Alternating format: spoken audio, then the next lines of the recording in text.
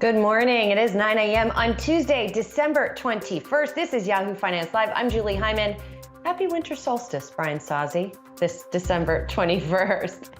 We're celebrating, I guess, with a little bit of a rebound here in markets. This following a three-day, 3% losing streak for the S&P 500. That was the worst since September. We're coming back a little bit here this morning with the major averages. Nasdaq futures pointing to a gain of more than 1% at the open. Technology really has been smacked over the past several sessions. A renewed plan of attack for Omicron. The Biden administration expected to introduce new measures to combat the coronavirus as the fast-moving variant accounts for 3/4 of new cases in the U.S.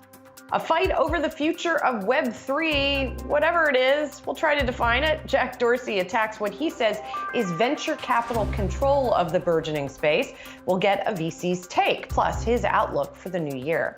And from Coinbase to Robinhood to Amazon, we've got to look at some notable underperformers from the past few months. But we do begin this morning with those new measures that the administration is expected to announce. Our Anjali Kamlani has been tracking all of this, and probably chief among these new measures, we are going to see a flooding of the U.S. with tests, but not quite yet. Give us the details here, Anjali. That's right, Julie. We're going to hear from President Joe Biden around 2:30 Eastern today, and really unfolding that testing plan, which is something that health experts have been very critical of. Right now, what we've heard is that the U.S. is going to purchase 500 million rapid at-home tests, which will be available for Americans to request through a website starting January 2022. So that's really, another sort of complicated way to get free at-home tests, but at least they are free, which is what health experts have been wanting the U.S. government to really do. In addition to that, we also know that 50 million tests will be sent to those that are not privately insured, in addition to the already announced plan for insurance reimbursements for those with private insurance. So altogether, really a lot going on with the testing and the push for at home, as we see just slight delays in turnaround times for PCR testing.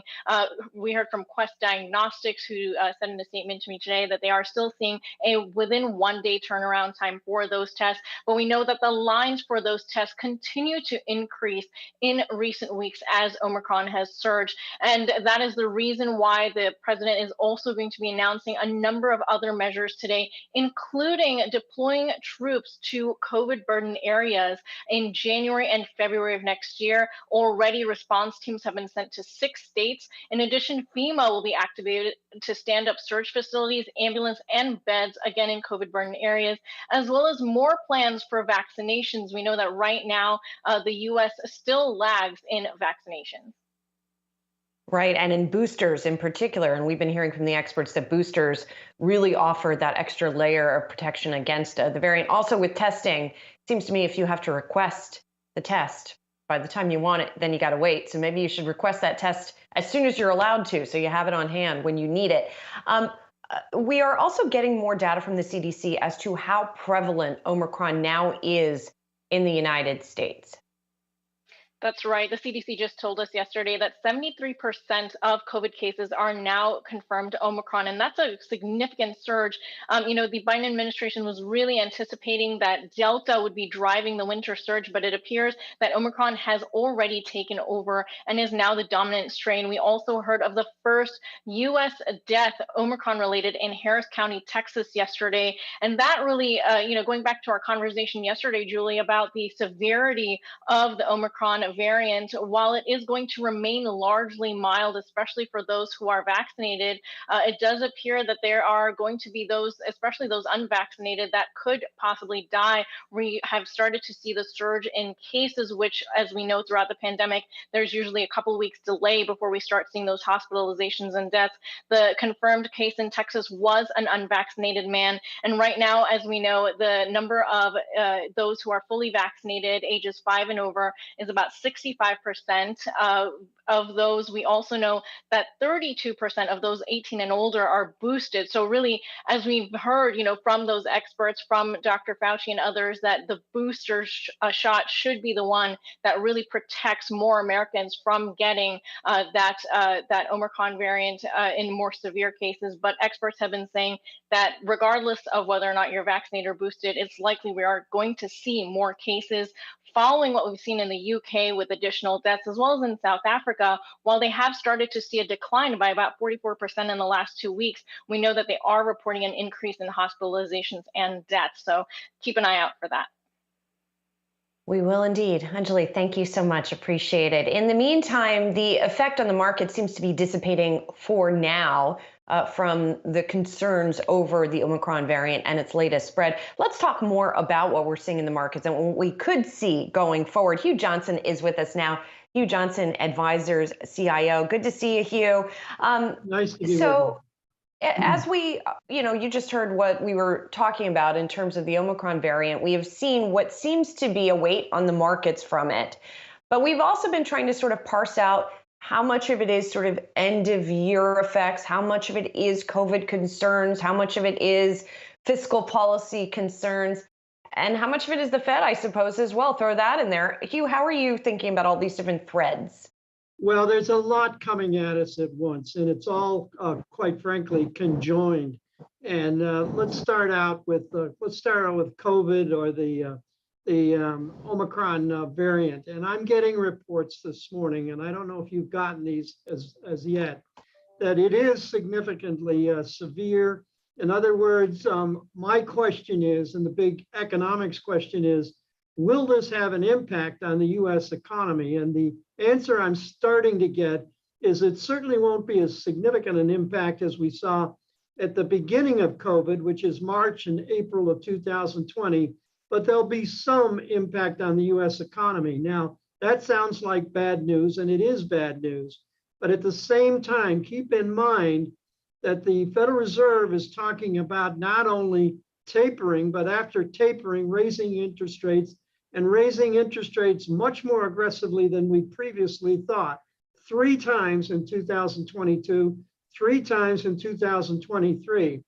But while they're considering raising interest rates, they're going to be watching all the economic numbers and the inflation numbers. So to some extent, the COVID breakout or severity issue is a somewhat, I don't want to call it good or a blessing in disguise, but it's going to have some impact on the numbers they're looking at in the first and second quarter 2022. So maybe they'll back away from that very aggressive view that we're going to raise interest rates 3 times in 2022. I can't begin to tell you. I could say they're making a blunder. They're about to make a blunder. I really do think that's the case. But if COVID gets them to back away from 2 to 3, or let's say 3 increases in interest rates in 22 and 23, that's going to be really good news and very important news for the financial markets.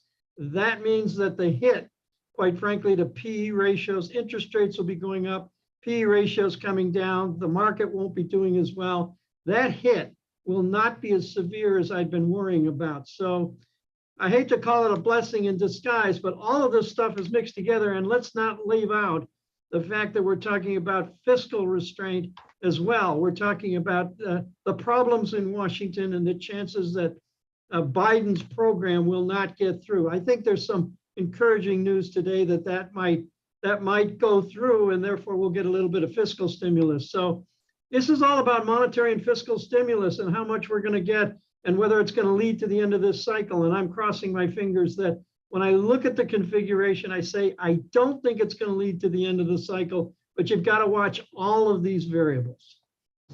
Fed, Hugh, let's just call it like it is. Would the Fed be off its rocker to raise rates at all next year? I mean, look, we're seeing mobility being impacted, more lockdowns overseas. I understand they have to try to control inflation, but to raise interest rates when economic growth is decelerating seems pretty ridiculous.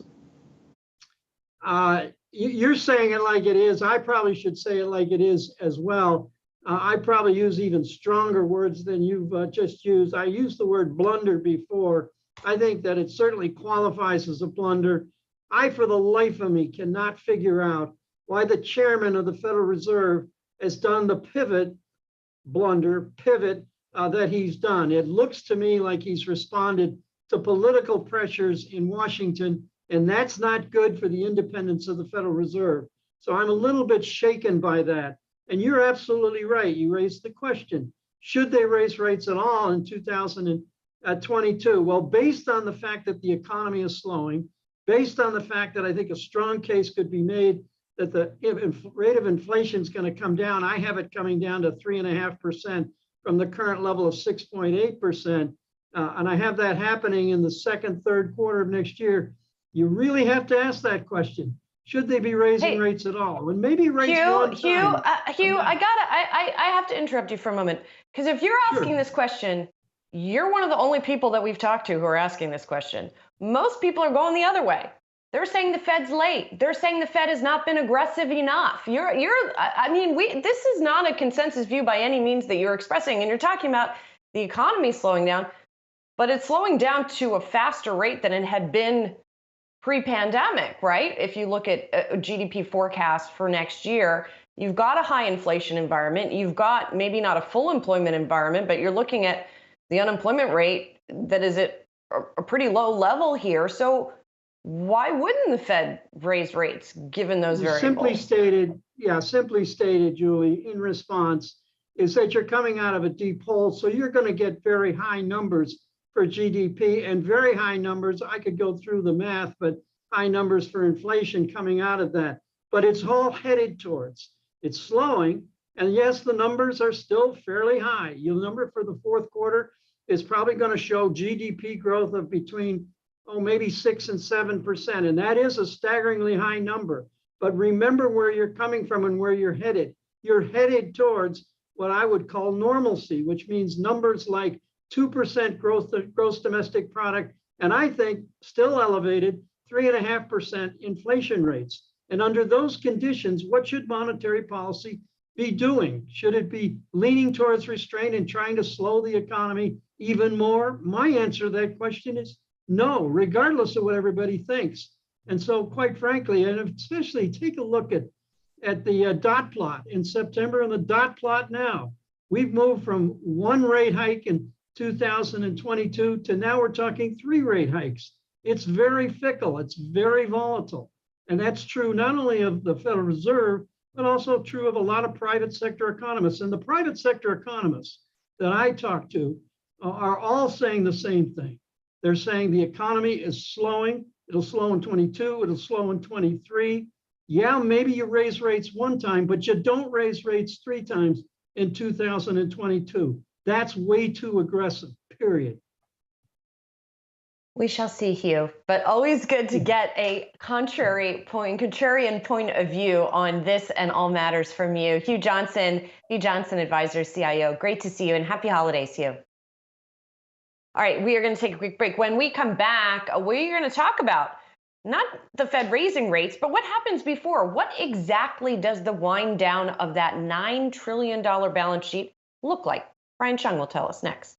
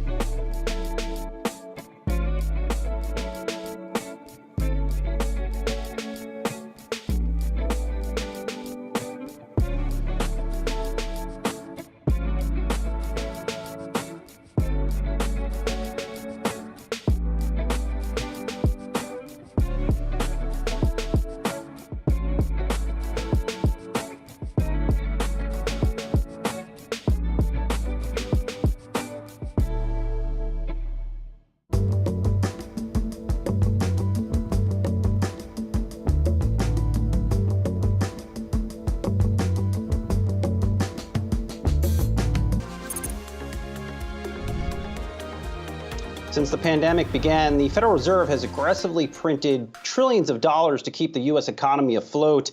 Doing so has ballooned the Fed's balance sheet to nearly $9 trillion. So what happens next with this balance sheet as the Fed shifts its policy intentions? Yahoo Finance Fed correspondent Brian Chung has all the answers, and he's here now. Brian.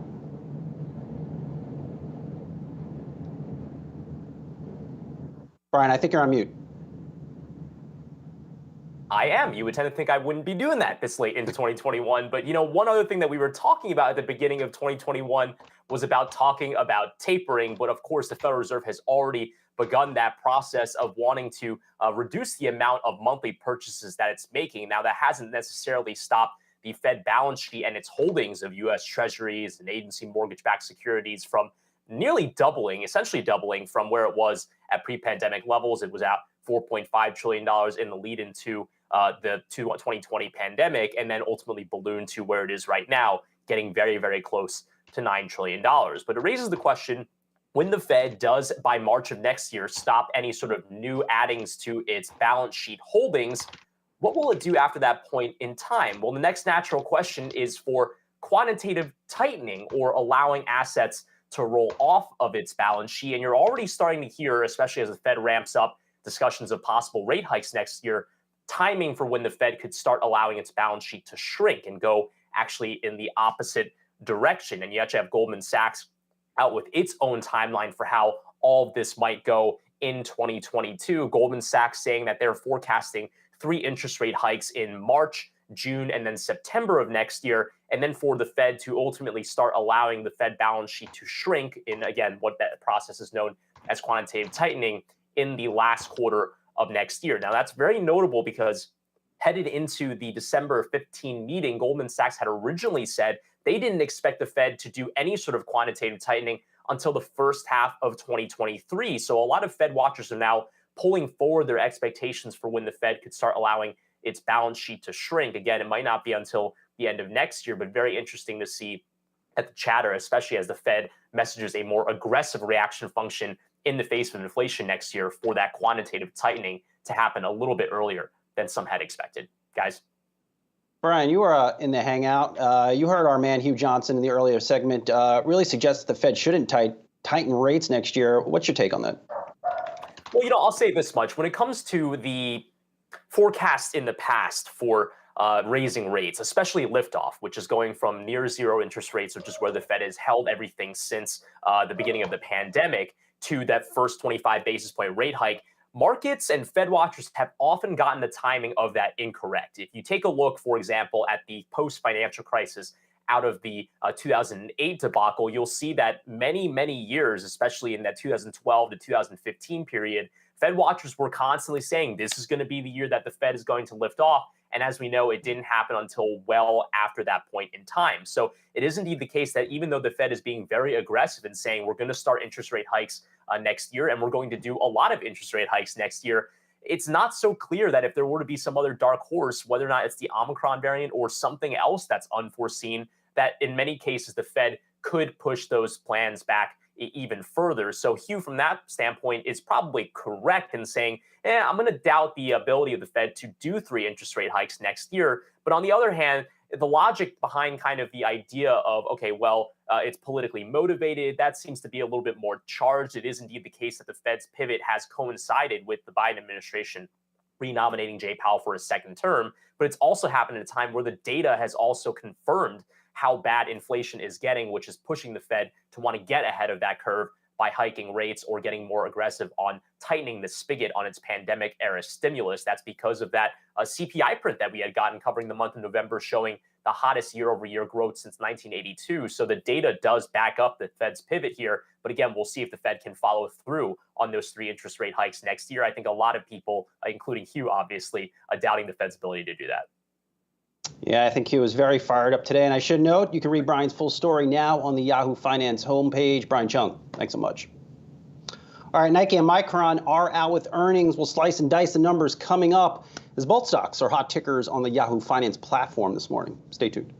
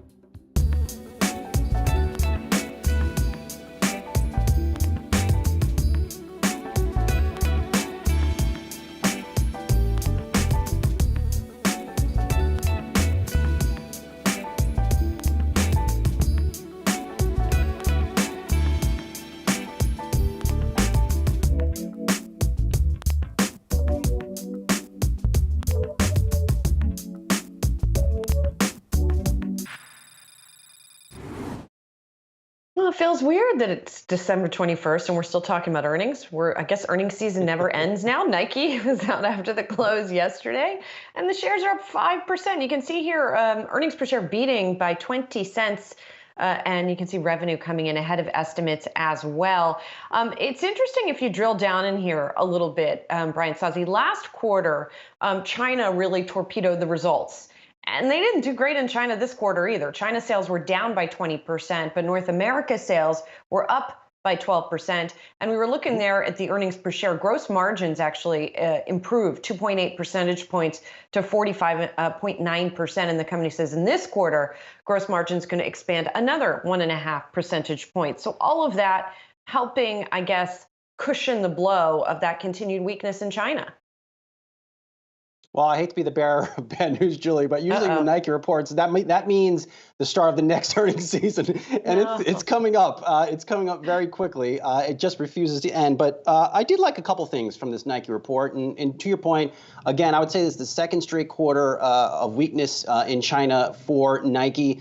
In large part because they just can't get enough sneakers into that market. They noted because of supply chain challenges out of Vietnam, they came up short 130 million pairs of sneakers because of those Vietnam closures that we saw over the summer because of COVID. But again, I know Nike is probably disappointed in China. They tried to have a brave face on the earnings call last night. They're also dealing with a lot of, I think, focus on nationalism in China that has seen a shift into some other sneaker brands that are more China-based or that have come from China. But nonetheless, to see margins up 280 basis points, as you mentioned, Julie, gross margins, that is certainly a good thing. Also, I think they don't get enough credit for what they're doing in terms of digital, noting 79 million engaged members on their app. That is huge. I know a lot of other retailers would love to have that number. And then anecdotally, noting the holiday season has been going pretty well, which has me thinking, many other retailers might be sitting on some somewhat decent holiday results.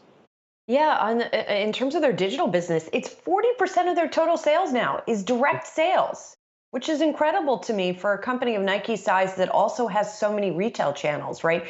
That 40% of their sales are coming directly, and that direct business was up 9%. One thing I do want to mention, though, when we're talking about the manufacturing in Vietnam is, it's interesting to me, here we are going into another wave. And the problem is that people who were working in their factories in Vietnam, they weren't coming to work. They were going out into the countryside. They were trying to get away from crowded conditions. And the company has said that absenteeism is improving. People are coming back to work. But what happens now with another wave that is tearing through the U.S. and tearing across the globe? You have to think that there are going to be more disruptions there, right? You do. You have to think that. And again, I think I'm surprised that Nike came out and with any form of guidance reiterated their full year sales outlook for, I believe, low single digit percentage. But still, I think it brings up a bigger question here, not just with Nike. Companies by and large, should they even come out with outlooks when they report earnings in a couple weeks if we continue to lead into this volatile market outlook next year? But again, it's a problem for Nike and many other retailers because all these supply chains remain overseas. Nike's not making sneakers in this country. They can't. Well, in terms of outlook, though, you can't win. If you don't come out with one, then the stock goes down because you don't come out with one. So I guess the idea is just to give pretty consistently updated guidance, I suppose, for investors. Speaking of supply chain, let's talk about Omicron as well. That company was also out after the close of trading yesterday. Those shares up more than 8.5%. And it seems like a lot of the focus here is on the forecast. Sales going to be about $7.5 billion in the current quarter. $7.32 billion is what analysts were anticipating. This after the company's revenue came in pretty much in line, and earnings per share slightly beat estimates there. So the company is looking at an outlook for supply demand that is somewhat more balanced next year, which I think is something that investors would like to hear. And it seems like they did like to hear that because the stock is trading higher.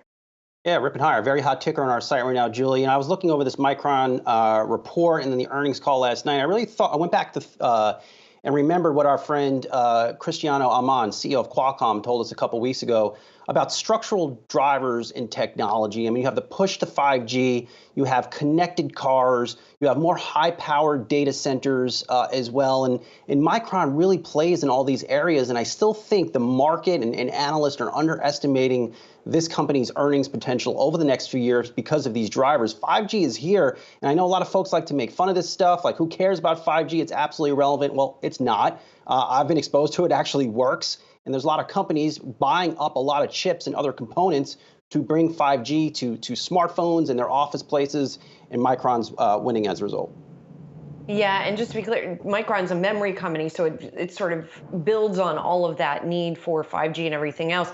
Interesting commentary from Evercore ISI, which said February is clearly a trough for Micron. So this belief here that things are going to start to get better for Micron. And by the way, we are seeing other semiconductor makers rally in morning trading. You know, we're seeing a ripple effect from both Nike and Micron this morning. Nike on some of the European shoemakers, and then here to the US as well. And then Micron, similarly, we are watching the other memory chip makers and the other chip makers more broadly here.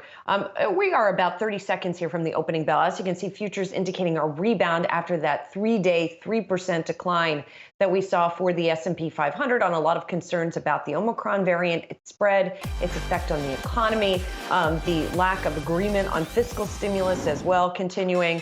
And why, look at that. It's a giant I love that. error. Oh, that just makes my week. Oh, morning. yeah. Snowflake, you got me today, baby. That's great. So that's Snowflake, which, of course, is a technology company. Doesn't have to do with actual snow, but it is, as I mentioned, the winter solstice today. So Julie, I believe that's what that's all about. Jared nailed it. No mask for Snowflake. I mean, wow. I mean, he's got to get that mask up, baby. Come on.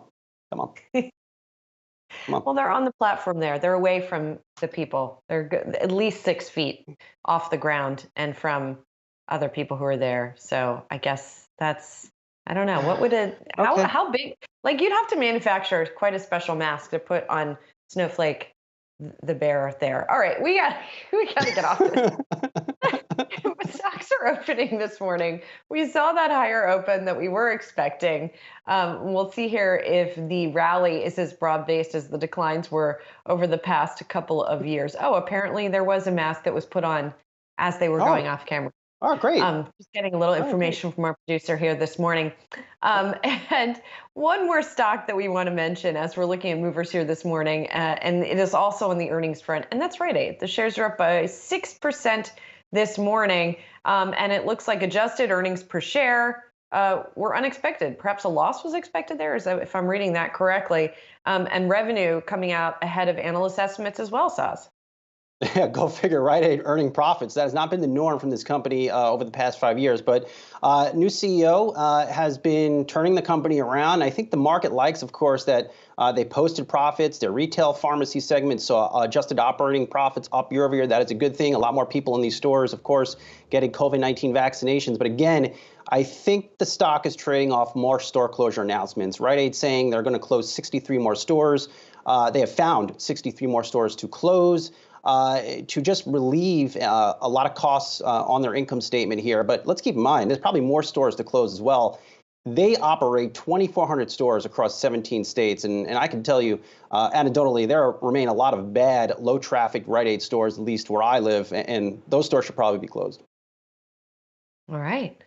Maybe you can give them a little advice on that front. Maybe they will be closing them if they're making all these announcements. I'm happy to help. Hit me up. Hit me up on Twitter. As we see stocks here rally on the open, I'm just taking a quick look at what's moving: financials, energy, consumer discretionary, tech, all of them helping lead this early rally that we are seeing in stocks here. It looks like consumer staples, the lone group that is in the red, very, very slightly.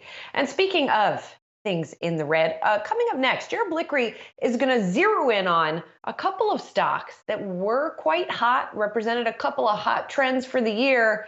They're up today, but that's a reversal from where they've been going as of late. Coinbase and Robinhood. We'll talk about them next.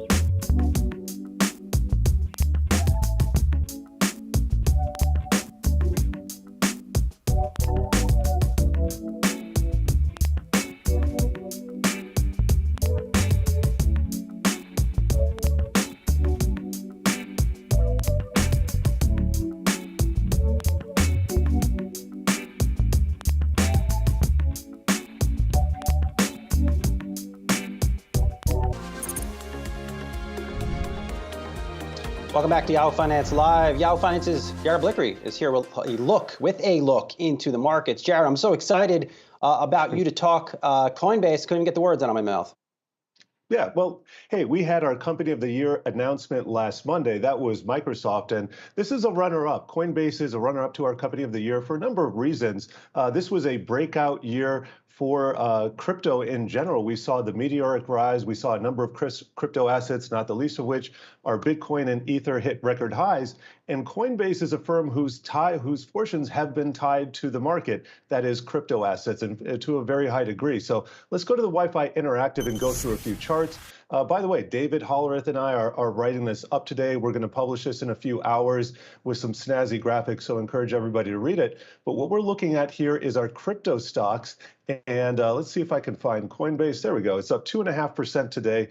And if I pull up a year to date, this is actually not the entire year. Of course, it IPO'd, I believe, in April. And you can see pretty steady decline right there in the beginning, but the fortunes of Coinbase, as I said, are tied to crypto. So let me go to a comparison chart I prepared here. This is Bitcoin versus Coinbase, and we'll put a year to date on this as well. And you can see that that Bitcoin had a nice rise to record highs. Those were hit in May. Then as its price was declining, that's precisely when the IPO came to market. So you can see Coinbase is down here. You can see the very high correlation with the price of Bitcoin here, and it will look very similar for a lot of other crypto assets. My point is, a lot of analysts are positive on this stock, and they want to see the company diversify into other assets. So I'm going to go back to our crypto heat map, and just let me pull up a chart of Bitcoin by itself here, because we've gone through this several times. Here's the year to date on Bitcoin by itself, having come off the highs here. It's off, I don't know if this is about 30% or so, trying to find some support around 45,000. But back to the main point, there was an interesting diversion this year with Coinbase, particularly centered around the DeFi movement. And so the DeFi movement is really trying to earn assets for customers on their crypto assets. So there's $2.25 trillion worth of crypto assets out there. Some of them are earning interest because of this nascent movement, but so far it's largely prohibited in the US. Coinbase tried to make an offering to customers to pay 4%. The SEC shut it down. There was kind of a famous tweet storm that we get into in the article. Really interesting to see the dynamics here. I used to work with the SEC on a number of projects, and I could see how it could have potentially spiraled out here, and I can see how things could have gone wrong. But I think the takeaway here is that the crypto industry is still fledgling, still trying to figure out the institutional involvement, and with crypto asset prices depressed, if that persists for a long period of time, you lose a little bit of interest. But I think it's a good thing for crypto overall because it shakes out some of the weaker players. A loose metaphor would be the halvening. And another thing we get into in the article is that we actually had two halvings within the last, let's say, 18 months. One was the Bitcoin halving, which is bullish long term because that means miners are paid half what they're normally paid for mining Bitcoin. And the other is a crackdown by the Chinese government on Bitcoin, specifically banning all crypto payments. So this flushed out a lot of weak players in the industry. And I think prices are probably coming back to, I guess in the securities industry, they would say price to perfection they were. Well, they're coming back down in terms of value terms. Not necessarily saying that there are fundamentals behind this, but all in all, I would say the prospects for Coinbase as the leading U.S. exchange probably looking good here, and a lot of positive analyst commentary that we cover in the article here. You know, Jared, it's interesting that you talk about people wanting Coinbase to expand, to diversify beyond just its crypto offerings.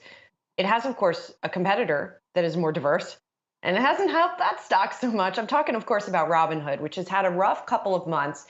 And one of the other trends, I think, besides just that correlation with Bitcoin for Coinbase, is just, you know, you and I talked a lot earlier in the year about so-called thirsty cash, right? There was a lot of liquidity in the system. It was looking for a place to go. These were two destinations But really, in the past couple of months, we've seen a lot of that thirsty cash find another place. Yeah, it's a double-edged sword, Julie, because a lot of new investors were coming into the market when it was really easy to make money. And in fact, I think the retail investor perpetuated the initial longevity of some of these strategies, but that longevity was limited. So after, I think it started in November, the election last year, we saw this huge risk-on rally, this mad dash, thirsty cash, not only into value stocks, and that's kind of where the deep value analysis came in here, but also a lot of other places. Crypto, we saw at Yahoo Finance, our trending ticker pages were dominated by crypto names, and that has to do with the rise in asset prices. So I think it was kind of a virtuous cycle here, and I'll get to Robinhood in a second, that we would finally get the retail trader not only participating, but also exacerbating a lot of the price movements. And then you combine it with the fact that Robinhood, this up-and-coming brokerage firm that kind of paved the way for no fees. You talk about the gamification of the industry. Maybe they went a little bit too far, but this is a company now that they have matured into the IPO phase. And let me pull up a chart here. Excuse me. I have on the Wi-Fi Interactive our exchanges heat map. Where we have not only Coinbase, but the CME, ICE, that's a parent company of the New York Stock Exchange. We have Robinhood here. And we can see from its IPO day, I think the high was put in either on that day or very soon after. It's been quite a big decline. I think it's down 70, 80% from that high. So Robinhood, as I was saying, kind of coming into their own, maturing. They had to pay a record fine to FINRA. That was a bit embarrassing. They've had some embarrassing outages. But they finally installed a telephone line, which I thought is very important. I was kind of hammering that so that customers can actually call them in their time of need. I think that's kind of the mark of a maturing brokerage force. I'm not as bullish on the technicals here of Robinhood. I'm not that bullish on Coinbase, the technicals, but especially not Robinhood, given the fact that it's a falling knife. But I think they're finding their footing now, and I think they're becoming more customer-oriented, which is a necessary feature in this industry, if you're going to play right. Yeah, if you love Robinhood at 70, Jared, I guess you have to like it at 18 too. Looking forward to reading your story on Coinbase. Jared Blickery, thanks so much. All right, it's been a tough month for companies that have reported earnings. The 116 companies that have reported quarterly earnings through last Friday have averaged a one-day drop in their stock price of 1.68% in reaction to their report. Something to watch, of course, moving forward. The source for this, the folks over at Bespoke. All right, our next guest says the real estate market will face a significant self-correction next year. We're live with Tusk Venture Partners co-founder Jordan Knopf coming up.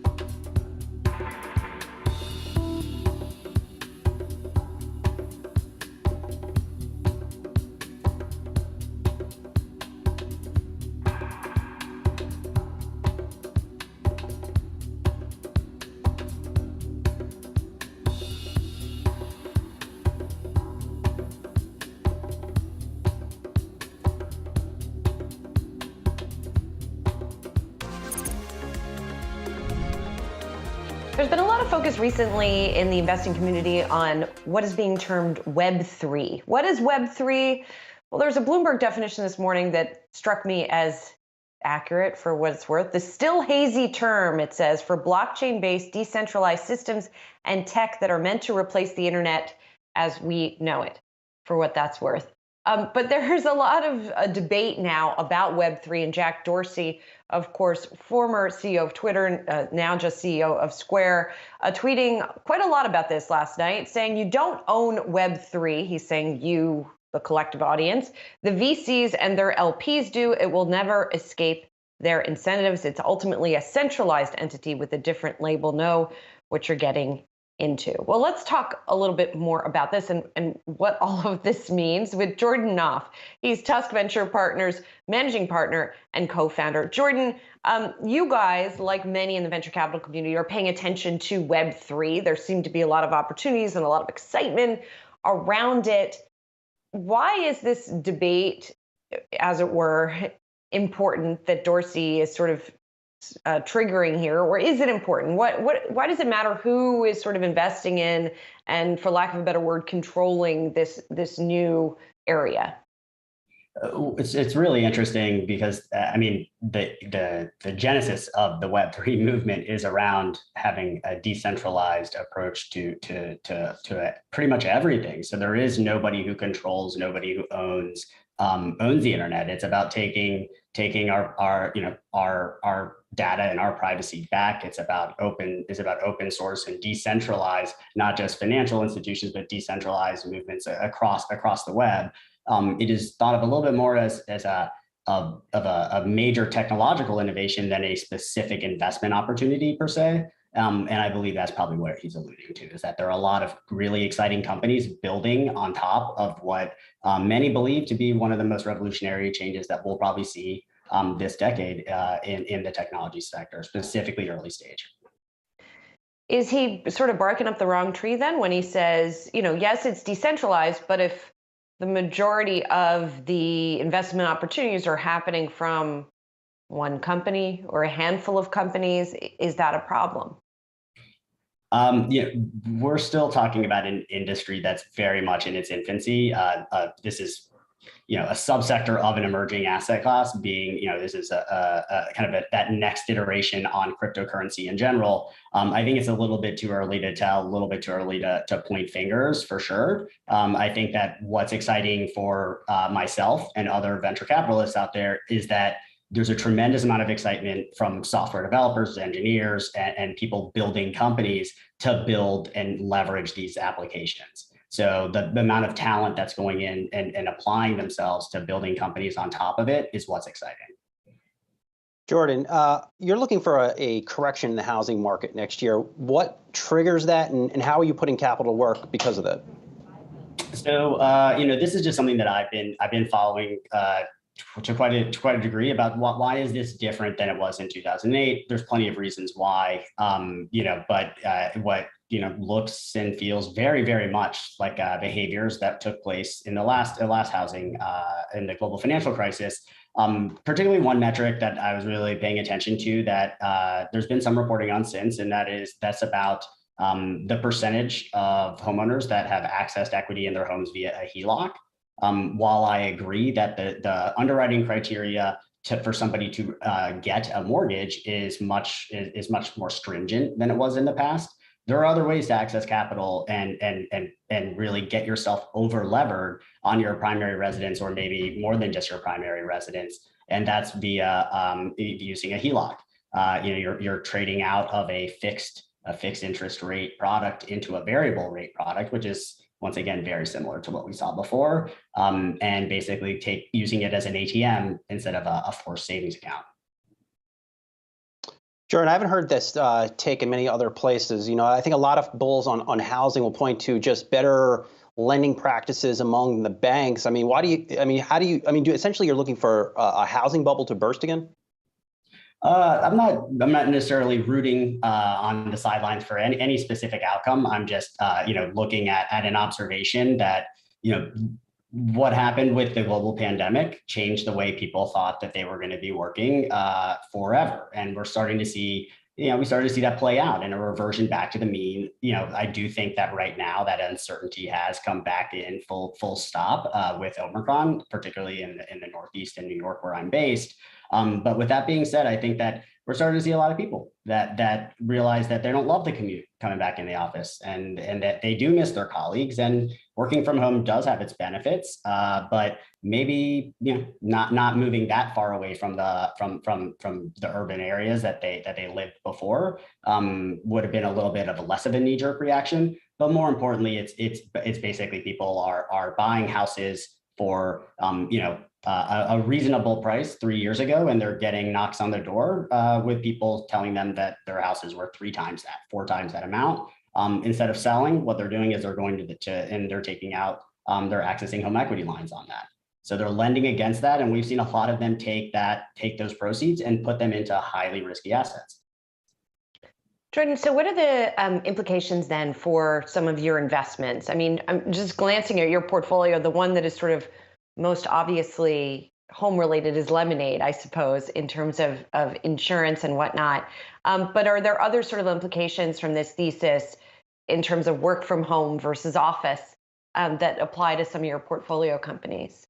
Yeah, absolutely. I mean, there's one portfolio company, Latch, which is a multifamily and a commercial application for it's a smart lock, and it's a security platform. Then we're seeing kind of there's obvious implications there on new construction builds on the multifamily side and single family homes. We're also seeing I would say just the way that people are viewing alternative investments relative to a primary residence is really the way that would play out. So, you have people that are figuring out ways to gain more exposure. And this is not necessarily companies that are in our portfolio, but companies that are out there raising a tremendous amount of money right now are around, primarily focused around ways to fractionalize ownership of potential summer homes or vacation homes in what is, in my opinion and my firm's opinion, are not the most over-eager aspirations to carve up a timeshare and just label it as something differently and put a nice user interface on the website. We're looking typically to invest in a little bit more in companies that have bigger goals, such as Coinbase, such as Bird, such as Roman, companies that are looking to really change the way people behave or interact with an ecosystem. Jordan, thanks for being here. Jordan Knopf is Tusk Venture Partners managing partner and co-founder. Appreciate it. Well, coming up next, shares of Amazon are down in the month of December by nearly 5%. They have underperformed the Nasdaq. Saz is going to give us his take on what has been going on with this stock.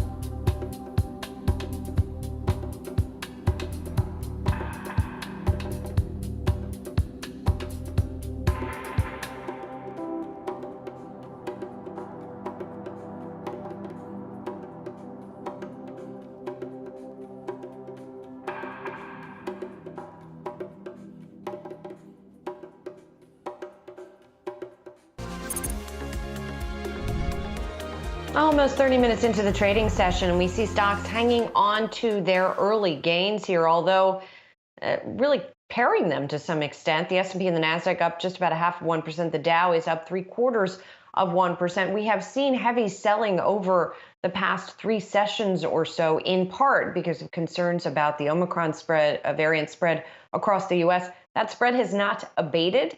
President Biden is expected to make an announcement today about some new measures the administration is taking, including sending 500 million free at-home tests to Americans. But that's not going to happen until later in January. So market participants assessing that, as well as assessing the fiscal stimulus and its prospects and other elements, including the Federal Reserve. Of course, right now I'm looking at energy, financials, and industrials that are leading today's gains. Healthcare and consumer staples are lagging. And coming up in the next hour, we've got a deep dive into Nike's latest quarter with an analyst who says the company's steep decline in China is hard for investors to ignore, although they do seem to be doing so for the moment. Plus, we'll discuss the future of live events amid those rising COVID cases with the CEO of Vivid Seats on the heels of the company's $25 million acquisition of sports gaming app Betcha Sports.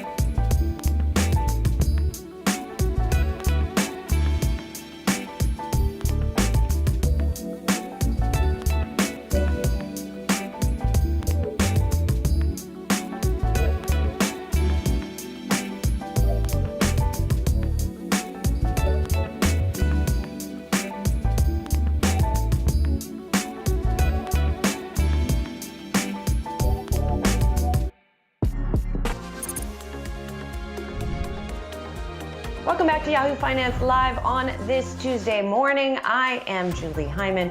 Brian Sozzi having a bit of technical difficulty. Hopefully we'll get him back in just a few moments. Let's take a look at stocks here now, 30 minutes into the session. And we've got them trying to stage a rebound from yesterday's steep declines. All 3 major averages hanging on to gains, even though they have moderated to some extent, even just in the first half hour of trading here this morning. Running into 2022, we'll check in with the top executives of one of this year's hottest IPOs, that's sneaker maker On Holdings. We'll see what the company has cooking up for the year ahead. And taking flight, upstart electric helicopter company Archer just completed a key test flight of its aircraft. Archer board member and former United Airlines CEO Oscar Munoz will join us for a chat on the company as well as the state of the airline industry. But first, let's get a little bit more of a deeper dive into what is moving this morning as we get this bounce in stocks. Our Inez Ferre is here with a bit of a look around the markets. Inez, good morning. Good morning, Julie. Yeah, and we are seeing a bounce back, a little bit of a partial one, I would say. If we just take a look at the sectors on the S&P 500, you can see the sectors that are leading the rally this morning. We're watching energy, financials, industrials, materials, and these were some of the sectors that had been losing the most yesterday. Taking a look at the Nasdaq 100, we are seeing Tesla down 0.5%, but you can see it. Tesla had opened up higher this morning, and yesterday this stock was down about 3%. Apple down about 0.5%, and Amazon and Google or Alphabet down slightly. We're also taking a look at the travel sector. This has been seeing a rebound today. Yesterday, some of these names had been in the green, like Carnival, after they had reported their quarterly results. AAL was also in the green yesterday, but take a look today. A real bounce back, up more than 5% for American Airlines. Carnival up 7%. The hotels are in the green as well. We're also watching the Chinese companies that today are seeing a bounce back, a real bounce back from yesterday. Now, keep in mind that Asian stocks rallied overnight, so this may be also part of what you're seeing as far as the bounce back today. We're looking at Baba up more than 4%. Also watching some of these other names like Baidu up 3% and NIO up 3% or 4% as well. And speaking of electric vehicles, I do want to note the electric vehicle chart that we're watching today. And we're also watching shares of Nikola up about 0.8%. Nikola agreed to pay $125 million to the SEC as part of a settlement over fraud charges. The SEC had been looking into misleading statements, misleading investors. And this all unraveled, of course, last year after Hindenburg Research put out a note. Founder Trevor Milton stepped down as chairman. And Nikola put out a statement saying, "We're pleased to bring this chapter to a close as the company has now resolved all government investigations." Also saying under the terms of the resolution, Nikola neither admits nor denies the SEC findings. And finally, just taking a look at what's happening with oil, because we are seeing oil rebounding today after sliding yesterday, really over concerns of the Omicron variant and concerns of demand going forward. Today, seeing a healthy rebound here with WTI up 2.5%, Brent crude up more than 2%, Julie. Thanks so much, Inez. Appreciate it. Going to keep watching those Nikola shares. That's an interesting ongoing story, obviously. We are also watching shares of Nike today, and those shares have been trading higher after the company reported North American sales rose last quarter, gross margin expanding as well. There's one fly in the ointment, and let's talk about that with our next guest. Camilo Lyon is BTIG Managing Director and Analyst. He covers Nike. And Camilo, good morning. You're focusing, as are many folks, on the decline in sales, the continuing decline in sales in China, another 20% drop there. How persistent do you think that's going to be? And do you think that the market is wrong to sort of overlook that drop? Good to be with you, Julie. Thanks for having me. Well, you know, the decline in China is certainly alarming for a couple of reasons. Number one, it was far steeper than what we had anticipated. Negative 24% decline on a constant currency basis. We were thinking down 13. That's worse than its peers, Adidas and Vans from VF. So clearly there's something going on in China. The company talked about supply constraints really limiting the fact that they could meet that demand. However, we, through our work, have found that there has been pretty good evidence of really hot releases and launch product that Nike sells out typically in minutes, sitting idle on shelves in China. Now, whether that's a function of a more nationalistic stance that consumers are taking in China to favor domestic brands like Anta and Li-Ning, or is that a function more of the COVID restrictions that keep coming into play around any flare-ups? There's a little bit of a troubling sort of trend there that we're watching. The inventory situation should steadily improve, and Nike guided to a sequential improvement. but we know that they did stop short of saying when the market would return to growth. We don't think that that's a market that returns to growth before this fiscal year ends. So we're looking at the summer timeframe, probably fiscal Q1, before we see that market return to growth, which it's an important market from not only a growth opportunity perspective, but from an EBIT margin contribution perspective. And Camilla, just staying on China, if consumers in China are focusing more on those domestic brands, I mean, does that mean Nike's best days in China are behind it? No, I don't think that's the case necessarily. Nike has an unbelievable ability to recapture any sort of lost demand. And I think that they have an opportunity to do that. They certainly have the balance sheet to invest behind that. And interestingly, in the quarter just reported, they talked about having invested or having increased investment in China by 40% on the demand creation marketing side. So that tells you that that market really needs more of an investment to regain the momentum that it has seen for the brand. And I think that they're positioned to do so, but I just don't see that happening anytime soon, which from my perspective, likely keeps the stock in a range-bound trading position. Now, so that's the demand side of the equation, which is quite interesting that you flagged that. I do want to talk a little bit more about the supply side of the equation. And as you point out in your note, the company's back up to about 80% of capacity in its factories in Southeast Asia. But as Brian and I were talking about earlier in the show, I have to wonder if this latest COVID wave, you know, we are seeing how it's tearing across the US, if that's not going to cause some more hiccups for production in Vietnam. It certainly could. It could absolutely continue to stymie the progress that the global supply chain is trying to make to alleviate the pressures throughout that supply chain, not only from the manufacturing side, but also from the ports and the trucks and the deliveries and really throughout the chain. Right now, we haven't seen any impact that's noteworthy from our supply chain checks in Southeast Asia, but that's certainly not to suggest that it won't happen. When we're talking about the ramp up of production in Vietnam, the comments that Nike made last night are incredibly consistent with the comments that we had made back in September when we downgraded the stock, not only from the pairs of lost due to the shutdown production, but also the ramp up period. So if we think about when these factors can start to turn on at a full capacity perspective, that likely doesn't happen until February or March after the Lunar New Year in Vietnam, when the workers return to the factories in full force. So that really coincides with a summer timeframe before we can start to see inventories normalize across the globe. So again, that is assuming that there aren't any further COVID-related slowdowns or shutdowns that could prolong that sort of supply ramp up. And Camilla, we recently caught up with the folks over at Allbirds, a brand very focused on sustainability. In a few minutes from now, we'll talk to the team over at On Holdings, another brand focused on sustainability. Is Nike behind the curve on these efforts? Because clearly it's an increasingly important issue with shoppers.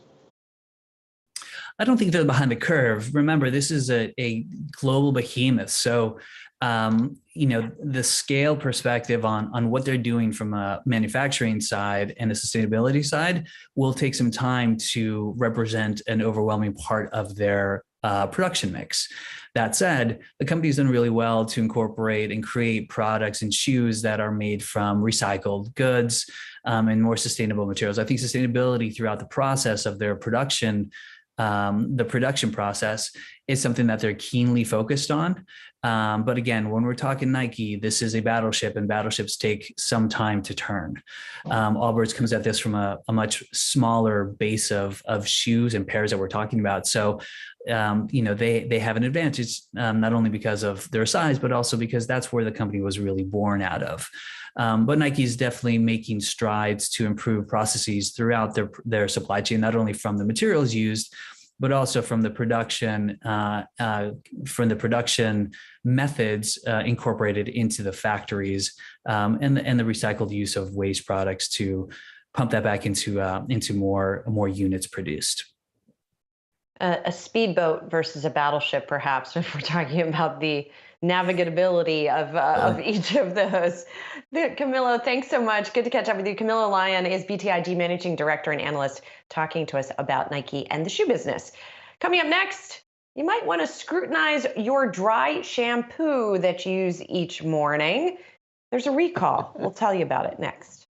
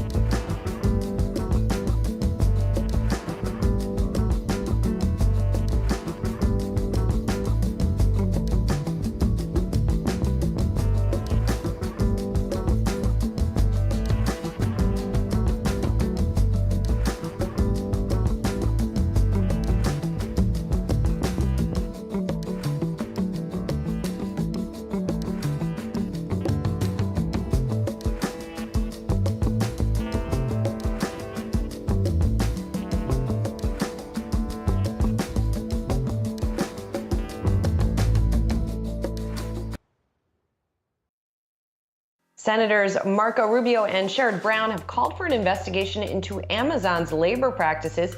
The two senators issued a joint letter to Secretary of Labor Marty Walsh, pointing out how 1 out of every 170 U.S. workers is an Amazon employee. They say that goes against the U.S. interest of fair employment practices that are in line with the law. Amazon is the second largest employer in the U.S. behind Walmart. It's the fourth largest company in the world with a market cap of over $1.7 trillion. Boeing CEO Dave Calhoun and Airbus America CEO Jeffrey Niddle are urging the White House to delay the planned deployment of new 5G wireless services. They warn it could harm aviation safety. In a joint letter, the executives asked U.S. Transportation Secretary Pete Buttigieg to back postponing AT&T and Verizon's January 5th rollout of the wireless service. They argue it could have a large negative impact on the aviation industry's ability to safely operate aircraft. The telecom firms first planned to launch the service in November, but they delayed it due to the need of additional precautionary measures. California officials have filed a statewide lawsuit against Walmart over its disposal of unwanted materials. In a 42-page document, the lawsuit alleges the retail giant illegally disposed of hazardous waste at landfills across the state. It claims the Walmart dumped nearly 160,000 pounds of waste in the state over 16 years. We're talking about items like insect killer sprays, lithium batteries, and toxic cleaning supplies. Walmart defended itself in an email to NPR, saying the lawsuit is, quote, unjustified. And Procter & Gamble issued a voluntary recall of over 30 aerosol spray products after benzene, a chemical known to cause cancer, was found in them. The recalled items include dry shampoo and dry conditioner and certain Old Spice and Secret spray deodorants. Pantene, Aussie, and Herbal Essences products are also all included in the recall. Make sure to check the website of the Consumer Product Safety Commission or Procter & Gamble to figure out the full list and read your labels, folks. All right, we're going to take a quick break. When we come back, coming up on Running's Martin Hoffman and Mark Maurer join us to discuss the state of the sneaker industry and how they're doing since their IPO. We'll be right back.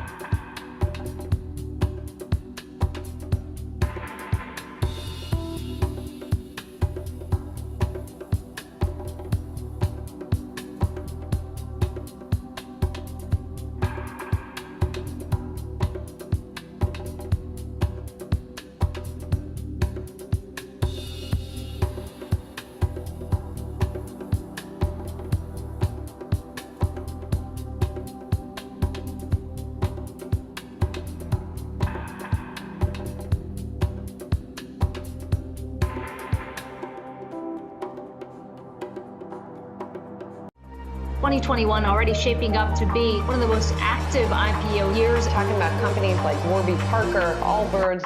We went for a run with the team. We ran to the New York Stock Exchange, got to ring the opening bell, and what else can you dream of? We're going to have this IPO kind of bring Vizio into the next chapter. So we're really excited about where we're going from here. This is going to be a super dynamic year for us, and you're going to see the changes in terms of market share and growth and all that. We wanted to create an amazing foundation, so we did some things the hard way. And we wanted to create a brand that really disrupted fast food and made it healthy. And so we were able to grow in spite of the challenges and the headwinds from the pandemic. Frankly, we feel like we're emerging stronger. In the end, it's about bringing a perfect product and the perfect running feeling to the market, and this is what we're focused on. On Holdings has been off to the races since a sizzling debut on the New York Stock Exchange back in mid-September. The company recently reported that third quarter sales surged 68% from a year ago, and profit margins nearly expanded 600 basis points. Let's check in on what On has on tap for next year with co-CEO and CFO Martin Hoffman and co-CEO Mark Maurer. Guys, good to see you again. Thanks for taking some time. Mark, I'll start with you here. How's the holiday season going? It's amazing. We actually just came back from skiing, but we couldn't be happier than spending this afternoon with you. And Martin, over to you. You know, the holiday season has started pretty well. It looks like the malls have been crowded. What are you seeing from an inflation standpoint? We just came out of a very strong third quarter. It actually has been the strongest one in the history of the company. not only in top line, but also gross profit and EBITDA margin. So we really see that there's a strong demand for the On brand across all channels, across all product categories, across all the different regions. And this also continued now into the holiday season. We just passed the Black Friday weekends and have seen very strong results there. At the same time, of course, Europe, many countries are going back into lockdown. So this is obviously something that we are feeling as well. So Asia is on the hindsight is doing very well. So it's a bit a mixed picture in the fourth quarter so far, but overall very, very happy where we are, and very, very strong feelings about the future. We just started our sell-in season for the second half of 2022 and get a lot of really positive feedback from our key retail partners all around the world on our existing products and our new products. So we are really positive about the future. Yeah, you guys have seen incredible growth over the past couple of years. Mark, you guys, when you reported your earnings last month, you talked a little bit about supply chain and trying to diversify the supply chain a little bit more. Now that we're a month on, from those comments, I'm just curious how that's going, especially given what Martin was just talking about in terms of this latest wave of the virus. Yeah, I think for us, it's been very important since a long time to be extremely agile and nimble on how we're approaching things. And what you're seeing right now is you're seeing a lot of disruptions on the demand side, but then also on the supply side, lots of disruptions in the freight market. And so what we've been up to is really kind of balancing that out. We continue to diversify. We're entering new countries. We're actually in January and February above the capacity that we originally planned back in June. So we're very, very happy on where we stand from a supply perspective. And you guys have also been diversifying in terms of product, right? When you reported your last quarter, your apparel sales are way up as a percentage of your overall sales. And I'm curious what the goal is for that side of the business. In other words, what is Martin, I'll ask this one to you. What does the appropriate mix look like for you between apparel and footwear? Well, we're looking less at the mix. So apparel is obviously at a very earlier stage than our footwear business. We started with apparel back in 2016, but it's growing much stronger than footwear. So it will be a very important pillar of growth for the future. And we're very excited about many new products that are coming next year, especially in the area of bottoms and insulated jackets and outer layers. But at the same time, our footwear business is still extremely strong across running, outdoor, performance all day. So for us, it's about growing all the different businesses, but less about how much share apparel will be in the future. Yeah, Mark, I know the team puts a lot of pride in its innovation and the product pipeline as well. What's your biggest innovation that we need to be on the lookout for next year? I mean, there's lots to come, but definitely I want to highlight Clean Cloud, which we announced, where we basically take carbon emissions, and we're intending to make midsole and outsole out of that. Please look out and watch out for Cyclone, which is our fully recyclable and circular product that comes in a subscription model. Very, very important. But then we're also looking at amazing innovation in the running space. So we're relaunching the Cloud, we're bringing a Cloud Monster, a Cloud Runner, and all of these products come with a way higher share of sustainable materials than in the past. So we're very, very happy with that progress, and we're very happy that we can, continue to ignite the human spirit through movement and bring an amazing feeling to runners' feet. Guys, I want to ask you both, now that you have been a public company for several months, how that's been, if there is anything that's particularly surprised you about the difference between being public and being privately held, if there's any big learning that you have taken away. I mean, I want to get both of your takes on that. Martin, let's get you first on this. Well, first of all, I think the IPO itself was a very emotional moment for all of us. And I think we were very fortunate that we hit the moment where actually our teams all around the world could at least meet in the office and celebrate that moment a bit before we now all have to separate again. So there was a lot of positive energy that came out of it. And at the same time, we are at a new starting line of delivering on our mission to ignite the human spirit through movement. So it maybe took like 2 weeks of digesting that whole situation. And then we all fully went back into the business and the opportunities that we have there, and also the volatility that we see on the supply side. But overall, we really see that it ignited a lot of positive energy into the company and into our partners as well. We've just been at the running event in Austin, one of the biggest trade shows for run specialty, and also there was a lot of positive feedback and pride from our retail partners about that milestone. Yeah, it's always good to meet those people in person. What about you, Mark?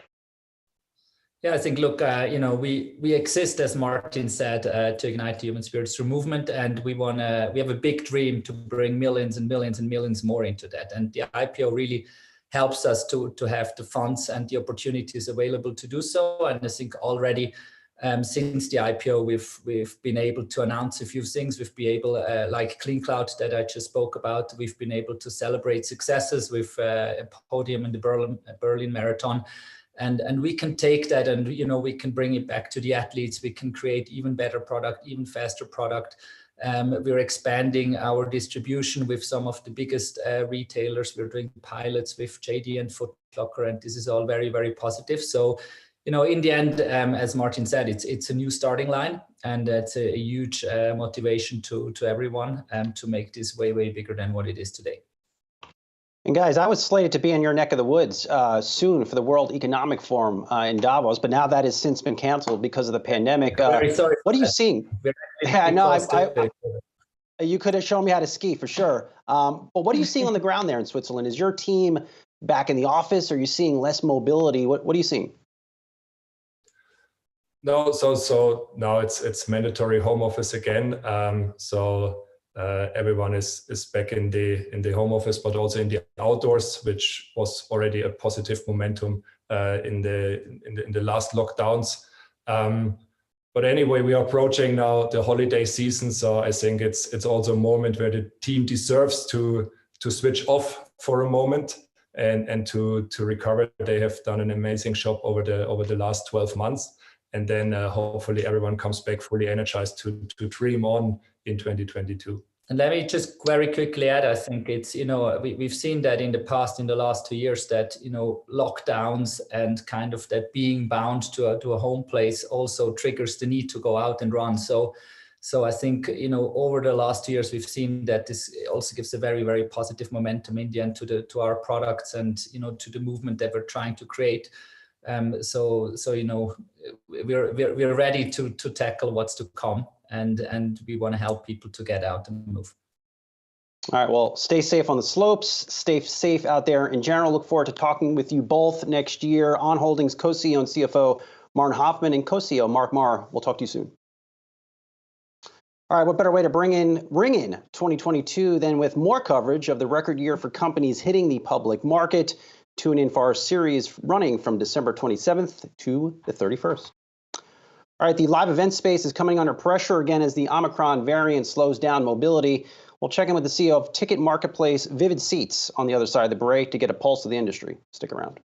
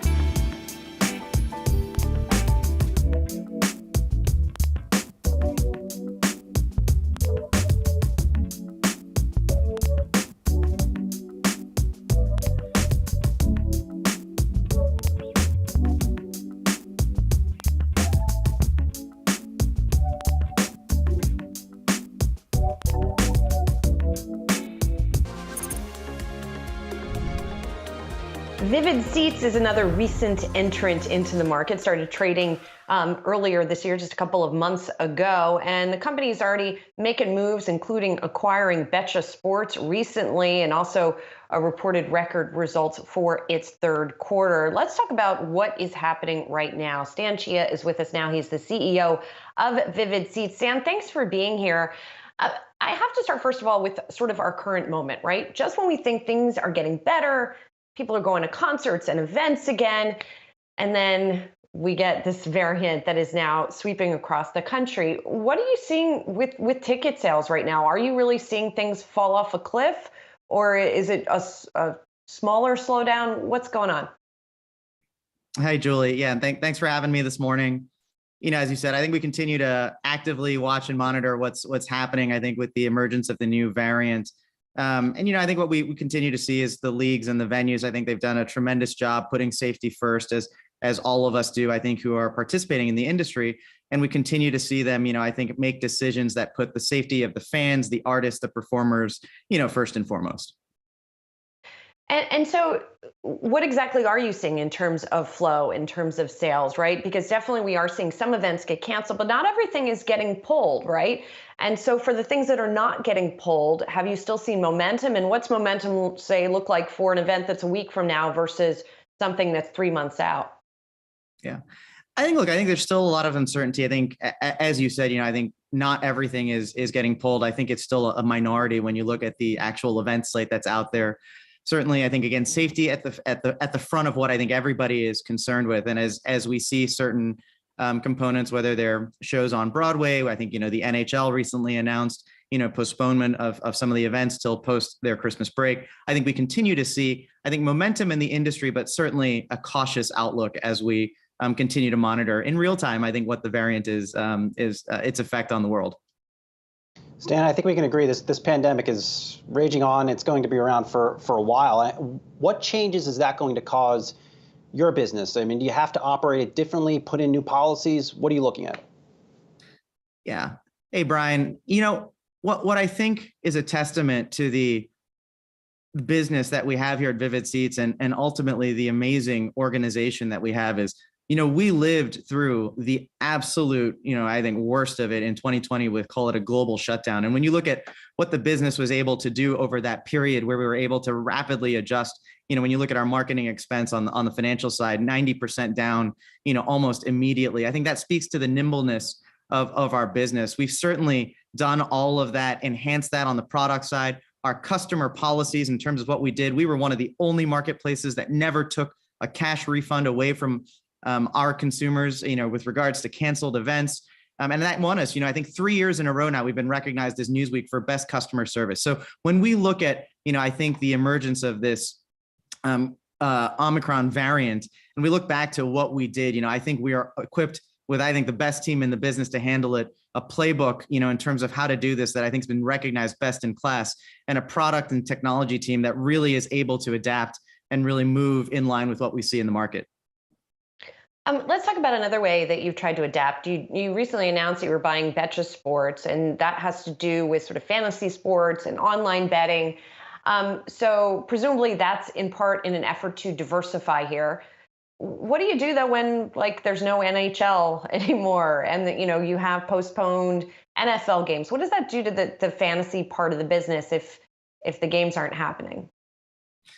Yeah, look, I think what's great about, you know, I think if you look at how the founders, and I got to give credit to them, that's an amazing group that we had the fortune of meeting and then ultimately bringing into the Vivid Seats family. I love the description of the business, right? It's really a combination of esports, fantasy, and Twitter all together, where we've got gamification elements, real diversity across the slate of events that, you know, the fantasy games offer, where certainly you've got the sports league. We've also got esports, right, amongst that. So I think as we look at that, and certainly as an expanded offering within our product portfolio, I think we're really excited about the ways that's going to let us engage consumers in a really a new and innovative and easy to use way to play, right? That is the product. It is simple. It's intuitive. The way you play the fantasy games, I think you don't see a lot of things out there like that. And it's easy. So I think we're really excited about being able to join forces with them, integrate them into our ecosystem, and ultimately allow consumers to participate in what I think is a really engaging new product. And Stan, while we're talking about sports, Yahoo Sports has done some really good reporting on what's going on right now in the NFL in particular. And we've got some of these canceled games here, and the fans are not getting refunds from the NFL. How are you guys handling refunds through your platform? Is that something that is happening right now? Or tell us about how you're approaching all of that. Yeah, I think you go back to the earlier question. Look, we certainly hope that, games, will keep the safety first and foremost. But in the event of a canceled event, what we always offer our fans is the ability first to obtain a cash refund. If they want a cash refund, we're happy to do that. In absence of that, we've also offered an alternative where if they'd like to kind of keep they're either welcome to get credit for future events. And on the credit, we offer 110% premium. And so we give consumers, I think, the option of, would you like the cash refund or would you like to take credit for future purchasing power? Gotcha. All right, Stan, thanks for being here. Stan Chia is CEO of Vivid Seats. Appreciate it. Well, coming up next, former United Airlines CEO Oscar Munoz is going to join us to talk about his latest venture, has to do with cool new plane technology. We'll be right back.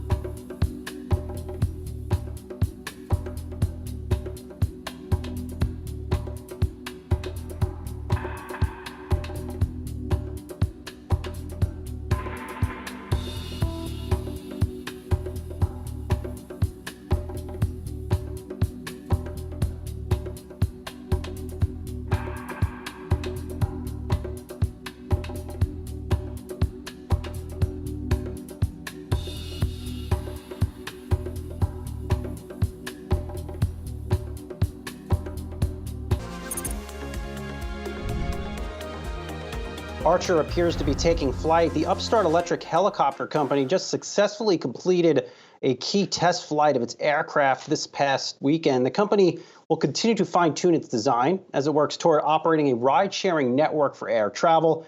Archer board member and former United Airlines CEO Oscar Munoz joins us now for a chat on the company and the state of the airline industry. Oscar, always nice to see you. Thank you for taking some time. You're indeed a busy guy in this semi-retirement of yours. So take us through Archer a little bit here. When will this ride-sharing service launch, and how big will it be at launch? So first and foremost, I think it's an important distinction to recognize that the term EVTOL, electric vertical takeoff and landing airplane, it is not a helicopter. And there's in the world of flight, that is a very, very large and significant distinction. So it is an airplane, plain and simple. Urban air mobility, to your question, is something that we see on the horizon. Think ride sharing in the sky. For those of us old enough to remember the Jetsons cartoons, sort of that concept, really revolutionary, disruptive way to democratize air travel is the sort of the foundation of what I'm involved with. With regards to the timing of all of this, obviously we have a very aggressive timeline. We have to build the aircraft, we have to test it. The G1 certification that we got a few months ago was the design aspect, the test on the same day, anniversary of the Wright brothers, which is interesting. That we got it for hover over the course of the next year and a half or so. The increased level of flight testing, expansion, envelope expansion will continue. And so the actual go-to-market strategies and all of that activity, you will hear much more from the company and its leaders over time. Probably premature for me to discuss the concept, but I think we've publicly said that by 2024, we should see huge evidence of it in the air. Lots of things to be done beforehand, of course, infrastructure, building, et cetera, et cetera. Oscar, let the record show. When I called it a helicopter company, I knew you were going to call me out on it. But, as a board member of Archer, what are you pushing the management team to think of? Interesting, it's a significant difference from established legacy companies of which I've had a lot of history in. I mean, the concept of a startup is this entrepreneurial energy, focus, and commitment on short-term goals, like getting this prototype to hover. It's such a driven mentality with such incredible resources.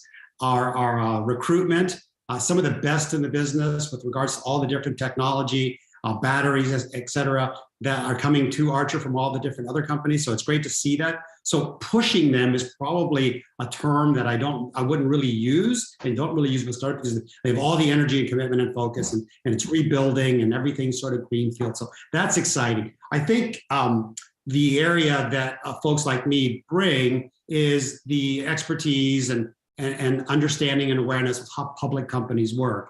Brian, you used to be a sales side person, how that market works, how those communications have to have investor relations, all your different investors, transparency, governance, all the sort of somewhat boring stuff. But as a public company, it's something that you have to do. So we're getting that side sort of worked, and I think that's the role of the board. But also, again, it's to test the marketing campaigns, the branding, the mechanism, the story behind it. And so I wouldn't call it pushing. Brad and Adam are incredible. They've done this things that started before. You had Stan from Vivid. I mean, the energy is just wonderful. So I don't consider my job as a pusher in this regard, as a participator and assist when I can. Hey, Oscar, it's Julie here. There are a handful of companies who are working on this eVTOL technology, including, I don't know if I'm saying it right, eVTOL. Is that how you refer to it? No, we're all learning each other. Great, electric vertical takeoff and landing. So there are a handful of companies doing this, both startups and established aircraft companies. Do you see the future much like the airline industry, where there are a number of different players, or do you think it is going to be a sort of winner-take-all kind of situation? If history proves it, so it's a great question. Who knows? I just can't imagine in today's world that any one organization or company is going to, sort of in essence, take over the entire market. I think the freedom of choice, the creative nature of evolution, of innovation is something that I think will always, you think of cars, right? How many car brands do we have? So I think we are supportive of the space, first and foremost, the safe and quality nature of the flight, all the supporting infrastructure from FAA, airspace, infrastructure on the ground, all of that has to be built out. I think that generally works better if it fills the needs of many companies, not just one. But having said that, at least from United's perspective, in making the decision to not only partner, to take the large contract, to make an investment in this company, was founded on the fact that as we looked around to the various companies, from the leadership team to its focus, to its mission and plan to actually commercialize and put this product in the market sooner rather than later, with tangible, as you've heard me talk many times about this concept of proof, not promise. I think what we saw in Archer, and I continue to see to this day, is that focus. And this hover test that we just had last week is a perfect example. In 6 months, from concept and design to in the air and moving forward, is the exciting proposition. Plus, they share the same viewpoint about customers and consumers, and that's how the brands will coexist going forward with United and Archer. And Oscar, on Archer, how does Archer and even some of its competitors, how will that change the travel industry and the overall travel experience? It'll be interesting to see. So the concept, as you know, is at least in my old world at United, I always say this, one of the problems that we had in that industry is because of the trials and tribulations and stress of travel writ large, meaning when you leave your home, when you get in your vehicle or you get in a ride sharing service or a car service and you drive to the airport in traffic, try to find a park, try to go. By the time you actually meet one of my wonderful United family members on an aircraft, you could be pretty pissed off by that time, right? So the stress of the day has already gotten up to you. So the concept, the journey we've been all on is this constant personalization.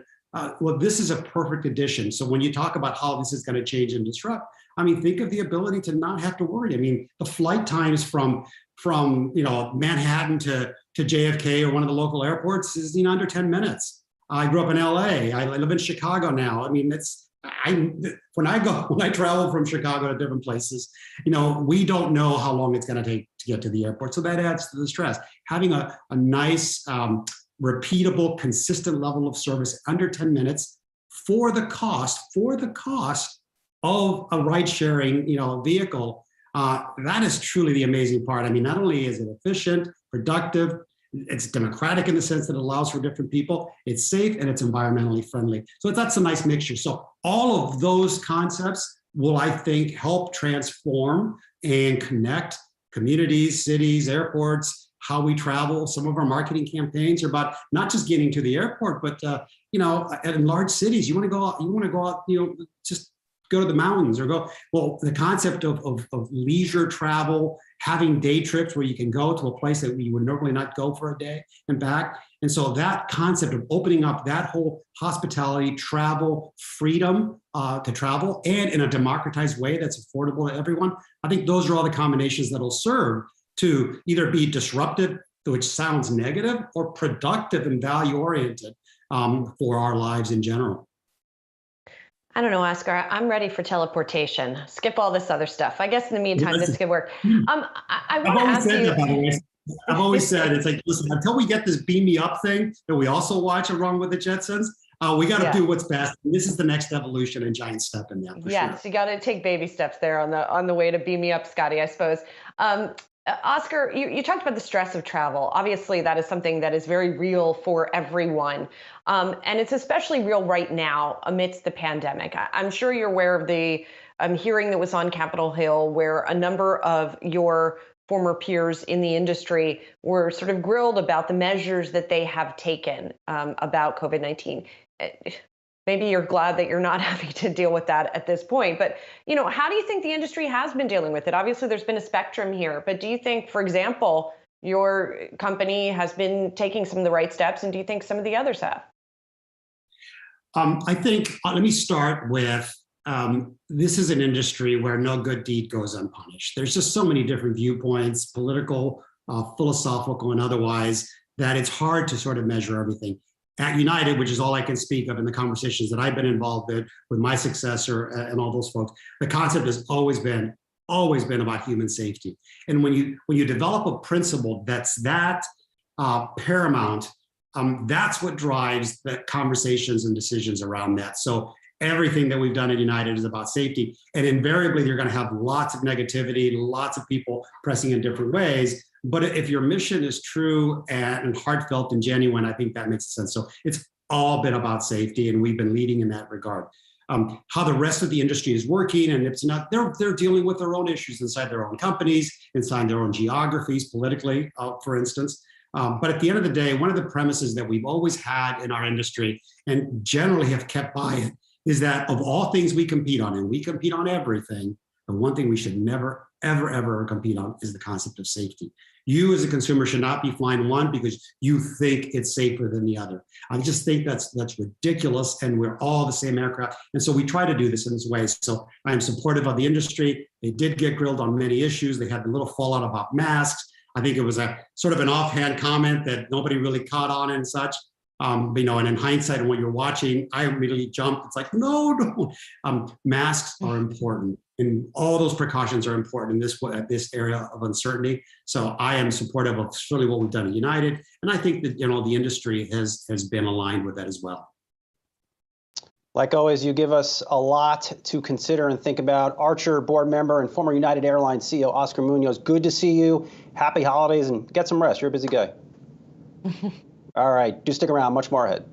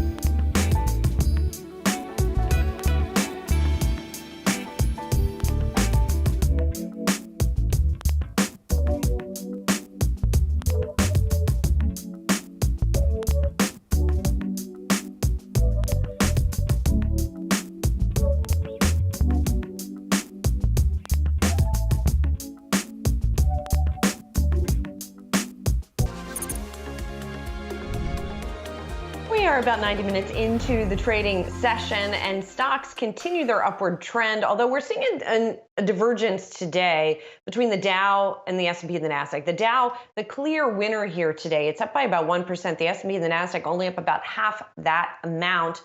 And it's interesting, coming off of the slump that we've had over the past few days, we are definitely not seeing a recovery of all of those losses.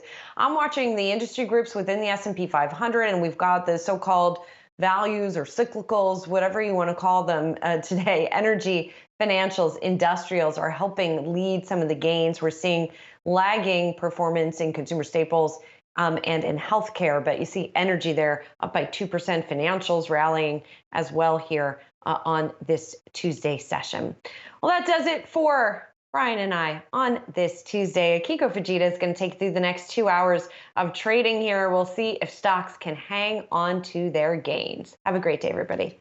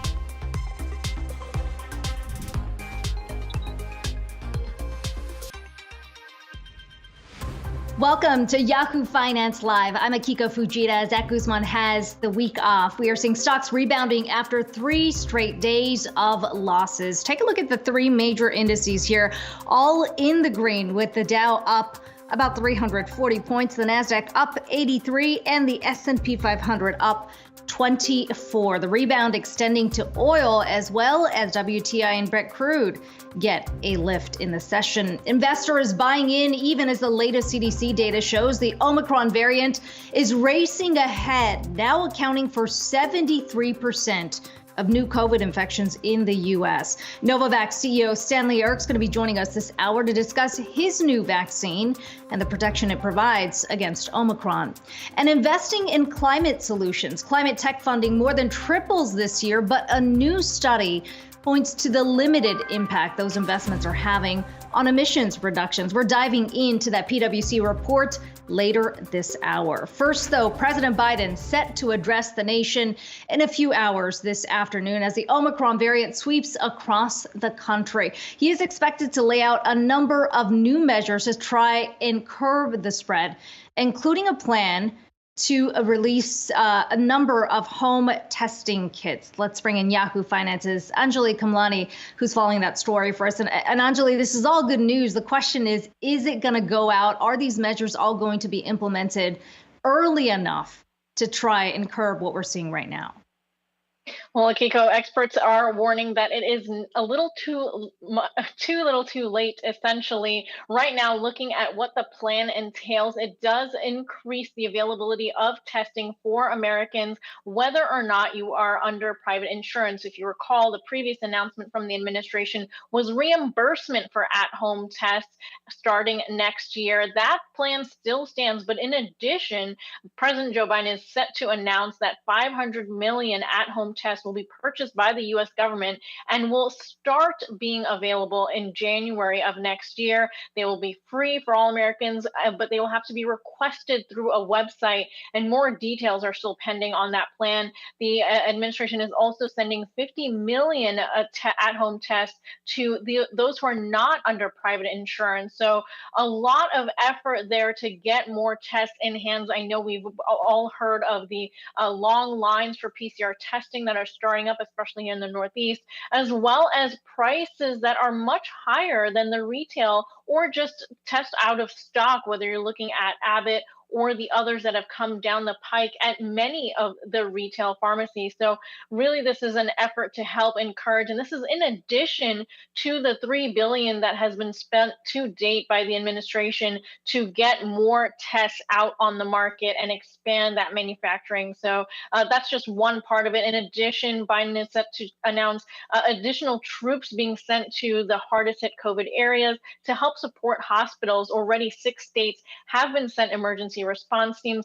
FEMA will also be activated to stand up surge facilities, and including ambulance and beds to those COVID burden areas, as well as more vaccine sites. We know this is, of course, in addition to the restarting of vaccine mandates for employers, which recently a court allowed to go through. So a lot of effort here as we see the pivot to kind of battle Omicron. And we will, of course, be carrying that speech live here on Yahoo Finance. 2:30 p.m. Eastern is when it's expected to start. Anjali, we've heard so much, or I should say we're learning more about the impact of Omicron on patients. We've heard so much about the milder symptoms that a lot of patients have had, and yet we've got this report now out of Texas of the first death linked to the Omicron variant. What more do we know about that?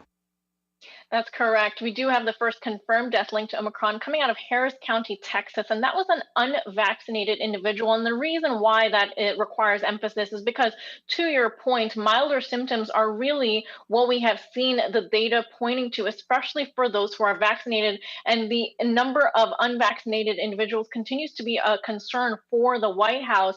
When you're looking at the number of individuals that are currently vaccinated in the U.S., we know that 65% of those ages 5 and up are considered fully vaccinated. Meanwhile, those 18 and up, the number is above 70%, really is fully vaccinated. But when you look at the boosted numbers, that's still hovering around 30%. And that's where the concern is. As we know, the data has shown an increase in effectiveness against Omicron specifically, which is why health experts have warned that whether or not you're fully vaccinated, getting that booster is important, as we have seen that breakthrough cases are even more likely. Data from the UK continues to show a number of deaths. Meanwhile, in South Africa, where we know we've seen the most reporting out of, they have started to see a decline in cases in the past 2 weeks, but now is where they're starting to see those deaths and hospitalizations increase, which, as we know, throughout the pandemic, there has been sort of that 2-week lag between the two events. So that's where things stand right now.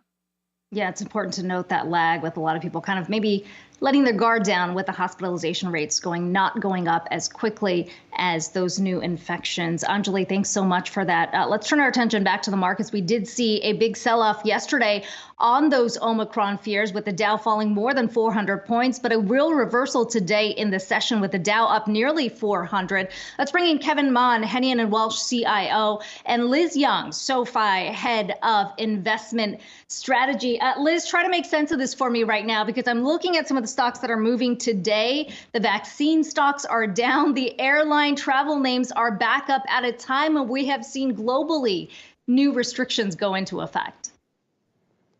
I think this is a perfect time to remind everybody that the market is a leading indicator. So the market is going to go down, the market is going to bottom before the bad news peaks. We likely haven't heard all of the bad news yet. We certainly haven't hit a peak in the Omicron cases. But what we're seeing in the action today is that we've had 3 days of a sell-off. And some of that, I think, was overdone, especially in a lot of these areas that are positioned to do well in a reopening environment, or in an environment that I think we'll see in 2022, when we've started to learn to just live with this. And you have to have some money in the market in areas that should do well in that particular way. So airlines is one of those. Cyclicals are more of those. When we look at the pattern in the market today, I think this makes sense for what's ahead for the next 6 to 12 months. Yeah, Kevin, let's jump on that then. If we are looking at the market as a leading indicator, what are the investment flows today telling you about what investors are anticipating down the line?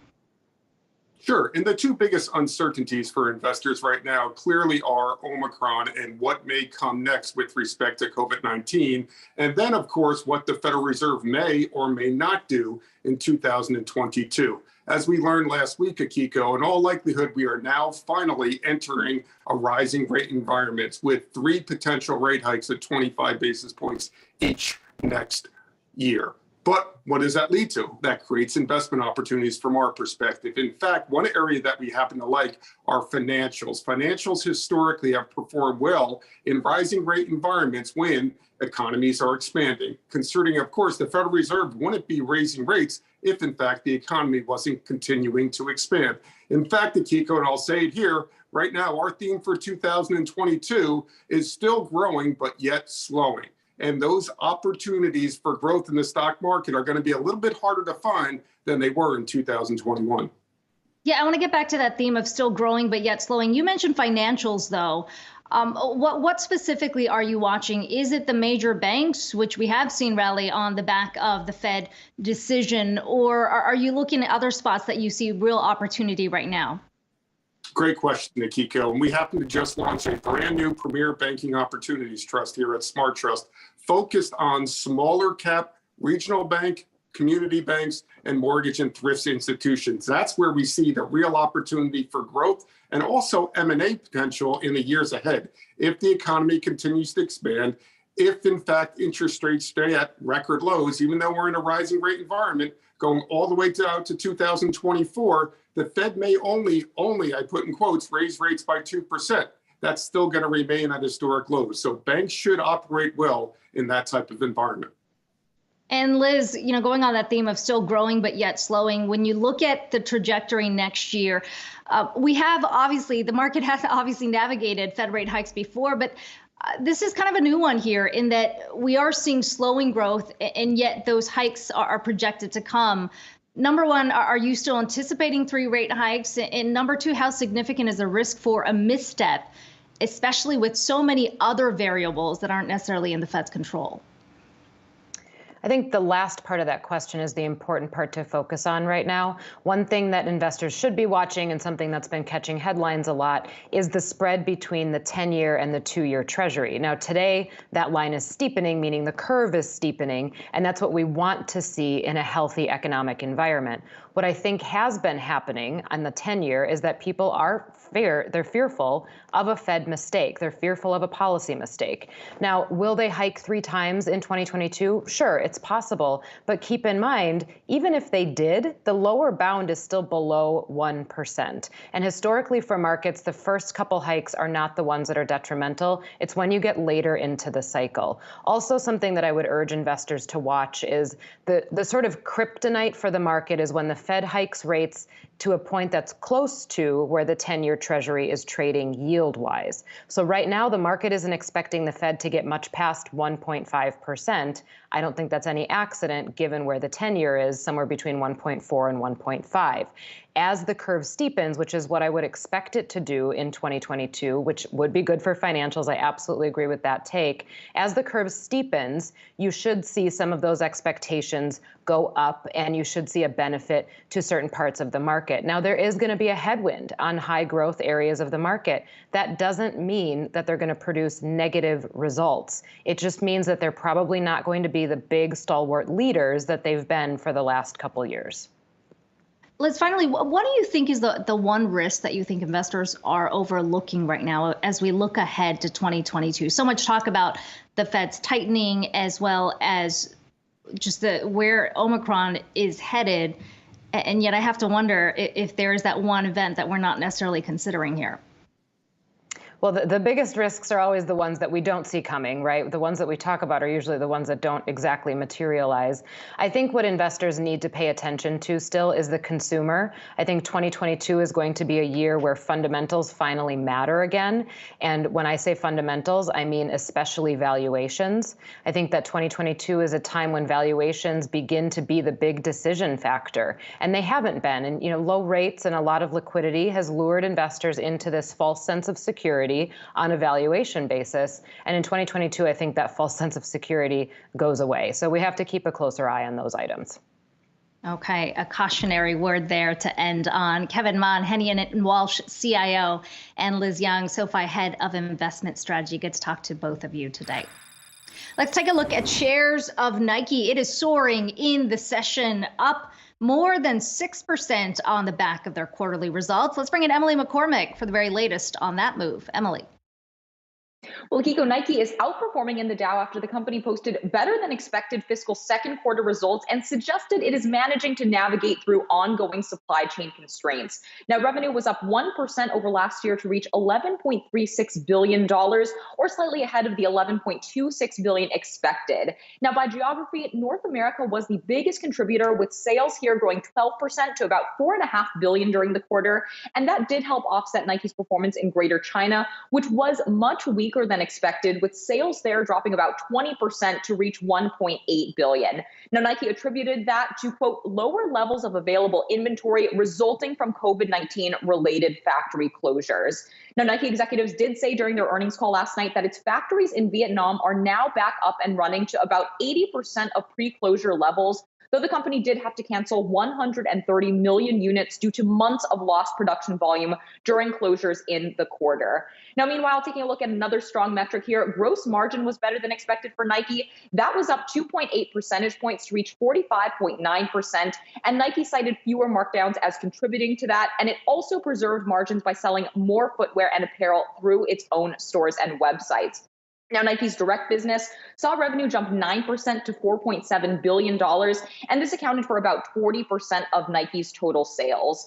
Now, in terms of what Wall Street is saying about this report, do want to highlight what analyst Christina Fernandez said over at Telsey Advisory. She noted in a report this morning, quote, all in, we believe the second quarter results showed good demand and execution and should be well received. Nike should continue to benefit from enhanced connections with consumers through its membership program, high full price selling, greater use of data data across the organization and a more integrated strategic wholesale model through the One Nike Marketplace initiative. So Kiko, definitely seeing a boost for Nike shares here on the heels of this result.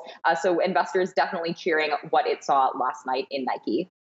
Yeah, another stock investors are cheering on today is Micron. Take a look at that one because we have seen it up nearly 10% here on the back of strong demand, but also signs that potentially the chip shortage is slowly easing. That's right, Kiko. Definitely seeing strong demand here for Micron's memory chips. We really saw this in the latest quarterly sales results with adjusted revenue a tick above estimates at about $7.7 billion and adjusted earnings per share also better than anticipated at $2.16 a share. But it really was the current quarter forecast that Wall Street was cheering for Micron specifically. The chip maker seeing revenue coming in between $7.3 billion to $7.7 billion for this current period. That's well above the $7.3 billion that consensus estimates were looking for at the midpoint. And adjusted gross margin for Micron is likely to come in at as much as 47%, so also ahead of expectations and a metric that's closely watched here for these chip makers. Now, this outlook has also prompted a couple of Wall Street analysts to upgrade their recommendations on shares of Micron. One came from Bank of America, which just upgraded Micron to buy from neutral with a price target to $100 from $76 previously per share. The analyst there wrote that Micron is a, quote, compelling growth at a reasonable price beneficiary of secular data center, 5G, metaverse, auto trends, and a catch-up candidate after underperforming the broader Philadelphia Semiconductor Index so far this year. Now, as you mentioned, that stock almost up 10% intraday during today's session, and it is up by about 19% so far in 2021 to date. Akiko. Yeah, huge upside there. Emily, thanks so much for that. Coming up, a big payout for Nikola as it settles its securities fraud investigation with the SEC, why regulators say it should serve as a warning to other SPACs. That's coming up after this break.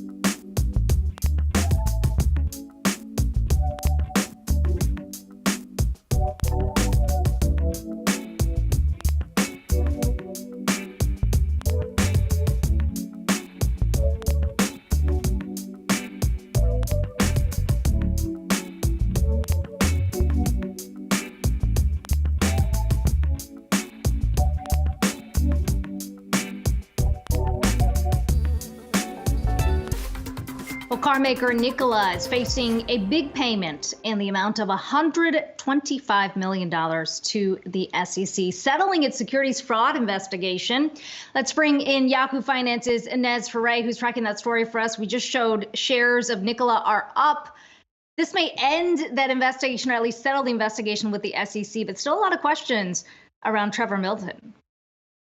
Yeah, that's right. Trevor Milton really being at the center of all of this. Just to back up with what happened with Nikola over the last year or so, you had Trevor Milton, who was chairman of the company. He's founder of Nikola, who had been giving a lot of interviews. He was interacting a lot on Twitter with his followers about what Nikola would be able to do and what it would deliver in the future.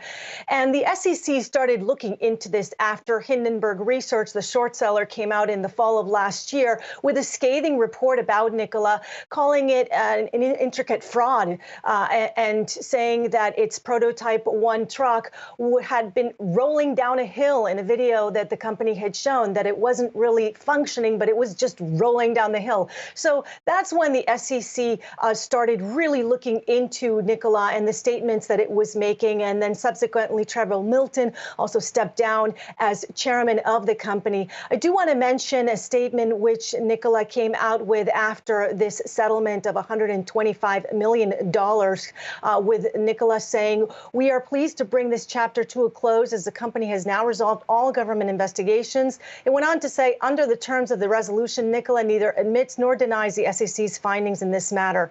Also, the company is seeking reimbursement from Milton for costs and damages related to regulatory investigations.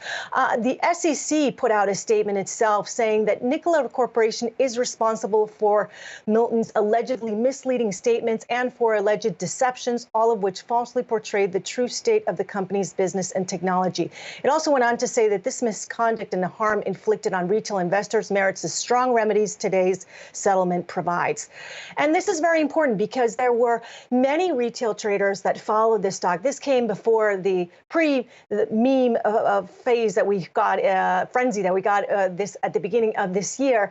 But it's certainly a lot of retail traders really were looking at Milton, at his statements on Twitter, at his statements in interviews, and what the company could do, and were really investing heavily in the stock. I mean, this stock had seen a share price go up beyond $85 a share at one point. Let me show you on the interactive chart. You can see what this stock, the peaks that this stock had reached at the height of sort of the excitement about Nikola, and then subsequently the fall from grace, really, for Nikola. And Inez, while the focus is on Nikola right now, the SEC seemed to suggest that this should serve as a warning for other SPACs. What do we hear? Yeah. Because the SEC is looking into, it's really trying to tighten its grip on SPACs, because these companies, the way that they're going public via SPAC versus an IPO, it's much less regulated. So special purpose acquisition companies are less regulated. There's less disclosures that you have to put forth.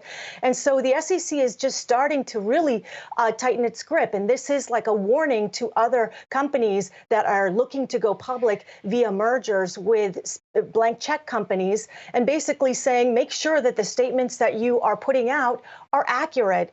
It's currently looking into Lucid. It has given a subpoena to Lucid to come up with documents about some of its projections and statements that it made when it's regarding its merger with Churchill Capital.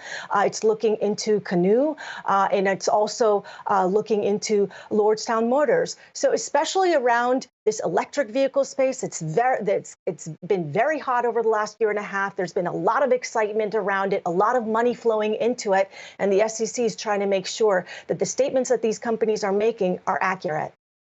Yeah, Nikola, certainly not the last of the EVs under investigation. We're going to be watching that one closely. Thanks so much for that, Inez. Coming up, Bitcoin democratizing finance, or is it? A new report pointing to just how few control the majority of the digital asset. That's coming up on the other side. We'll be right back.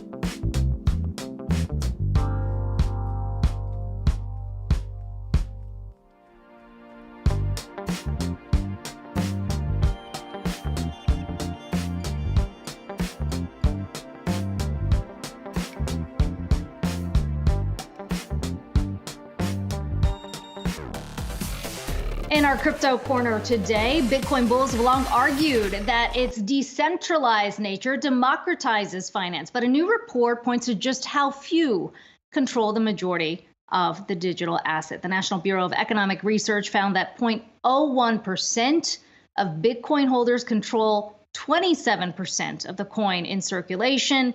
To put that in perspective, Fed data reveals the top 1% of U.S. earners hold about a third of all the wealth. Let's bring in Emily Parker, CoinDesk Global Macro Editor and CoinDesk TV anchor. Emily, it's good to talk to you today. This got a lot of people talking, especially those who've sort of said, like, there's so much enthusiasm around this space, but how decentralized is it really? How do you react to this report? Does it really change the case for Bitcoin at all? There has been talk about this for a long time and people questioning how decentralized Bitcoin really is. So this isn't actually a new concept. I think people have been worrying about this for a while. I mean, I think there's a few silver linings, so to speak, when it comes to decentralization. One is that obviously Bitcoin is no longer the only game in town. There are so many coins out there. There are so many different options for investment. There's decentralized finance or DeFi. Ethereum is kind of taking on a life of its own. There's all the meme coins. So it's not just Bitcoin. That's one. And the other trend that we're seeing, and we've seen a lot over 2021, is that Bitcoin is becoming increasingly global and cryptocurrency is becoming increasingly global. There is no one country that really dominates this space. And I think that's a really important thing. For example, if you look at China, China used to be such an important player in the cryptocurrency world. And now China has just gotten even more strict on cryptocurrency regulations and crackdowns. And so some of that has moved to the United States, but we're just seeing so much activity in countries all over the world that just aren't talked about as much, right? Like Argentina or Venezuela or even Peru, Mexico, Nigeria. So I think it's really a global phenomenon. I think that's good news. And how much of that continues going into next year? I mean, you mentioned the adoption, how much that accelerated globally this year. What are some countries that you think investors should be watching to really take the leap into crypto? I think Latin America is a really important region that doesn't get enough attention when it comes to cryptocurrency. So there are just a few countries that are showing such strong interest in crypto. For example, Brazil.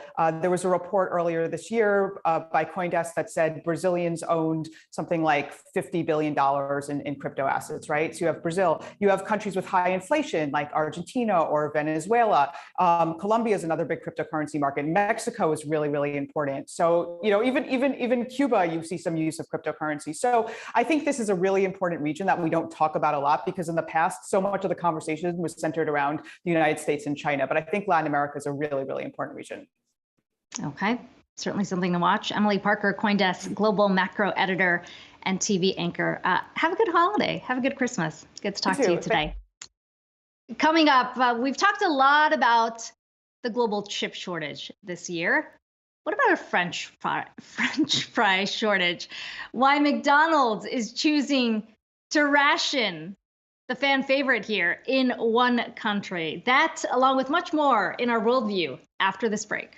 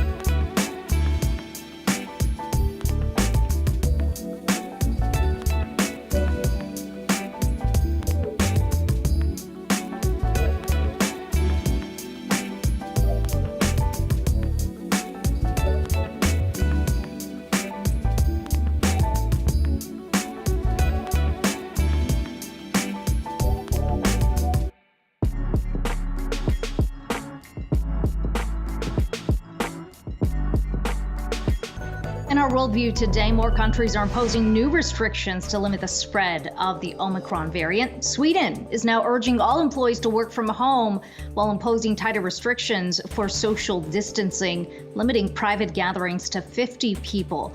Proof of vaccinations will be required for all public events there, involving more than 500 people. Similar restrictions set to take effect in Scotland, with First Minister Nicola Sturgeon effectively banning all spectators from sporting events Tuesday, calling for more vigilance to limit the spread of the virus. She did not limit Christmas gatherings, though. New Year's Eve celebrations have already been canceled. Meanwhile, in Thailand, the country reimposed a mandatory quarantine for visitors in a big blow to the country's tourism industry. The decision comes after Thailand recorded its first domestic transmission of the Omicron variant. In Malaysia, the death toll continues to climb following torrential rain that triggered the worst flooding in years. 14 people have now been confirmed dead, while 70,000 people remain displaced. Outside of Kuala Lumpur, the country's wealthiest state of Selangor has been hit the hardest, with floodwaters cutting off major roads and trapping residents inside their homes. The military is now joined in the search for survivors, mobilizing personnel across the region. The monsoon that made landfall over the weekend was the strongest the country has seen since 2014, when more than 100,000 people were forced from their homes. And a supply crunch is leaving McDonald's customers in Japan without a side of large fries. The fast food chain announcing it is rationing French fries to, in their words, ensure a continuous supply to customers. McDonald's Japan says a backlog at the Vancouver port brought on extreme weather in the region have exacerbated shipping delays to import fries from Canada.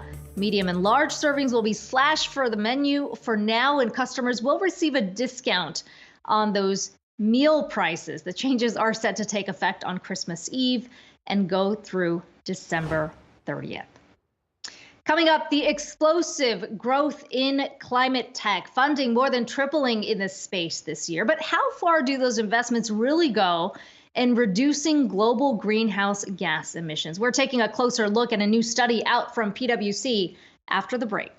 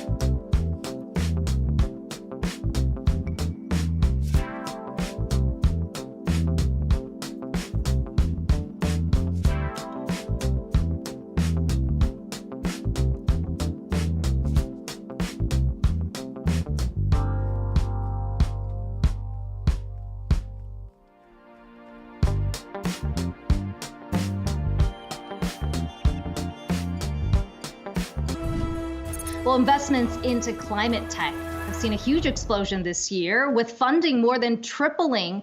But a new study points to the limited impact those investments are having on emissions reductions. Let's bring in one of the authors of that PwC report. We've got Leo Johnson, PwC UK partner and disruption lead. Leo, $87.5 billion is the number we're talking about in terms of the money raised in the space. Talk to me about how that compares to previous years, and what do you think has really driven the interest in the space? So, Kika, we're seeing a huge boom in the space. It's bigger deals, it's more deals, it's more investors. Like 1,600 as opposed to 900 before. The deal size was quadrupled, and the volumes, they're just going through the roof. But the question is it going to the right stuff, the stuff that's really got the potential to take out the carbon that we need to take out and take out fast?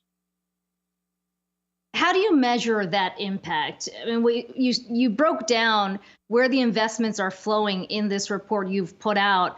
A huge chunk of that going towards EVs, which tends to get a lot of the attention in the climate conversation. I mean, that's exactly right. So, I mean, the first thing to say is that this market is huge and all of these sectors are underfunding and they need more funding. But mobility and transport, it kind of, as we say over here in the UK, it's eating all the pies. A whole load of the capital is plowing into mobility. It's getting 60 odd % of the funding. And in reality, it's about globally 16.2% of the emissions.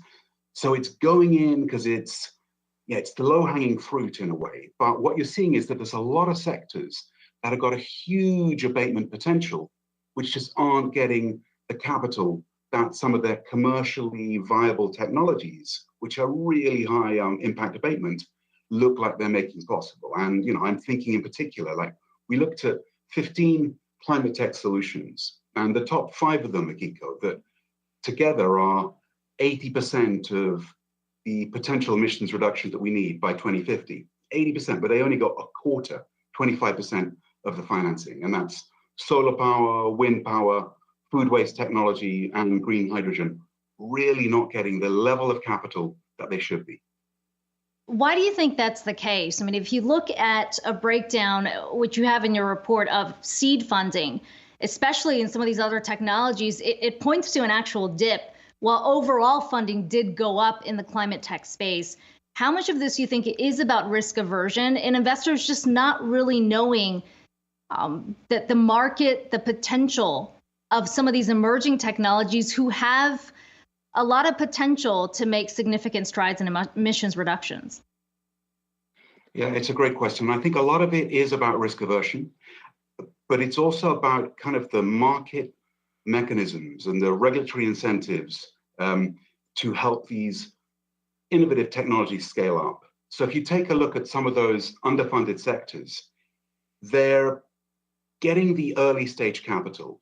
The Series A financing, that's picked up since a bit of a dip in 2018 or post 2018 when the pandemic hit.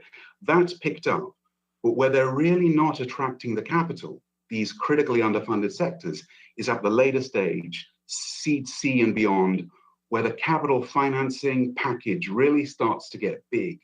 And I think, the argument isn't very complicated here. This is stuff where if you're going to be making a really big ticket investment, you want to make sure that the market and the regulatory environment is really baked in and solid. And the reality is, I think innovation is leading the regulatory framework. And we don't yet have the carbon taxes, the full incentive structure, the fully worked out subsidy structure to really help drive a stable regulatory environment where these types of scale-ups can flourish and therefore attract that seed C capital. Yeah, on that point, there was huge hope riding on the Build Back Better Act here in the U.S. and the anticipation that could spur a lot of activity in this space. How big of a setback do you see this as? I mean, it's not dead completely, but certainly it's been pushed back significantly. I think we're at a point where we've got a huge level of government debt globally. And at the same time, we've got a narrative around green growth, which are seeing nations across the world, from the US to Europe to China, are seeing is going to be where the growth is. And I think if there are setbacks around government financing, there's got to be tailwinds behind a proposition that this is stuff that is an investment, where the return on the type of state underwriting and investment into this infrastructure is going to be positive. This isn't bailing out the banks material. This is targeted investment that's going to be generating economic returns, as well as the environmental returns, as well as the job returns. So I kind of put my money on just the sheer logic of it. It's going to keep making the case for government financing, and not just the government financing of the renewables business, but the gradual stripping away of the subsidies that have been propping up the fossil fuel business. You mentioned the return on investment. Certainly a lot of investors who are investing in the public space looking for that return too. We saw a number of big EV companies come to market this year. A lot of them now under some investigation here, especially those that came through SPAC mergers. What did you find in terms of stock performance for some of these ESG stocks that did come to market this year, and how significantly or how much upside they saw? So we saw something very interesting, which is not just that there was, really impressive levels of performance, that we had the indexes based around low carbon startups outperforming S&P 500 by quite significant measures. But the other thing that we saw was that there was a spike beyond the IPO, that some of the existing and prominent venture capitalists are now saying, okay, we're missing out on huge amounts of value here. I think there's a Sequoia estimate that if they just held on for an extra year onto climate tech shares, they would have generated an extra 8 billion for their investors in added returns over the past 15 years. So there's something around the VC structure and flexing it to capture that continued growth and the performance of these climate tech stocks after the IPO that's definitely emerging. It is a fascinating study here in the growth in the space. Leo Johnson, PwC UK partner and disruption lead, joining us from London today. Good to talk to you. Coming up, the latest CDC data shows the Omicron variant racing ahead, now accounting for an overwhelming majority of new COVID infections in the U.S. Novavax CEO Stanley Erck's going to be joining us next to discuss his new vaccine and the protection it provides against the new variant.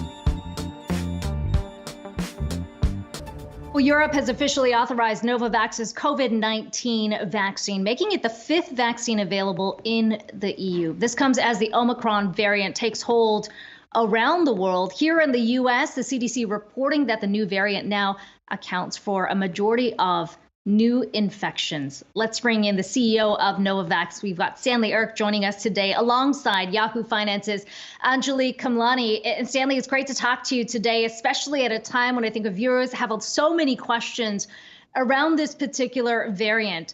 Specifically on Novavax's vaccine, how much data do you have about its ability to protect against this variant? Well, we have quite a bit of data about our ability to protect against variants in general.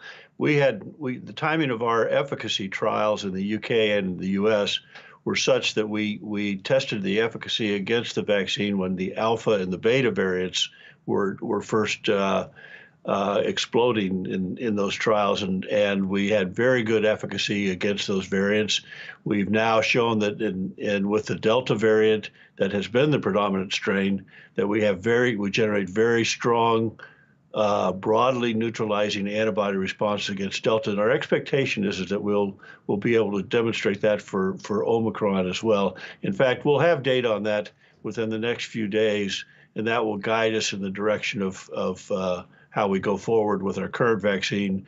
And in fact, we are making an Omicron variant strain vaccine, and we'll compare that against what is the current strain and vaccine, and determine with World Health organizations whether we should switch strains or stick with what we've got. Those data will tell us that. Dan, Anjali here. I know that you've hit a couple of milestones since we last had you on, including first shots delivered in Indonesia after getting that emergency use approval there. You've also gotten emergency use approval from the World Health Organization in addition to now Europe. Looking at how the output is flowing, I know there was 20 million doses sent to Indonesia from the Serum Institute partnership. Talk to me a little bit more about that partnership right now. I know that SII is still supplying Covovax with AstraZeneca doses, promising 40 million by the end of the year. Will you be able to match or surpass that through that partnership? Well, we will, and that's why we partnered with Serum Institute. They're the largest vaccine manufacturer in the world, making roughly 1.5 billion doses a year prior to the COVID days. And so we partnered with them, and we also have set up manufacturing facilities with partners in Korea and Japan, and of course one that we own in the Czech Republic. So we're at the capacity or the capability of producing. Our expectation is that we can produce a couple billion doses of vaccine this year. And in addition to shipping the doses to Indonesia, we're prepared to ship from our inventory now doses to Europe starting next month, and those will be expanding globally over the next quarter. Looking at where you stand right now in the U.S., we saw the CDC recently release some guidance about preference for mRNA vaccines over concerns of blood clots from the technology used in AstraZeneca and Johnson & Johnson doses. That certainly opens up opportunity for you in the global market, but you've really fallen behind in the regulatory process here with the FDA asking for more information. Can you update us on sort of where those talks are and whether or not you still see an opportunity here? Sure, and we've made substantive progress in the U.S. We'll be filing within the next few days in the U.S. and so with that, it'll be the same basic package that we've filed globally. And as you can see, we've started to get global approvals with the WHO and with Europe, and we expect other approvals in the coming days. And our hope is that the U.S. will look at this as an important new vaccine and approve it in due time. And while we're talking about the Omicron variant here, certainly there are a lot of countries that have not received the initial 2 doses of the vaccine. You mentioned on the most recent earnings call that your outlook here is for 2 billion doses to be delivered in 2022. What does that timeline look like right now? How quickly can you get those doses out? Well, fairly quickly. I mean, as I say, we're starting to ship next month. We've started to ship through our partnership in Indonesia last month, and so we'll expand that to Europe and places like Australia and Canada where we filed, and hopefully in the U.S. The first half of this year. So we're at a level of production that is approaching the 2 billion annual mark. And we'll have plenty of product for global distribution. Certainly with these milestones, Stan, I know that obviously you're starting to really get moving on that. So I wonder, this really hasn't seemed to impact the stock as much. Do you anticipate any specific milestone that will turn that around? No, I think it's a combination of things, and we can't. I've taught my folks not to look at it on a day-to-day basis. As we take care of our business, it'll find its way. I think the milestones we've got momentum with the WHO and European approvals. We'll have 2 or 3 more, I think, before the end of this year. And with the FDA, we're hoping that we get approvals in the first quarter of next year. And I think just generally revving up the production distribution pathway and getting product out the doors is what's really important. I think data on the Omicron will be positive, and that should give people comfort that the vaccine has stimulates broadly neutralizing antibody responses that are protective, and I think that'll just help give people confidence that our protein-based vaccine is one of the best-in-class vaccines. Well, Stan, we appreciate you taking the time today. Stanley Erck, Novavax CEO, joining us alongside Anjali Kamlani. We've got much more to come here on Yahoo Finance Live. We're going to do a market check in our next hour with the Dow now up nearly 500 points, a big bounce back after the day we saw yesterday. Also, the outlook for space tourism. It's been a banner year for the space. Why commercial trips to the moon could be next. That's all coming up in our next hour. We'll be right back.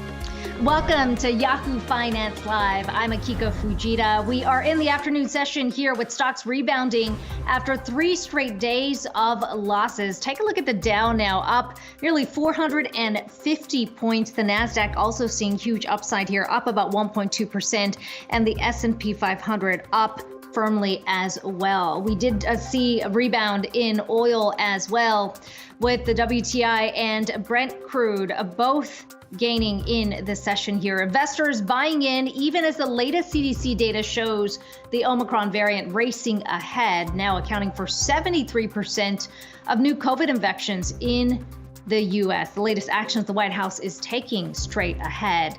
And out of this world investments, we're going to be speaking with a space investor about his top predictions for the industry next year after SpaceX launches Christmas gifts to the International Space Station. That's coming up a little later this hour. First, though, a renewed plan of attack for Omicron. The Biden administration is expected to introduce new measures to combat the coronavirus as the fast-moving variant now accounts for 3/4 of new cases in the U.S. Let's bring in Yahoo Finance's Jessica Smith, who's following that story for us. And Jess, this is increasingly becoming politically tricky for the president, as so many people are starting to say this is starting to feel a lot like last year again.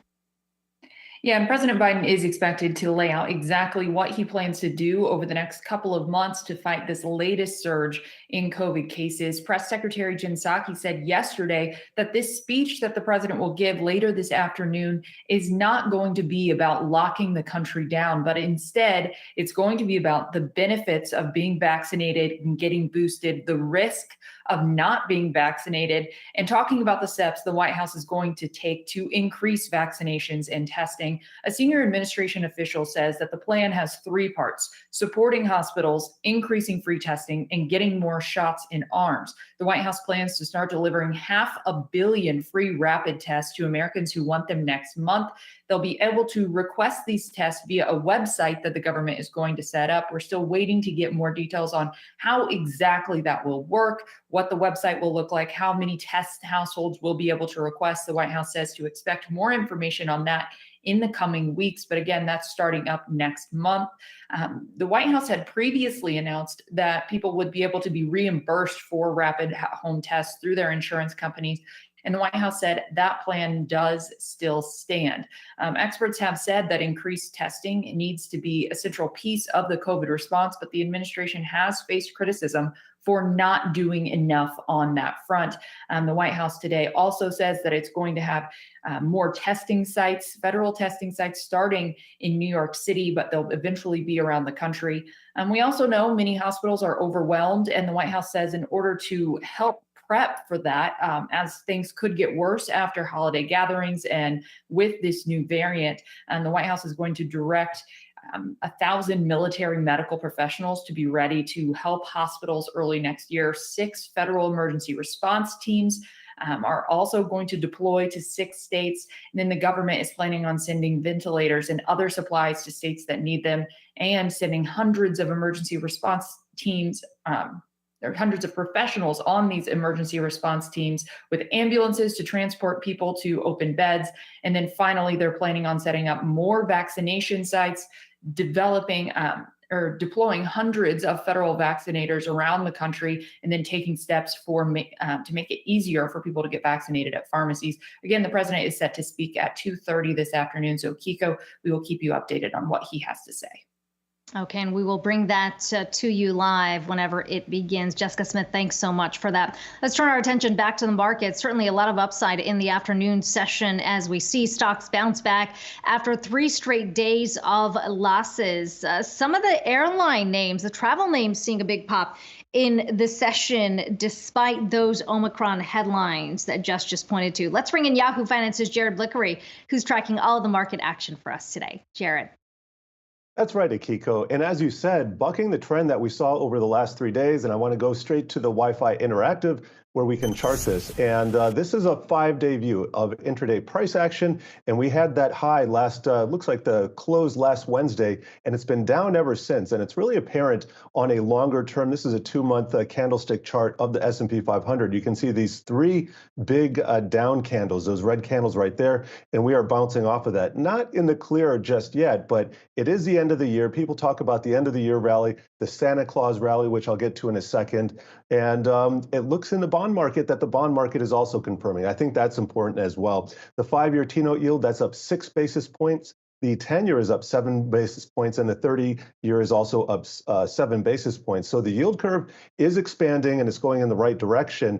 It's what they call a bear steepening. Now, the U.S. dollar is a little bit firmer, but not really that far off of yesterday's lows. I'm not going to call it anything to be concerned with just yet. And I think the sector action is really telling in what we're seeing in the market today, because the value and cyclical trade definitely on energy up nearly 2.5% in the upper left, followed by financials, industrials, consumer discretionary, all of these up more than 1.5%. To the downside, the big underperformers are all those defensive sectors, so staples, healthcare, utilities, and real estate. So pretty bullish setup here. And now back to the Santa Claus rally. As I show us the travel sector, the Santa Claus rally begins with a Thursday's close, and it extends into the first 2 days. I was saying 3 days before. It's actually the first 2 days of January. So it's 7 days total, and we'll have to see what comes of that. But in the meantime, we still have 2.5 days of price action. Now, there is a very bullish tilt. As we can see here, Carnival Cruise Lines up 9%. Some of the airlines faring well too. American up 5%. This is on hopes for what President Biden will be delivering in his speech. And if you want to see the risk-on nature of the market, you can really see it in some of the beaten down sectors. So this would be China.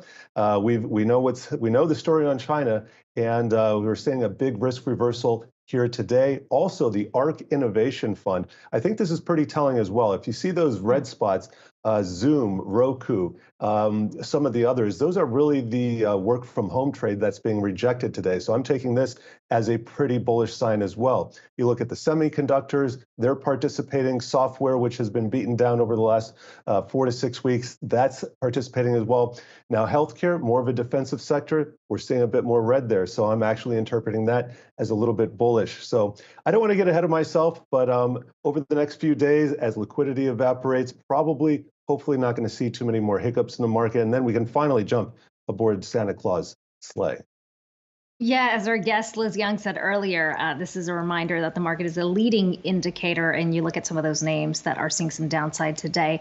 Let's bring in Cheryl Smith, Trillium Asset Management economist and portfolio manager. And Cheryl, you heard Jared sort of teasing the idea of a Santa Claus rally. How much upside do you see going into year end? I think we do see some upside going into year end. Probably overdone a bit on the declines that we saw through the last few days.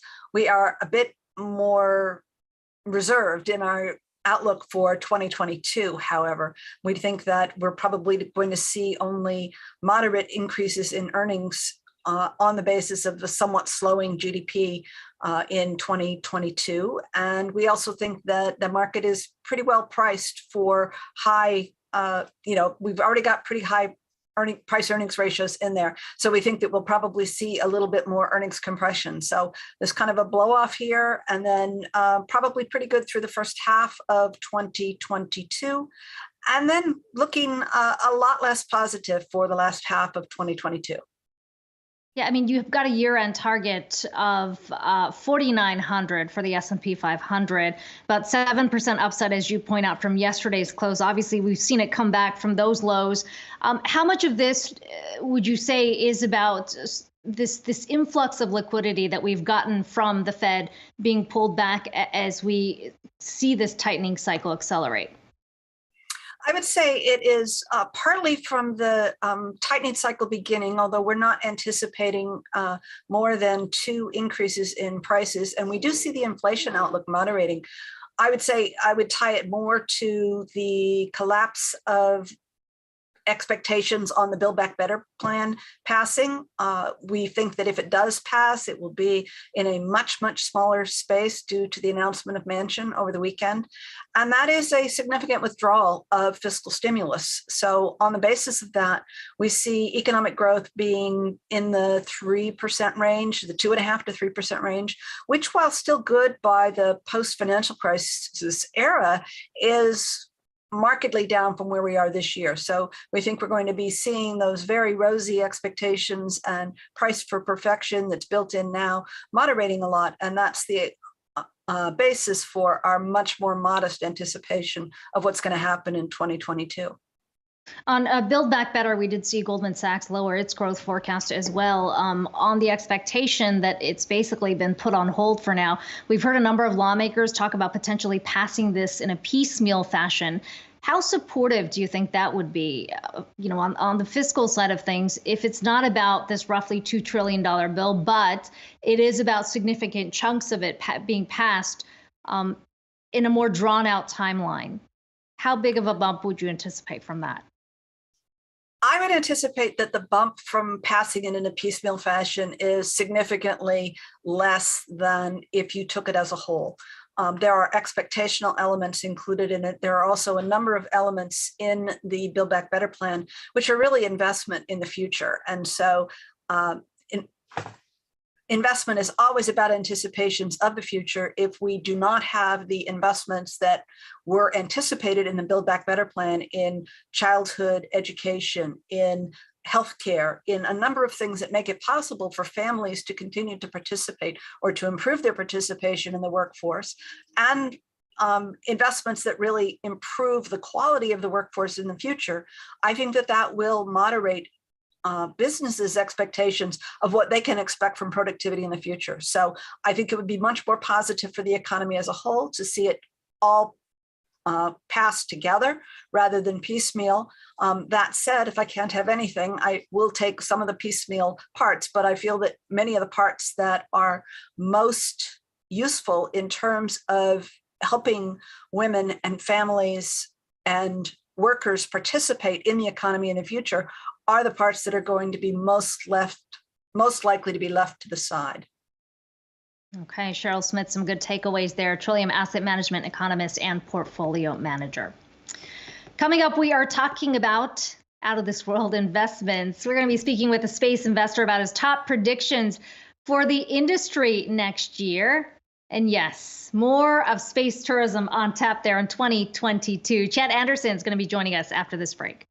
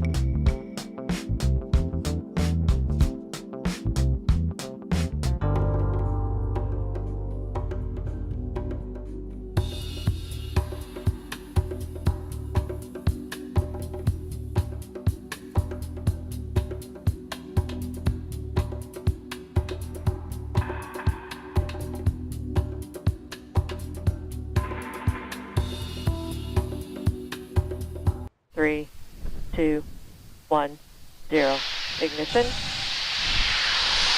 Liftoff. Cargo Dragon soars with the final supply run in 2021 for the astronauts aboard the International Space Station. You are looking at SpaceX's Falcon rocket lifting off from NASA's Kennedy Space Center this morning for an early Christmas delivery. The rocket hoisting the Dragon capsule loaded with more than 6,500 pounds of supplies and Christmas gifts for astronauts at the International Space Station.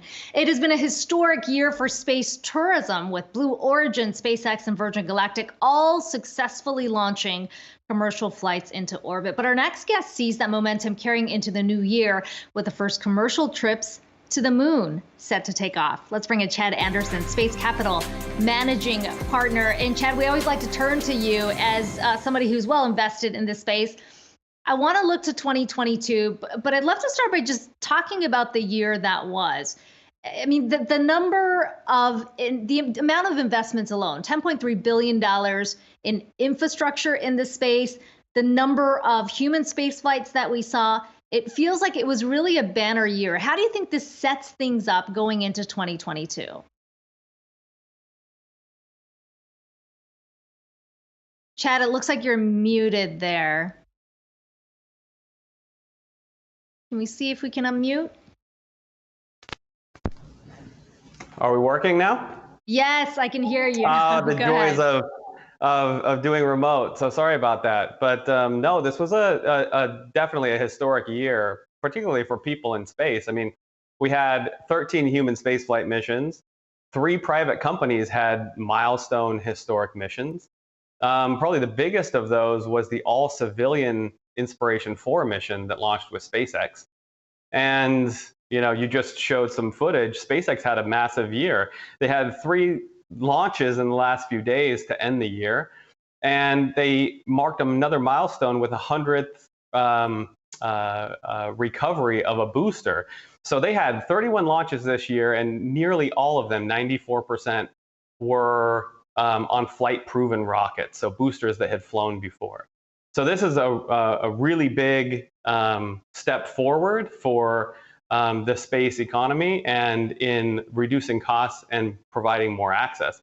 And so that's driving a lot of the investment that we've seen. So as you mentioned, according to our data, we've seen over 10 billion invested into space infrastructure through Q3 and 25 billion across all space technology stacks. And Q4 is already a massive, we've seen a lot of investment come in Q4. So this is going to be an even bigger, more historic year for investment into the category. And so it's been a huge year, and already investors are starting to think about 2022 and what comes next.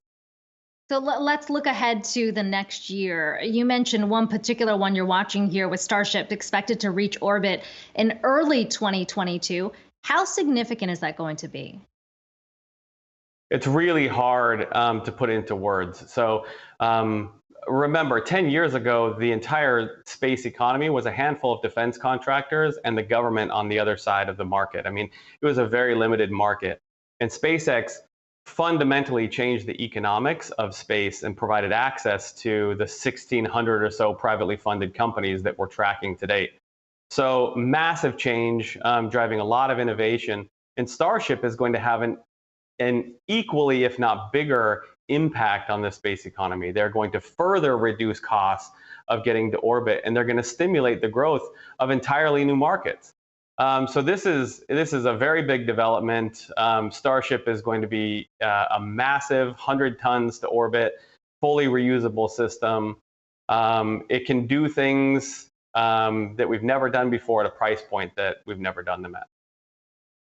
We've seen a number of big names come to the market through SPACs. And, we were talking earlier in the show about a lot of scrutiny that's been placed on some of these transactions. And you highlight in your notes here that investors need to realize the space economy requires special expertise. What do you mean by that specifically? And do you think, that points to the kind of, maybe the misunderstanding points to the kind of valuations we've seen?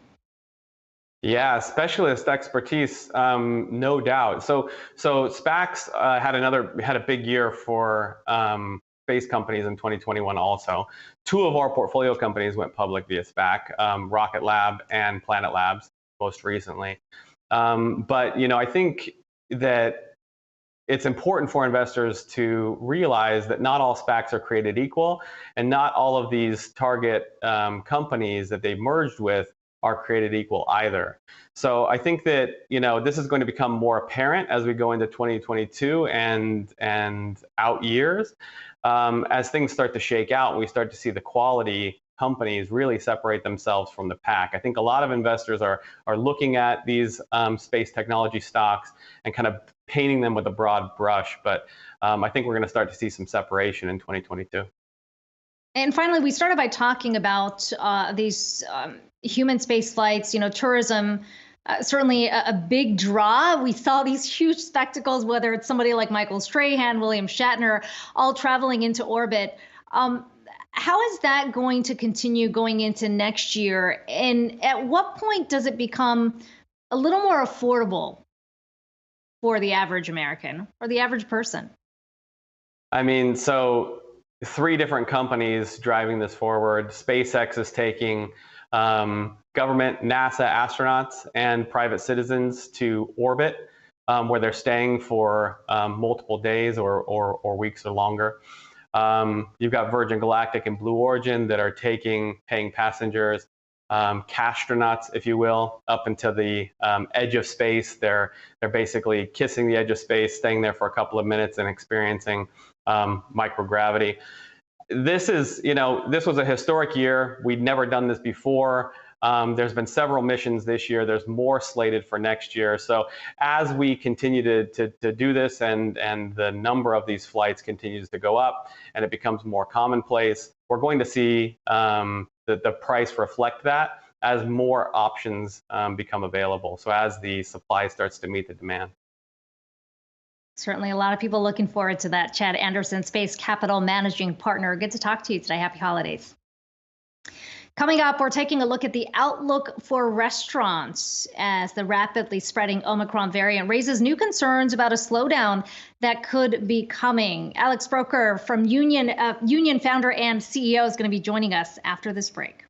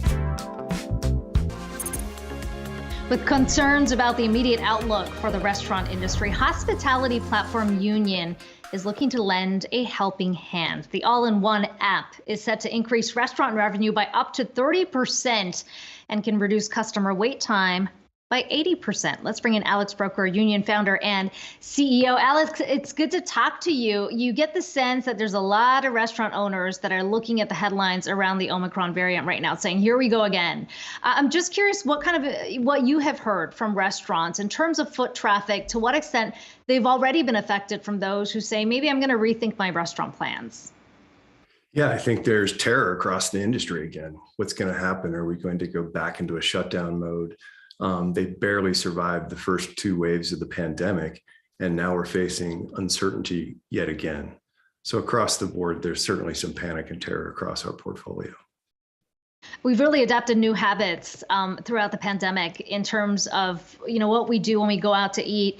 And a lot of us familiar now with the QR code because the menus are no longer there as well.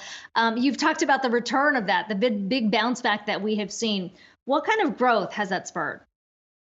Amazing growth across the board, not only growth for our company, but just guest satisfaction, restaurant sales, as you mentioned, reduced wait times. It's a situation where 6 years of consumer technology adoption and payments happened in 6 months. You show a QR code to every consumer, they know exactly what to do now. And frankly, it's saved and can save the hospitality industry.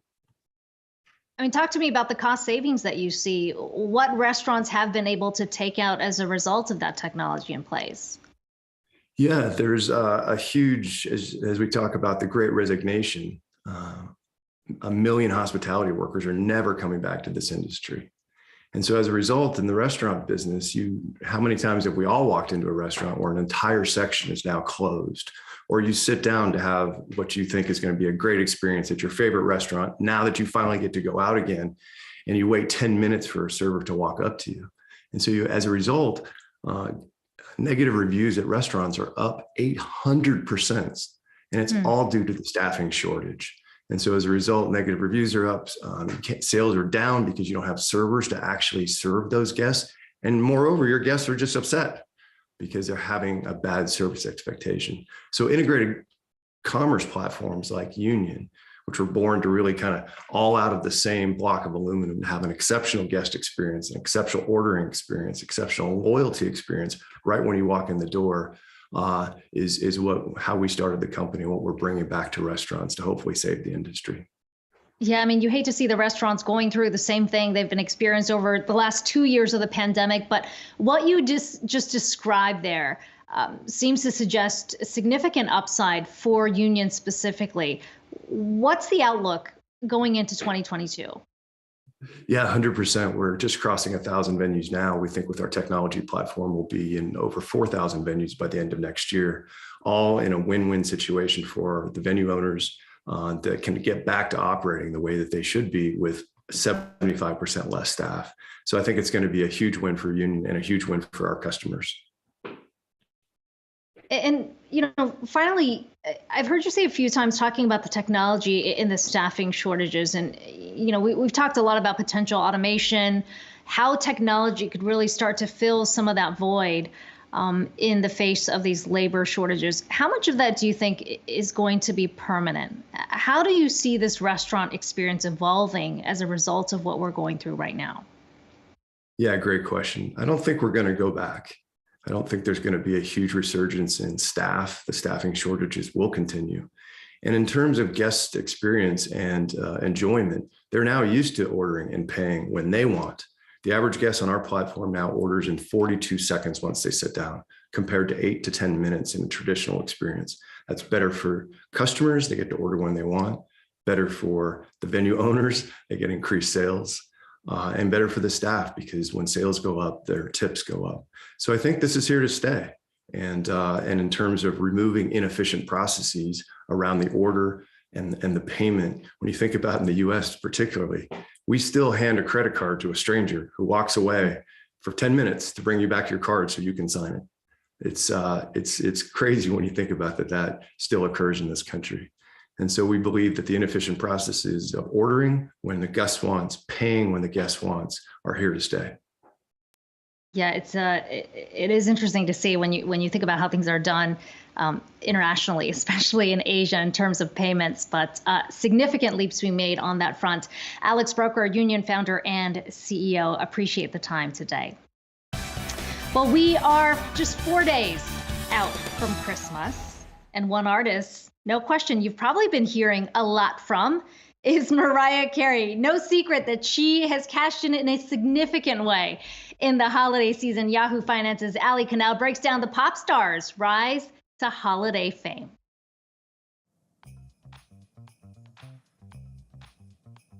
Five-time Grammy winner Mariah Carey has been dubbed the unofficial Queen of Christmas, thanks to her hit song, All I Want for Christmas Is You. In this week's Fame and Fortune, we're diving deeper into the famous holiday tune and how it's quite literally the gift that keeps on giving. The song first hit the airwaves in 1994, but it took a whopping 25 years before the track finally reached #1 on the Billboard Hot 100 list. The song climbed back to that top spot again in December 2020, where it remained for 5 weeks, a new record among the holiday hits. Fast forward to today, and that momentum does not seem to be slowing down. According to music analytics platform Chartmetric, All I Want for Christmas has continuously surged in popularity both post-Halloween and post-Thanksgiving, with peaks right around New Year's Eve. So far, the song has over 975 million streams on Spotify, with a trajectory to cross 1 billion by the new year. And then there's those royalties. According to MRC data, Mariah Carey earns at least 1 cent every time the song plays. In 2019, she made an estimated 1.7 million from streams alone. In 2020, well, that number grew to 1.9 million. The pop star is projected to make even more this year as the streaming revolution continues. In total, Mariah has pocketed a reported 60 million plus in passive streaming income over the years. And that doesn't even include extra cash through album sales, downloads, licensing, and other types of royalties. It's a cultural phenomenon too, as the song has inspired a children's book, animated film, Amazon Music documentary, and lucrative brand deals. In November, McDonald's announced a limited-time Mariah menu for the holidays, a first for the fast food giant, which has rolled out celebrity meals before, but never a whole menu. All of this underscores the star power of Mariah Carey this time of year, and how she has a whole lot of marketing gold behind her. I've got All I Want for Christmas playing in my head all over again. All right, coming up, we are discussing the outlook for Bitcoin. We're seeing a bounce back in this session today. We're talking to Dan Moorhead from Pantera Capital. Why he says Bitcoin's a better investment than government bonds. That discussion's on the other side.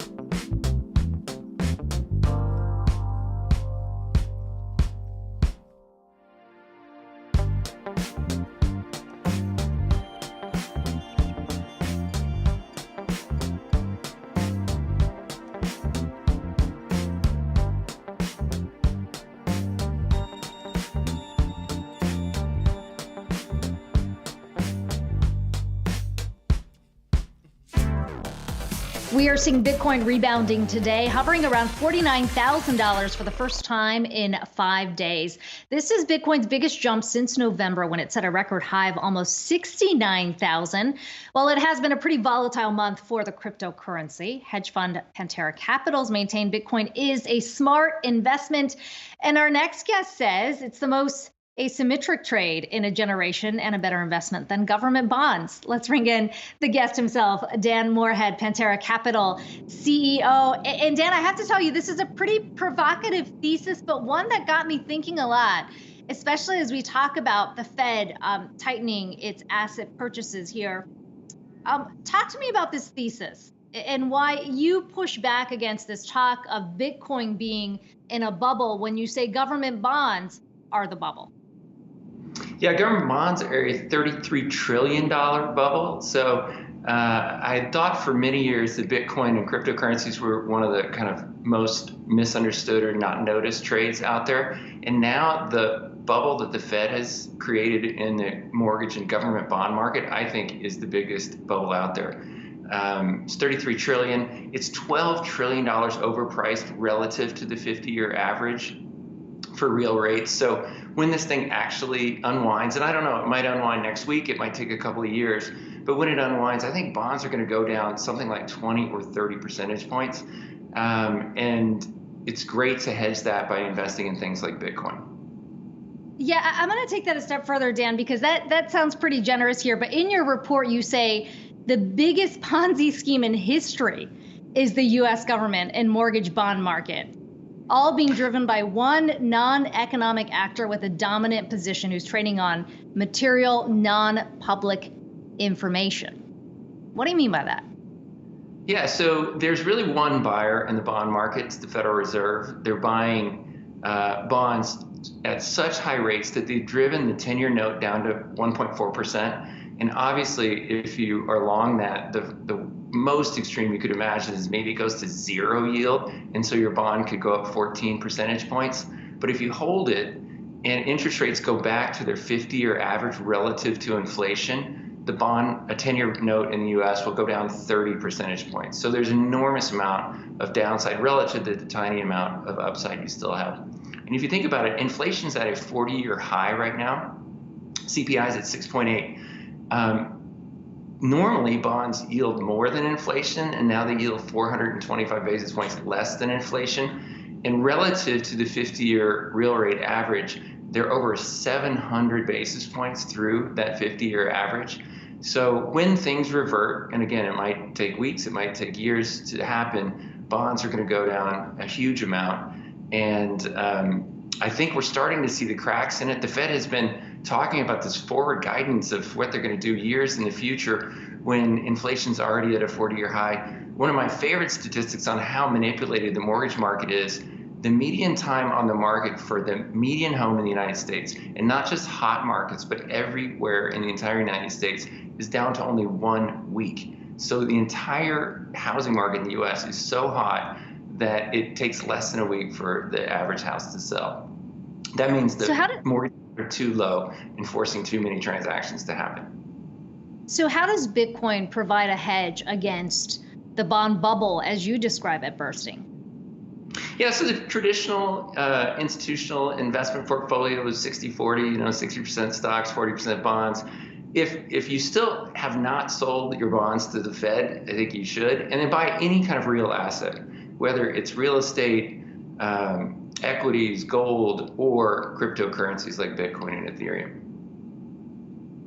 And so what should we be thinking about beyond Bitcoin? Because I know, that's sort of obviously the one everybody knows, but there's so many crypto assets. How do you diversify if it is about moving your money away from bonds into crypto?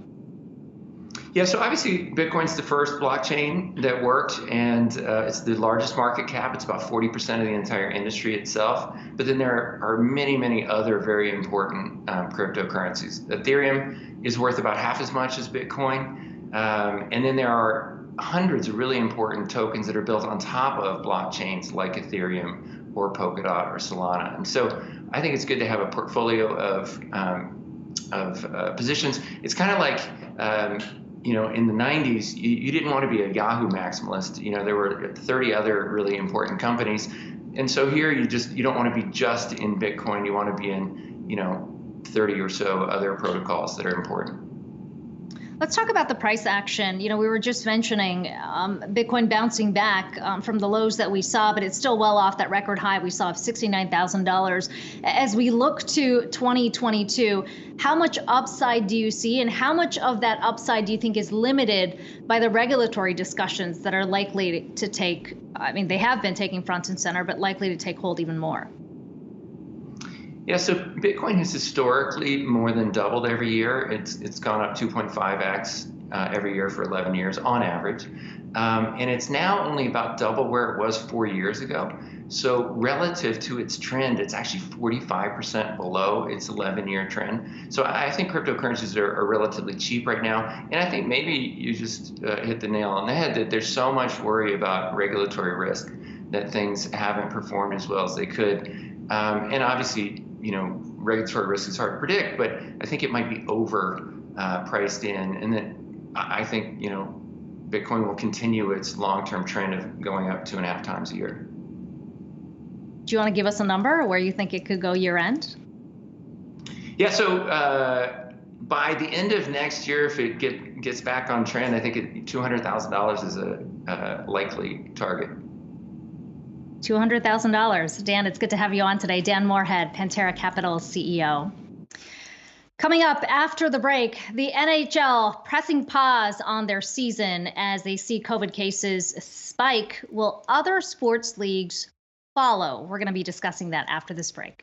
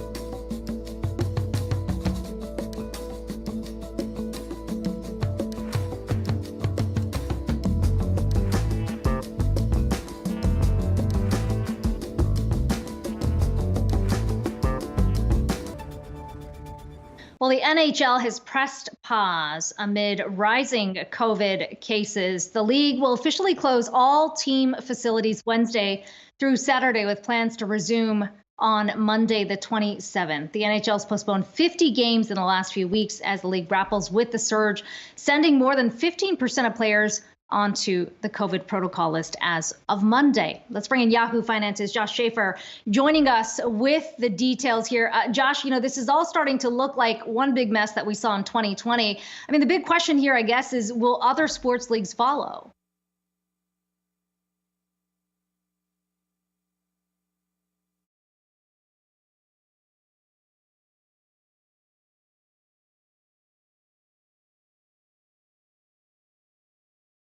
Okay, it looks like we don't have Josh there. We're going to take a quick break here. We'll be right back.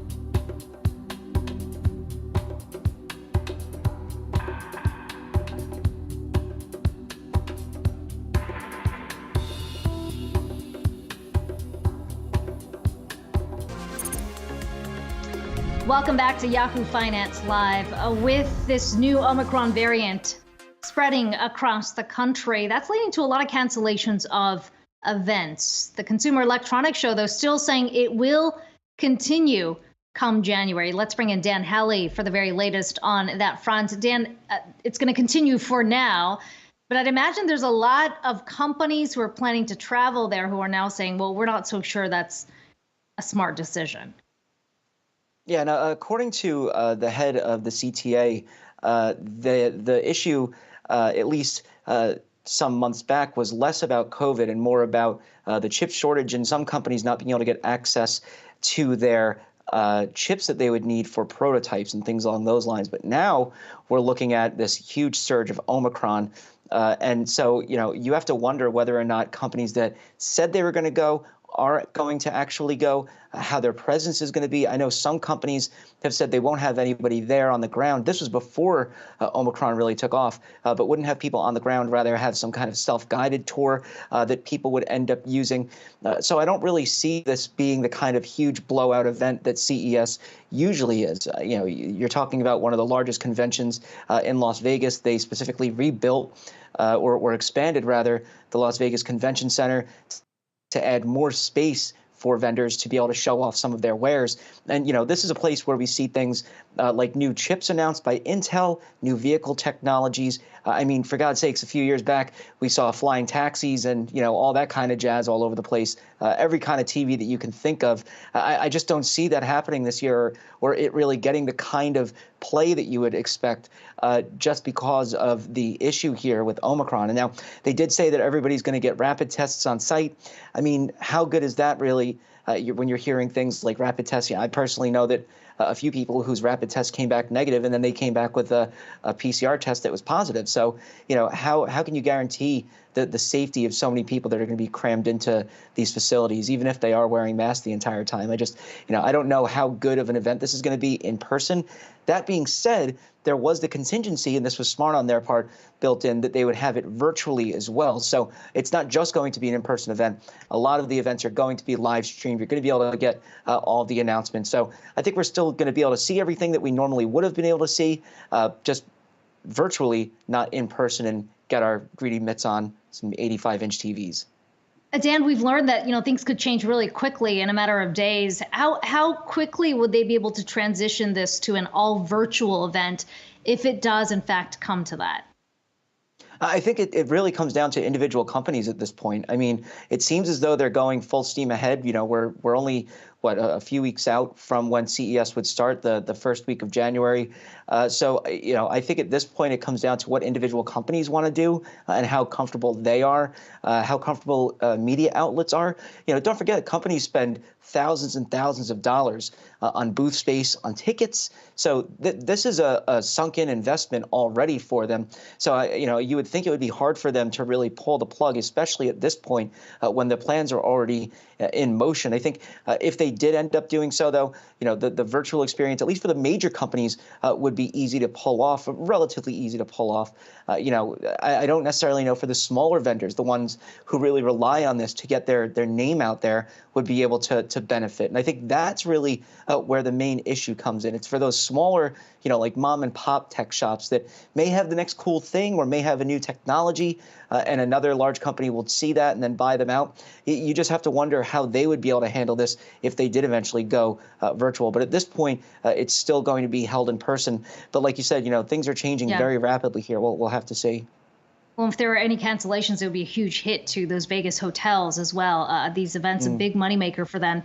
We'll be watching that one. Thanks so much for that, Dan. Well, the NHL has pressed pause amid the spike in COVID cases. The league officially closing all team facilities Wednesday through Saturday, with plans to resume on Monday, the 27th. The NHL has postponed 50 games in the last few weeks as the league grapples with the surge, sending more than 15% of players onto the COVID protocol list as of Monday. Let's bring in Yahoo Finance's Josh Schaefer. Josh, how much of this do you think is a sign of things to come with other leagues like the NFL or the NBA?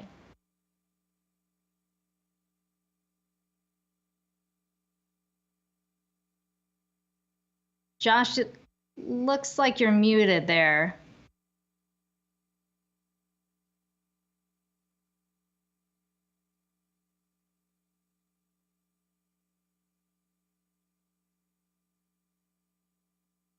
Okay, great. We're going to take a quick break here. We'll be right back.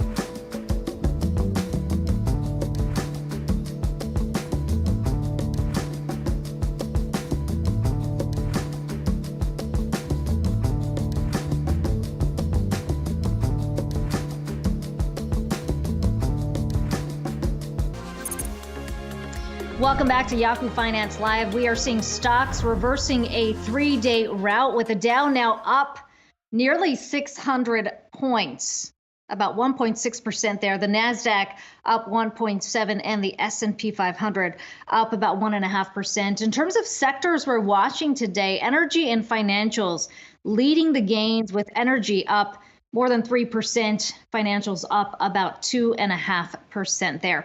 Much more to come here on Yahoo Finance Live. Keep it right here.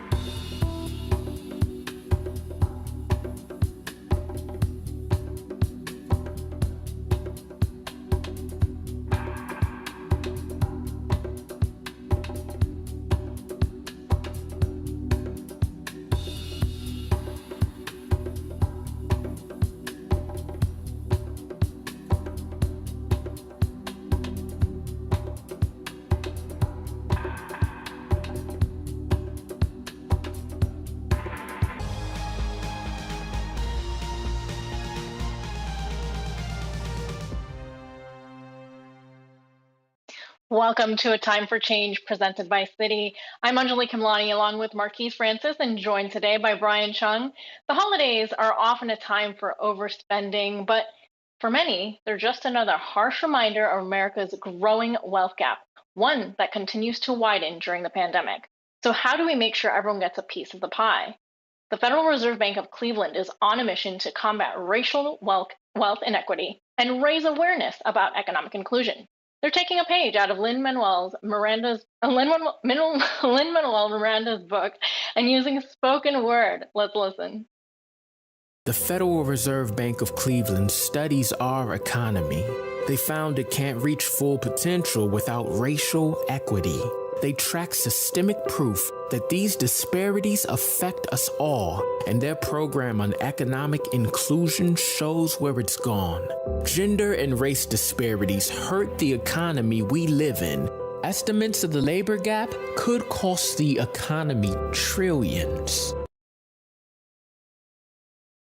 And joining us now to discuss that video, in addition to what else their program on economic inclusion is doing, is Cleveland Federal Reserve Director of the Program on Economic Inclusion, Dionisi Aliprantis. Dionisi, it's great to have you on the program this afternoon. Thanks so much for joining us. You know, Pretty unusual to see the Federal Reserve using that type of format to convey any sort of communication. I don't see any sort of slam poetry coming from the Fed chairman. I'm wondering if you could just explain a little bit more about what the thinking was behind producing that video and kind of the larger goals of the program within the context of what you're trying to communicate here with the racial equity gap, a remaining issue in this year and age. So thanks for having me on. So, a lot of the thinking behind that video comes from some of our experience working with people in the field, where when we're interacting with people, a lot of the time we'll hear comments like, I wasn't aware that the Federal Reserve was interested in these issues. And so that video was an attempt to try to communicate to individuals and to the community that the Federal Reserve really sees its role as serving the public. And that means serving all citizens and trying to represent them and trying to work on their behalf.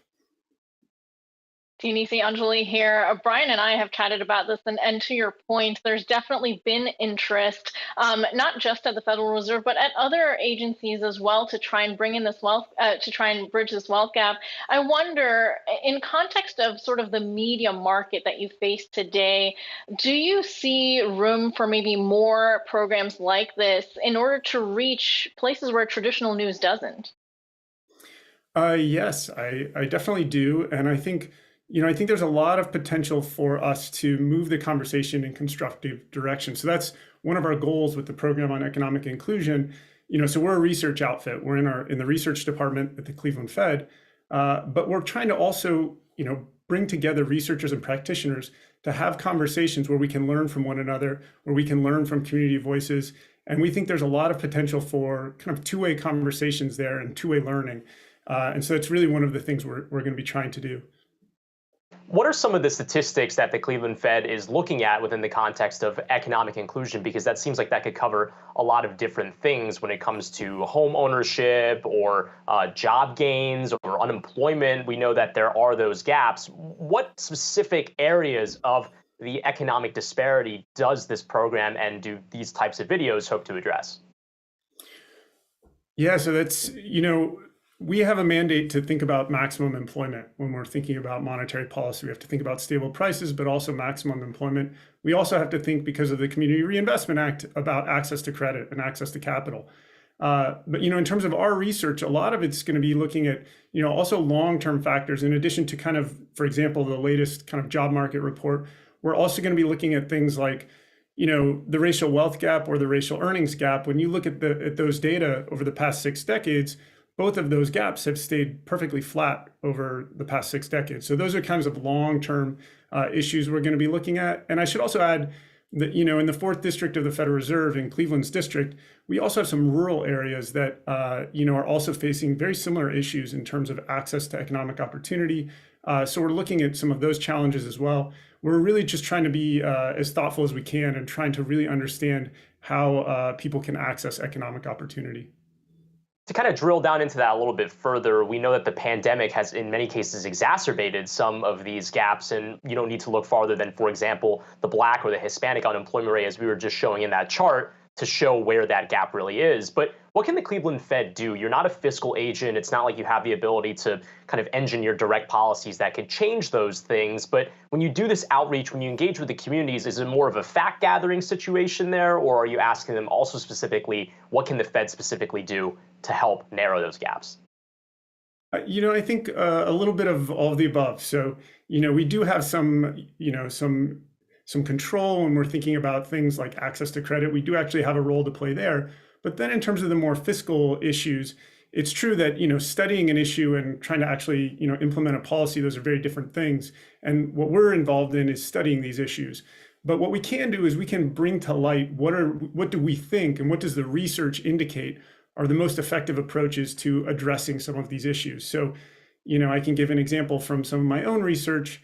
When you're thinking about the racial wealth gap, you might think that, say, for example, returns on capital are kind of one of the main drivers, inheritances, intergenerational transfers.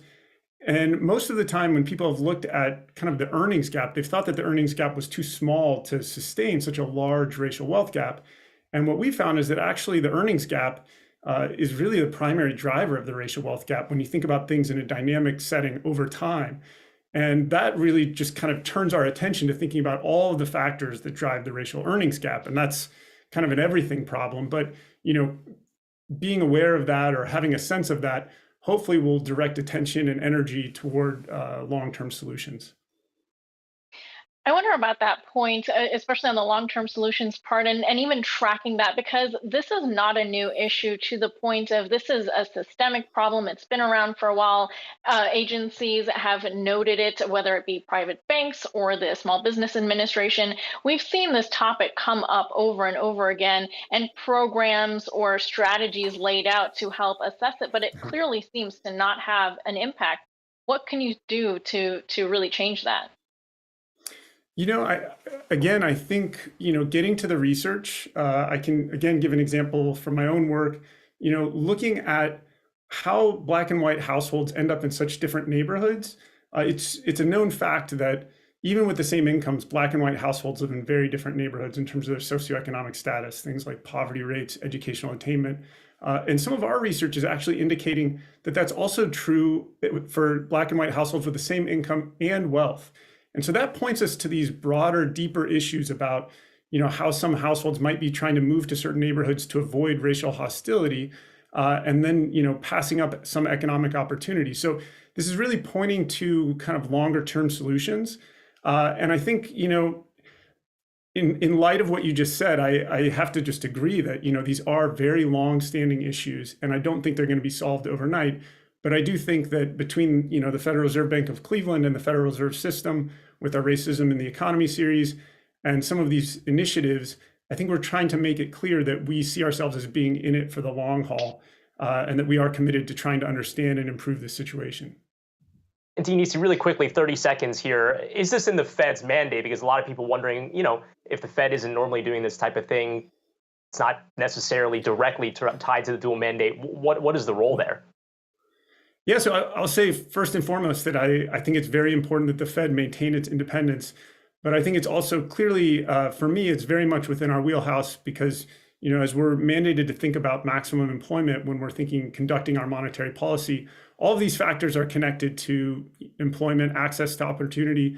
These issues are really centrally connected. So I would say I think it's very clearly, tied into our mandate from Congress. Well, Denise Francis, Director of the Program on Economic Inclusion for the Cleveland Fed, thanks so much for being here. Coming up, NFTs are the latest craze in the digital world. And after the break, one entrepreneur joins us to discuss why he thinks non-fungible tokens are so important for the next generation of investors.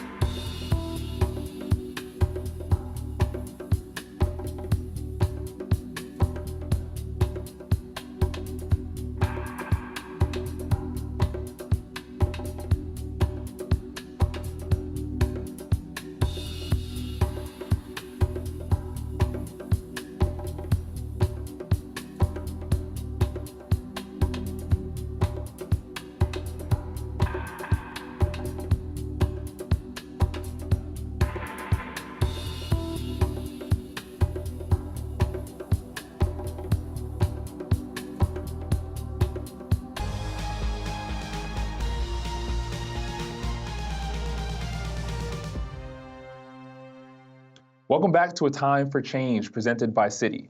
$22 billion. That's how much money was spent by collectors and traders this year on NFTs, which is a 220-fold increase from last year, according to data from DApp Radar. And our next guest is looking to bring his crypto-focused investment management firm to an entirely new generation. Brandon Buchanan, founder and managing partner of Metaphor Capital, thank you so much for joining us this afternoon. And let's get right into things. So you're a lawyer, you've worked on Wall Street doing M&A, and you're looking to take over the crypto space, particularly through NFTs. Tell us how you got here and what this all is about. Sure. Marquise, and first, thanks for having me. You and Yahoo, I really appreciate being here. It's been a beautiful journey to get into the crypto space. Started my career as a securities lawyer doing white-collar criminal law and securities litigation. Knew I wanted to be in venture capital, so everything that I was doing along the way was a pivot to get to that point. In 2015, I co-founded a crypto fund that specialized in cryptocurrency mining. And in 2020, when I moved to Miami during the pandemic, I was going deep into the DeFi world, but then sort of quickly pivoted into the NFTs because, I'm so passionate about culture, sports, technology, and NFTs seem to be a fusion of all my interests. All of that was great until you mentioned Miami. I'm a little bit jealous being here in New York. But I want to ask a question. Over the last 24 hours, we've seen a couple big players within the tech industry actually take a jab at Web3. So we saw Jack Dorsey and Elon Musk say, quote, NFTs are a VC's plaything. I'm curious, what are your thoughts on that? Yeah, listen, and a ton of respect for both of those guys. I mean, Elon Musk and Jack Dorsey, you're talking about two of the greatest entrepreneurs, certainly in my lifetime, but in history. So when they talk, you kind of have to listen. I do think there's a little bit of Bitcoin maximalism in what some of Jack Dorsey is saying. I think when you're looking at Web3, when you're looking at what's happening with NFTs, I mean, this is sort of a return to the co-creators, to the collaborators, owning pieces of the internet or owning their digital content. So I understand what he's saying. You see VCs that are making a play. They're owning some of these, layer 1 or layer 2 protocols. They're invested in these coins directly and certainly are profiting off of them. But I think the infrastructure that's being built, that's underlying this entire thing, this sort of movement from Web 2 to Web 3, where things are decentralized, is going to be to the benefit of sort of the broader community. And one of the things that jumped out at myself and a number of members on my team was the fact that Metaphor's board is made up of 6 men of color, which is a bit of an anomaly in this space, particularly in the investment management firms. So I'm curious, how did this partnership come to be, and was this an intentional decision? Yeah, no, I mean, listen, everybody on the team is extremely dynamic. I've known these guys for a very long time. So how this kind of all came about, Nabil and the Rocker Labs team from Miami, they were my first LP, my first investor when I did my first fund in 2015. So they've been early players in the crypto space from an investment side of things. And, when I moved back to Miami, it was only right that we partnered together. So I reached out to Nabil, I reached out to Juan, and we ended up kind of forming this partnership. So they kind of trusted me and my vision. And then I think collectively it all kind of worked together. And I think you're right. I mean, it's unusual. You don't see a lot of investment funds that have, an entire, base that is, Black, Latino, Indian, Asian. I mean, it's sort of atypical, but I think that's one of our best attributes. I do hope to add, a few women to the general partnership, and I've definitely been, trying to attract a few to the team. So that's kind of the next thing that we need to add. But I think diversity from an investment perspective is definitely going to add alpha and additional yield for our LPs. So really important. They say shooters need to shoot. So I'm not sure if that was a bit of a pitch there, but women, slide into Brandon's DMs if you want to be a part of the team. And just speaking about the opportunity that's in crypto, the opportunity that's in NFTs, we understand that people of color have been left out from a lot of these budding industries for so long. And a recent Harris poll out of the University of Chicago actually found that Black Americans are leading the cryptocurrency revolution. 23% of African Americans own cryptocurrency compared to 11% of white Americans and 17% of Hispanics. Is this something that you're actually seeing on your day-to-day basis of what you're doing?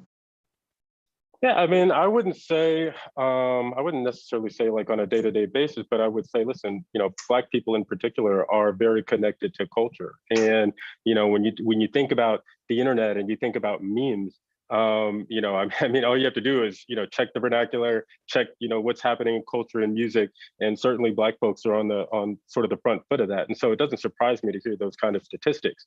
I think where you have this sort of gap is the financial resources to actually participate in some of these new economies that are starting. So from that sense, I think there's still a little bit disparity, right? I think some of the folks who are early in the technological world, who are early, in IT and have been buying cryptos for a very long time, these kind of first movers definitely have an advantage. But when you're looking at, new products and new participants in the space, I certainly think African Americans and really minorities broadly are interested in getting involved in the space. And I am seeing that. Absolutely. And so since its inception, you mentioned NFTs are actually buying up pieces of the internet. For some people, some critics, they may say, well, the internet at one point was accessible for all. Is this NFT space dangerous at all? Are people just now buying up the internet and eventually it'll be inaccessible for all? Do you see any danger in the NFT? What are you seeing? I just think the narrative is going to shift over time. I think NFTs are going to be ubiquitous. So everything that we're doing now, obviously we're starting with art and collectibles. Eventually it'll shift to gaming. But everything that we're doing from ticketing to events to an ENS domain is an NFT itself, which is kind of like a .com. So I say that to say, we won't be thinking about it just the same way that we don't think about the internet and HTTP, right? Like it's just going to be something that we do. So this is a way that we'll transact digitally for very unique items. And so I don't think there's any danger in that. If anything, I think it's important for us to educate people on it now, because I think new industries, new jobs, new roles are going to sprout out of this. And so you want people to be able to, learn what's happening now so that they can be participants in the future. Absolutely. And last question here, 30 seconds. I know you are now the owner of one of the rarest NFTs. I know you recently just purchased one from Sotheby's, and I know coming up in Q1, you're looking to generate hundreds of $millions in investment. So what is the future looking like for Metaphor? Well, so broadly speaking, Metaphor, I want to be the preeminent Web3 and NFT fund that's out. This sort of first foray that we're doing with Metaphor NFT Fund 1 is to stitch together what I was talking about earlier from Web 2 to Web 3 as we shift from a centralized internet to one that's decentralized. And so, I'm looking at early NFTs, vintage NFTs dating back to 2014. So, in that sense, like purchasing pieces like Kevin McCoy's Quantum, purchasing Rare Pepe's from 2016, and then moving forward to what you saw with the Gold Ape from 2021, Bored Ape Yacht Club. Like I really want to show what was happening, in the crypto sphere during that time and through NFTs. So that's what we're focused on now. But I think eventually you'll see us branch out into other sort of metaverse type things, whether that be virtual land or otherwise. Oh, it's great to hear that 2014 is vintage. So can't wait to see what they say about 2013. Brandon Buchanan, hang tight. I have a few more questions ahead. Okay. Because after the break, you're going to let us know about how to give the gift of NFTs in a smart way. We're back in 2 minutes. Okay.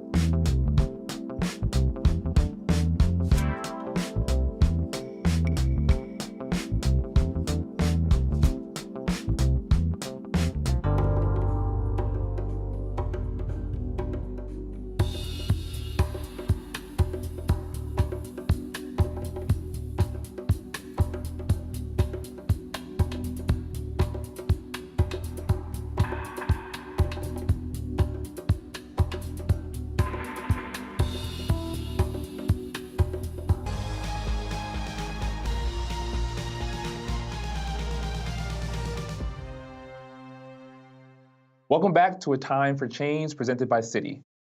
We're back with Brandon Buchanan, co-founder at Metaverse Capital, an investment firm employing a thesis-driven approach around the metaverse, internet. We just spoke with Brandon about what Metaverse does, and now in the spirit of Christmas and the holidays, he's gonna give us some tips about how to actually buy NFTs. So Brandon, we just closed out the last segment talking about the $3 million you spent on a rare NFT. So I'm not sure how many viewers can spend that much money, but I'm curious, if you had to suggest how to get into NFTs, where to purchase them, and where to start, what would you suggest to our viewers on how to start in the spirit of Christmas? Well, listen, this is certainly a Christmas gift for everybody. I think this is a blessing for everyone. Everyone should stop what they're doing right now and create a MetaMask wallet or some sort of cryptocurrency wallet. The best way to learn to do this is to roll up your sleeves and get started. I promise it's not as difficult as it seems. So everyone will set up a wallet. They'll set up a MetaMask wallet, again, or another comparable wallet. I don't want to, act like I'm, giving preferential treatment or bias treatment of MetaMask, but it is a simple one. MetaMask wallet, you will transfer cryptocurrency to that wallet from whatever exchange you have, Coinbase, Gemini, or what have you. Typically, Ethereum is the currency that most folks use. And then you'll connect your MetaMask wallet to OpenSea or some other marketplace. And then from there, you'll be able to peruse all the art, all the photographs, all the collectibles, and you'll be able to buy something that's within your range. And from there, and why I say it's important that you need to set up your own wallet is because the recipient that you're going to be sending the NFT to is going to need a wallet address themselves. So you'll need to be able to guide them through that process so that you can actually send it to them. And then at that point, once you have the recipient address, you can transfer and send whatever NFT that you bought for them. Mm-hmm. And I feel like a lot of people oftentimes, you can think back to a gift maybe in the past that you've received and maybe you didn't like. Would it be possible to exchange or return an NFT if you got something you didn't want?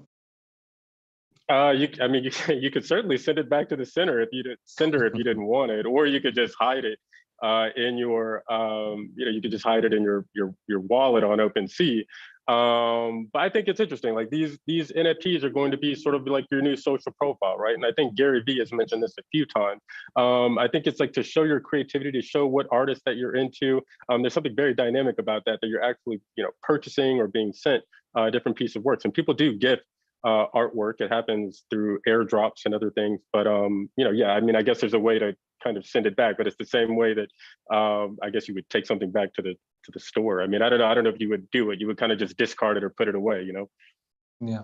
And so I know the NFT is all about rarity, and I think that's where the money comes from. So I'm curious, are there any particular artists that you're liking in the NFT space, and how does it go from obtaining an NFT to actually profiting off of it? Yeah, there's so many artists that I like. It's hard to really single them out. Ixchels is one of my favorites. She is just a phenomenal generative artist.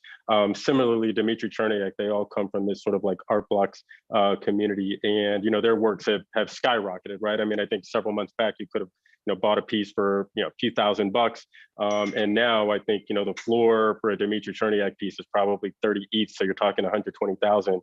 But Xcopy recently did a drop in connection with Async Art, and if you were part of the whitelist there, you could have bought it for $0.25 of an ETH, which is about $1,000. Love Matt Ken, Kevin Abosh, I mentioned earlier, he's sort of the OG crypto guy here. He has sort of like the first piece of NFT art.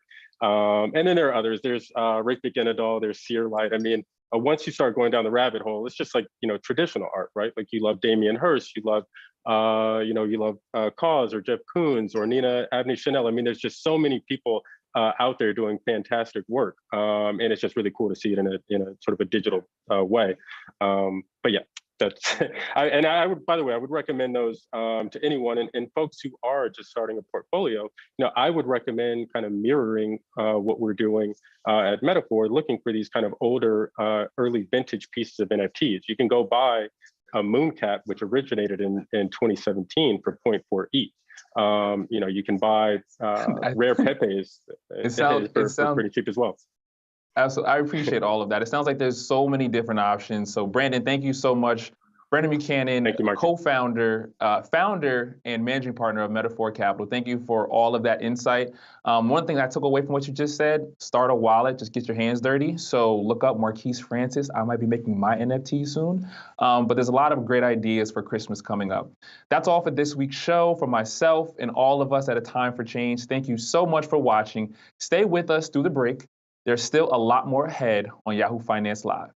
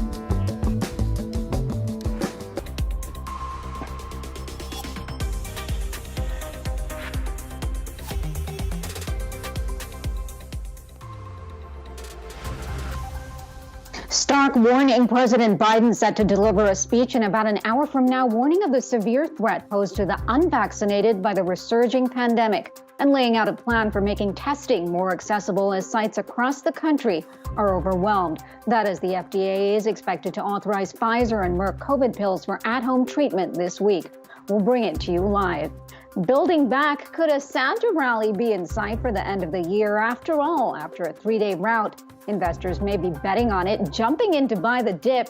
Lifted by news the president's Build Back Better plan could live to see another day, staring down Omicron. And holiday hoopla, even as Omicron becomes a dominant strain in the country, that's not stopping many Americans from packing their bags to travel. Well, where are they going and how much are they spending? We break it down with travel specialist Hopper. And we are so glad you hopped on board to spend some time with us today. Thank you for joining us. I'm Karina Mitchell, along with my co-anchor Jared Blickery. Alexis Christophers is off. And Jared, what a difference 24 hours makes. Just yesterday, we had a really ugly session, but today things are looking pretty nifty. Yeah, that's right. And we're going to bring in Yahoo Finance's Ines Ferre in a second, but I want to get a quick check here of the markets. The Dow is up over 500 points, kind of erasing yesterday's losses, but not the last 3 days. As you noted, the market has been down for 3 days. S&P 500 up 1.5%, matching the Dow's return. The Nasdaq, the outperformer, up about 1.9%. And now is the time to invite Yahoo Finance's Ines Ferre into the stream here. And Ines, what's catching your eye today? Well, Jared, that bounce back that you're just mentioning, looking at the sector action, we are seeing energy, financials, industrials. These are leading this bounce back today, this rally. Also looking at the Nasdaq 100, we're watching some of the names which yesterday had been down. Tesla now up 3% over a 2-day chart. You can see Tesla down 0.6%, but still, nonetheless, erasing most of what it lost yesterday. Also looking at Facebook, right, or Meta, I should say, up 2.5%. Also watching Microsoft and Alphabet and Amazon.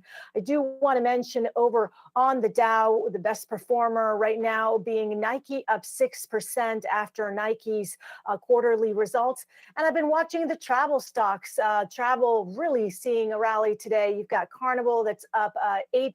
That had been up yesterday, but nonetheless adding to yesterday's gains.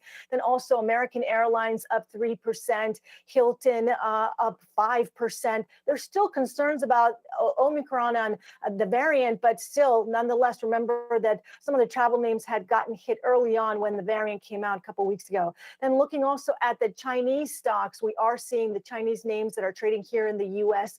rebounding today after yesterday's sell-off. We're looking at Baba that's up 6%. The tech names in particular outperforming quite a bit. And remember also that Asian stocks rallied overnight. And then also looking at the semiconductor space, we're watching quite a bit of green here. Part of this also has to do with Micron after reporting its quarterly results and a bullish outlook. Micron up 10%.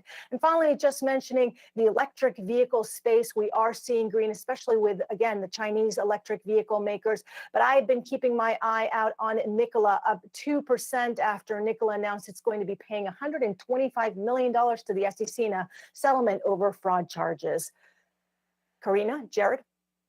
Okay, Inez Ferre, thank you so much. And we'll see you a little bit later on in the show. We are going to stay on the markets now and bring in our good friend, Keith Fitzgerald Group Chief Investment Officer. Keith, thanks so much for coming on the show again. It's good to see you. Want to just first get your reaction. What do you make of the price action that we've seen yesterday and today? And, you know, this buy the dip mentality, and also the notion that Build Back Better may not be dead. You know, there's a lot to take in a very short period of time. Dips are historically a gift that most investors don't recognize until it's too late. The key right now is to focus on the best companies, because these are very technical sell-offs. These are not fundamentally destroying the business case for owning these companies. Apple, Microsoft, many of the big names in here get sold off hard, and those are the names you want to focus on because they fall less, bounce back faster, and will continue to grow almost no matter what happens to a short-term speed bump like we've seen in the last 24 hours. And Keith, always great to see you here. Got to talk about seasonality because we are in that time of year when stocks usually go up, and fortunately they are today, but we've seen some volatility this month that is a bit uncharacteristic for December. So I'm wondering if it's much ado about nothing. Well, it has to do with something. There are legitimate concerns about Omicron, of course, but is the market able to discount this now? You know, again, the slowdowns and sell-offs are funny things. People want to deal with them in the moment. But again, history shows over time that the better perspective is to take a deep breath, concentrate on the best, ignore the rest. So Omicron, the really cool thing about that, as terrifying and scary as the concept of a pandemic is that we are learning to live with it. People are wanting to get out. They're wanting to reopen their lives, stay out, and do things like travel, for example. So that is a good sign. It's a great development. The fact that people are beginning to understand that they want to live as opposed to hunker down is an important change in psychology. So to me, yes, this is normally a Santa Claus rally scenario, but the fact that we have made a buyback like today, there's still going to be more volatility, but it's an incredibly good sign that resiliency is here. And Keith, I want to ask you, so where do equities head from here compared to the last couple of years? And what sectors are you particularly looking at? I know that you are bullish on EV. Yes, we are bullish on EV because, again, you know, I think that the path is generally higher. I think people are underestimating the ferocity of the bull market that potentially is with us in 2022. We are going to learn to live with Omicron, with COVID, with all of the other Greek letters in the alphabet. And when we do, the world is going to just leap forward because that's the future that everybody wants and deserves. It's brighter. It's an optimistic look on things. So I think it's important to understand that as you select your investments. If you want to hunker down, that's yesterday. If you want to go forward, that's tomorrow's profits. EV is a great example of that. There is no question. I mean, I'm a V8. I like my gasoline, my petrol, all that other kind of stuff. But it doesn't change the fact that EVs are where the world is going. Rivian in particular is getting a lot of news, as it should. Canoo is another one that I think is totally off the radar for most people. Tesla, of course, is at the front runner. The world is going that direction. How we feel about it, what we choose to drive, those are all important considerations. And Keith, just reading your notes from today, I noticed that you like the financials too, and that's a trade that's working out today. I have the Wi-Fi interactive up here, and we're looking at our bank's heat map. See Wells Fargo, Morgan Stanley, Goldman Sachs, Bank of America, all up more than 2% here. And I would say the yield curve is expanding today, so that's kind of in line with it. How far do you see this continuing, given that the Fed is thinking about tightening right now? I think that the tightening is overrated, and that's a pun on words, really, very deliberately on my part. I think that world needs money to go around. The financials are a no-brainer in here because think about all the loans that have to take place. Think about all the mortgage payments. Think about the way the world works. If people want to buy a car, they finance it. They want to buy a house, they finance it. They want to buy something on credit, they finance it. So good, bad, or ugly, I don't really care about that. What I noticed, though, from an investing perspective, is that's going to fuel an entire generation of profits. The move to digital currencies is going to accelerate that. Banks will be involved within the next 12 to 24 months. So I think you're seeing, again, a great move here. It's a good chance to get ahead of some of the big names. Quality matters, and these big banks are going to reflect that. Keith, you have such an upbeat outlook. I hate to be the Debbie Downer on this, but I need to ask you the question, what happens to the consumer next year? Because with prices being driven up, price pressures, gas prices are up, rents will rise next year, mortgage rates expected to go up as well. How much before the consumer literally puts up their hands and says, I can't deal with this anymore? Well, I tell you, all joshing aside, that is the one thorn in my side. It makes me boiling mad because this is a political situation. This is directly a result of the Fed, which has already caused the next three crises. Millions of American consumers are being hurt, and they needn't have been hurt. So if I look at this as an optimist, I say the world is going to improve. We're going to move forward. Investors will find a way to deal with it because they have to. We have a lot of brilliant, resilient, clever people out there. They're going to find a way to make ends meet, but I can't vouch for and I want to be respectful here, for the lack of correct decision making inside the Beltway that has led to this. And I'm not digging at politics. I'm digging purely at the numbers. Yeah, and Keith, not everyone believes the Fed will do what they say we will do. We'll have to leave it there, but thank you. Keith Fitzgerald Group Chief Investment Officer. Thank you so much for your time today, and a very happy holiday to you. And you can step up your own investment strategy with a free 14-day trial for Yahoo Finance Plus. Get expert research reports, actionable investment ideas, advanced portfolio tools, and much, much more in a sleek ad-light experience. You can check it all out today at yahoofinance.com/plus. Coming up next, we find out if the spread of Omicron is causing holiday havoc in retail sales as more shoppers sat out on Super Saturday this year. Stay with us.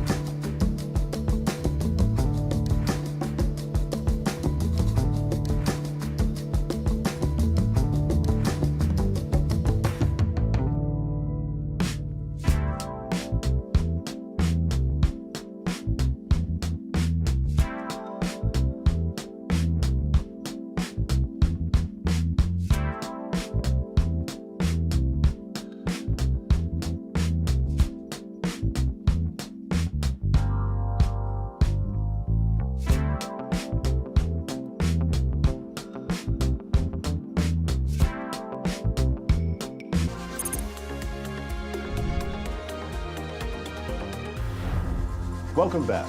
The countdown to Christmas, people rushing to stores for this last week of holiday shopping. In some cases, a much different look than the prior year when many were hitting up online stores during the pandemic. A new report by Salesforce shows that digital sales rose 3% post-Cyber Week, despite the economic challenges caused by inflation, low inventory, and fewer discounts. To discuss more on this, we have Vice President and GM of Retail at Salesforce, Rob Garf, and Yahoo Finance's Danny Romero. Rob, thank you for joining us today. And we want to begin with your biggest takeaway from the report here, please. Yeah, absolutely. First of all, it's great to be back and happy holidays. Yeah, it was really interesting. The week after Cyber Week, we saw another week of moderate growth. But what was really interesting to us, last week, we saw a surge in digital. We saw a 22% year-over-year increase, capped off by this past weekend, where we saw a 27% year-over-year increase. So people still looked at digital as a source to procure their last-minute holiday deals. And Rob, how would you describe this holiday season? What would you say? How is it really shaping out despite all the economic challenges? Yeah, absolutely. The way I'd characterize it is Cyber Week was bookended by really healthy digital growth. And what I mean by that, the first 2 weeks of November, we actually saw an 18% year-over-year increase. So demand was being pulled earlier because, consumers were hearing headline after headline of inventory issues, product getting stuck in the port of LA, and inflationary concern. And then after Cyber Week, that last week, we just saw, like I mentioned, a 22% year-over-year increase. Part of that was driven by Omicron and people going to the health and safety of buying online. The other piece, of course, was people were racing to really buy that product, that last-minute gift before the holiday shipping cutoff window went into place. Was just around this weekend. I love that you have the sign "Breathe" behind you in your background, because I feel that's what shoppers have had to do all season long with all of the, warnings about supply chain issues and things will be out of stock. And despite President Biden, if you remember, saying that don't worry, your stores will be stocked with the goods that you want. I was in a Target over the weekend on Super Saturday, and the shelves were bare. But having said that, I wonder, what product category growth are you seeing? What are people buying more of this holiday season?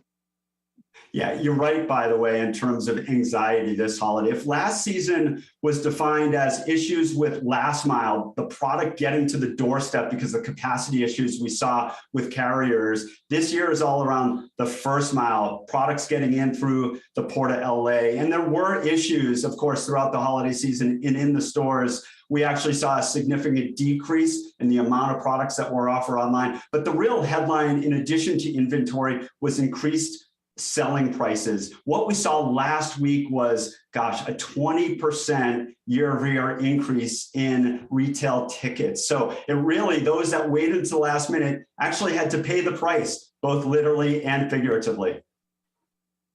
And Rob, following to that point about Super Saturday, there's been some reports that say that the sales were actually down for Super Saturday compared to obviously previous years. Why is that? Well, I think you saw that in the physical store. What we saw at Salesforce, based on our shopping index and our Holiday Insights Hub, is that actually demand was really strong, 27% year-over-year increase. And going to that prior question, some of the hot categories were around experiential types of products. So luxury handbags, furniture was still hot, and consumer electronics, which actually was a sleeper for a lot of the holiday season, really saw a spike. So again, it's really of this tale of two cities around the decrease in shopping over the weekend, partly because of the Omicron fears, but also a need to really focus on digital, find those products that might not physically be available in the brick and mortar stores. And I'm just wondering, given that there was this last minute flurry of buying, is this a trend that you think is going to continue? And also, do you think these people are going to get their packages on time? Because we got a big deadline ahead of us. We sure do. Yeah, about 80% of sales are done through the holiday season. And, the surge also was because, again, people were trying to get to that shipping cutoff window. But the real winners, especially over this holiday weekend, were those in retail that provided the ability for consumers to buy online and then pick it up in and around the store. We saw those that offered those really creative fulfillment options grew at a 2 times higher rate than those that didn't. Again, as that shipping deadline loomed. Yeah, and Rob, many consumers obviously shopped super early this year due to everything that was going on, right? The supply chain crunch, as well as inflation. I guess, who do you think really benefits retailers, I guess, for that early shopper? Yeah, sure. You're exactly right. Again, people did buy early, and that is a dream for retail. Each year, retailers go into the holiday hoping people would buy early. And if they don't, they totally rip up their total promotional calendar and they start over and they get into this game of discount chicken, which, by the way, this year, for the first time in decades of me following this, the consumers might not actually win. But the real winners this holiday were those that were able to provide personalized promotions, personalized service. And a lot of that was done through the mechanism of a loyalty program. The more retailers know about who you are and your preferences and your shopping history can really focus the promotions that are coming via text, via email, and so forth, and really targeting. We saw a serious uptick in those retailers that could offer those promotional type of capabilities in the time leading up to this holiday this season. Rob, we have to leave it there, but really appreciate your time here. Rob Garf, Salesforce VP and GM of Retail. Well, after the break, we have a preview of Biden's speech he's set to deliver at 2:30 p.m., which we're going to bring you live. And here's the preview after this.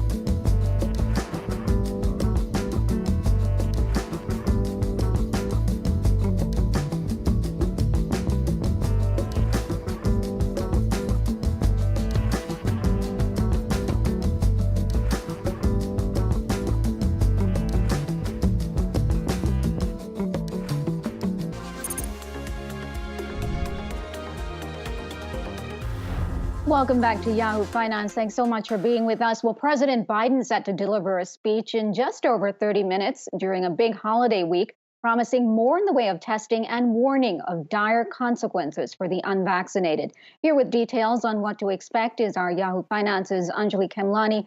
And Anjali, the president set to speak as Omicron now becomes a dominant variant in the U.S. and as the FDA is poised to authorize the use of Pfizer and Merck COVID pills for at-home use. That's right, Karina. We know that the U.S. was kind of unprepared for this in the beginning stages, right after Thanksgiving, when we first heard about Omicron. Many of the health experts said that the winter surge that was set to start would largely be driven by the Delta variant, but we're starting to see that Omicron is already in 73% of U.S. cases. So that really shifts the tone as we see just how transmissible the variant is. But the good news is that for those that are vaccinated, the whole idea of it being a mild disease would still stand. Still, the Biden administration is set to roll out several strategies to help curb the spread, even though we're already seeing concerning numbers. The president is set to say today that at-home tests will be available for delivery for free to Americans who request them starting in January. The administration is buying 500 million at-home rapid tests for that reason. They're also sending out 50 million tests to those who are not covered by private insurance. And in addition to that, the plan that had been announced recently about getting reimbursement for at-home tests, if you do have a private insurer, will still stand. This is all on top of the administration's $3 billion investment to get more rapid tests out there and manufactured. So really a lot going on in that space. Meanwhile, in addition to all that, they're going to be announcing a push for vaccines with new vaccine sites, as well as new clinics that they're hoping to get moving, as well as troops, 1,000 troops sent to hospitals that are suffering and burdened by COVID surges. And that's in addition to activating FEMA to help out. So really a lot of moving pieces to really help the effort here in the U.S. And Anj, real quick here, we did get some additional good news on the COVID front that Bloomberg reporting that the Pfizer and also the Merck pills, the COVID pills, antiviral pills, might be approved this week. Do you have any news on that front? That's right. The Bloomberg report really sets the tone for what many have anticipated to be a shift in how the U.S. responds to the pandemic with those two pills, both showing different levels of efficacy really against the virus, but still providing some level of at-home care and treatment, which should alleviate the burden that we're currently seeing on hospitals as cases go up. If it does come out in time in the middle of the surge, it could really change the trajectory of the winter surge, but all of course, lays in the hands of the FDA right now, which did already hear the advisory committee response to the Merck pill, and we're waiting on word on Pfizer as well. So all of that set to really take action this week. All right, Yahoo Finance's Anjali Khemlani, thank you so much for getting us up to speed on that. We're going to take a quick break, but after that, we bring you up to date on the state of the markets today as we await the president's address to come in the next 2 p.m. hour. Stay with us.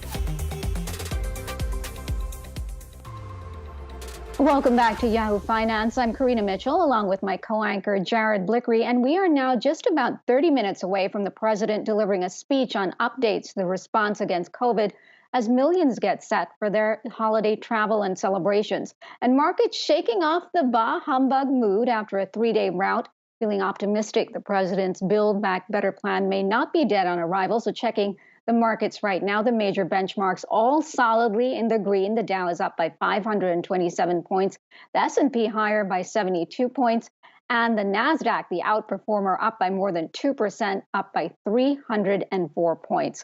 And here with more on market actions and the 3 big tickers we should be watching today is our Yahoo Finance's Inez Ferre. And Inez, we start with Nike, the stock delivering an early Christmas gift to investors after its earnings report, despite supply chain issues. That's right. Supply chain issues in Vietnam. I'll get to that in just a second. But overall, this was a strong quarter on the top and the bottom line for the company, beating earnings per share by 20 cents. Revenue also beat expectations. The company's gross margin increased 280 basis points to 49.9%. And this quarter, gross margin is expected to expand another 1.5 percentage points. And also, direct sales has been growing at Nike, with now 40% of the company's sales being direct sales. And that's impressive given the amount of distributors that the company works with as well. Now, the weakness that it did see was in China, with China sales down 20%. This is because of supply constraints, supply chain issues in Vietnam, those Vietnam factories that had been closed over the summer because of COVID-19.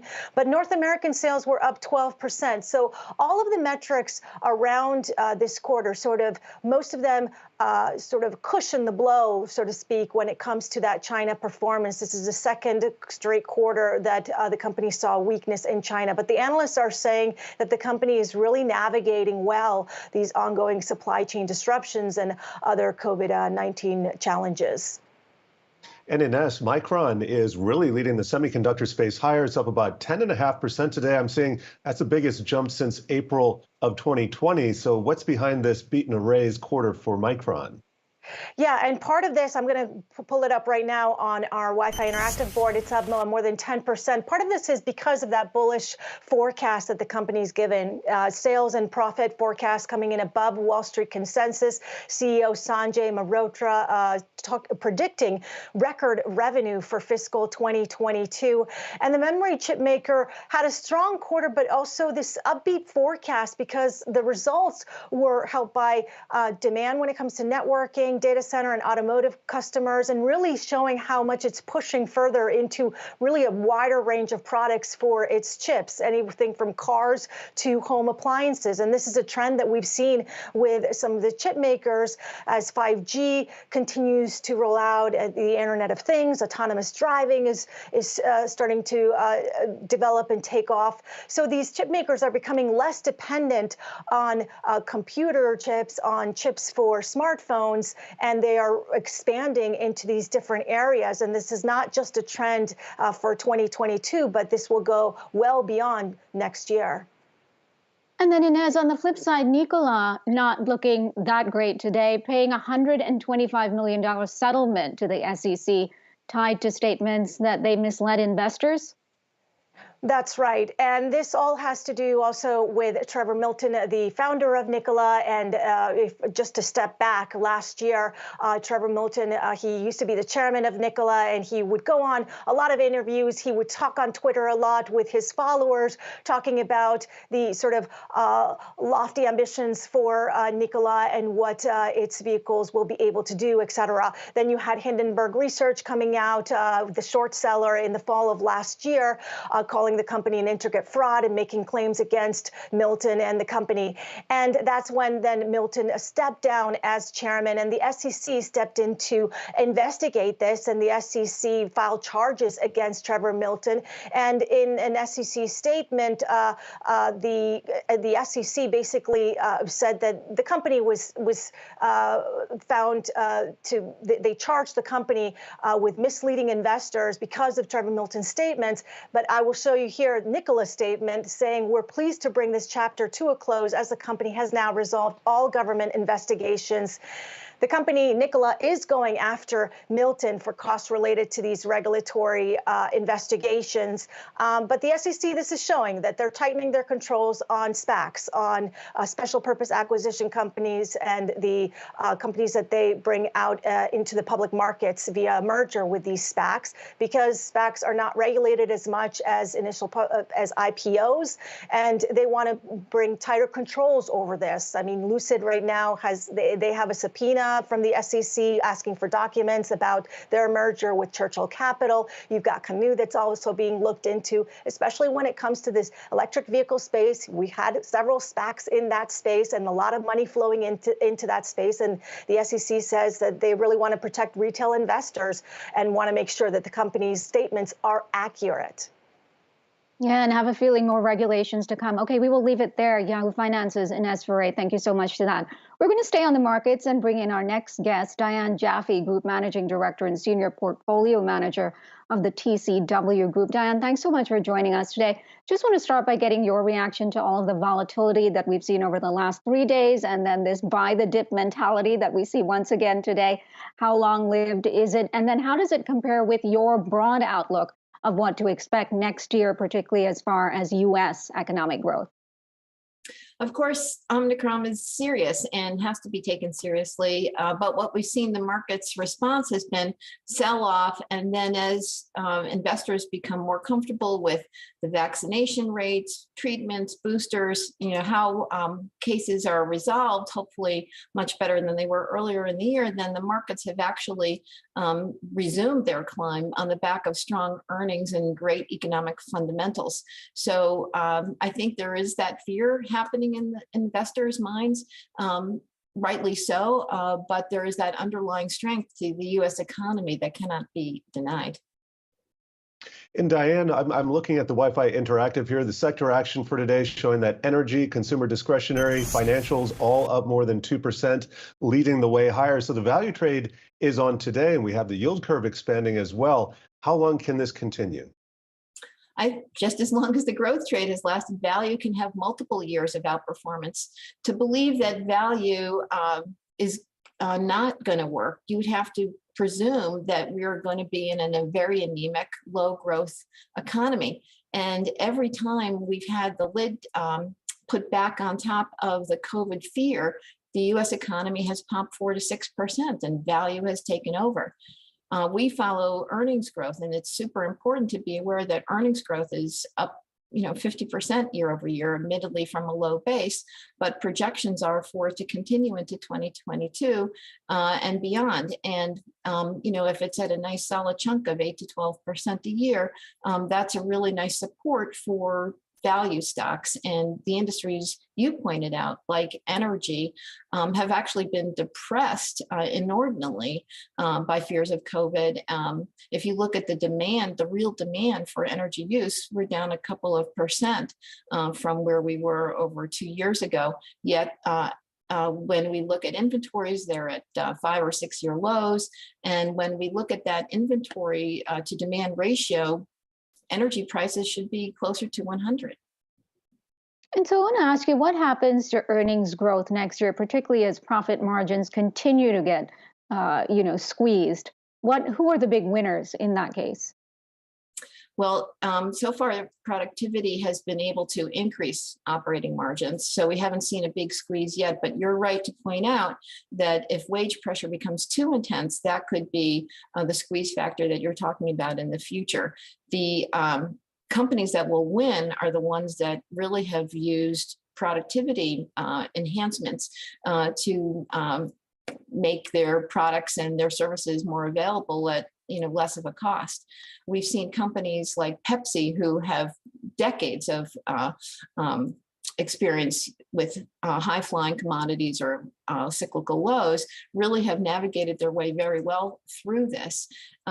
We just listened to the Darden call the other day, and while unfortunately, employment is at 95% levels pre-COVID.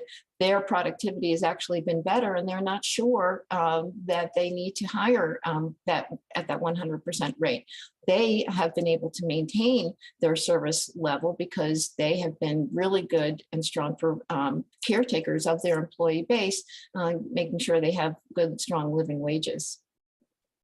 And Diane, you said a couple words that caught my attention just a minute ago. That's $100 for oil. And I'm looking at it right now. It's up about 4.5% today, WTI. So the second best day in 4 months. So $100 oil. I think Goldman had a similar call a few days ago, but that was for 2023. When do you see it coming? I would say in the next 1 to 2 years. And of course, we want to make sure that the companies in our clients' portfolios are prepared for the energy transition, because that's very important to us and to our clients. And so, but you can find energy companies that are saying, no, we're going to be part of the solution. And so I would say in the next 1 to 2 years.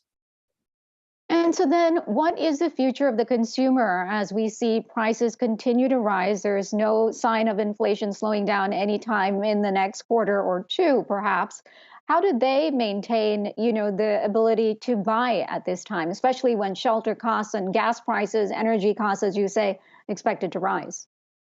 Yeah, so that's important. Backdrop is the employment situation. And really, we're on track to continue to have more jobs. I'd love to see the participation rate increase. But when if you're someone who has a good job and have the prospects of staying in that job or getting even a better job, then you're going to be able to fight inflation and wage.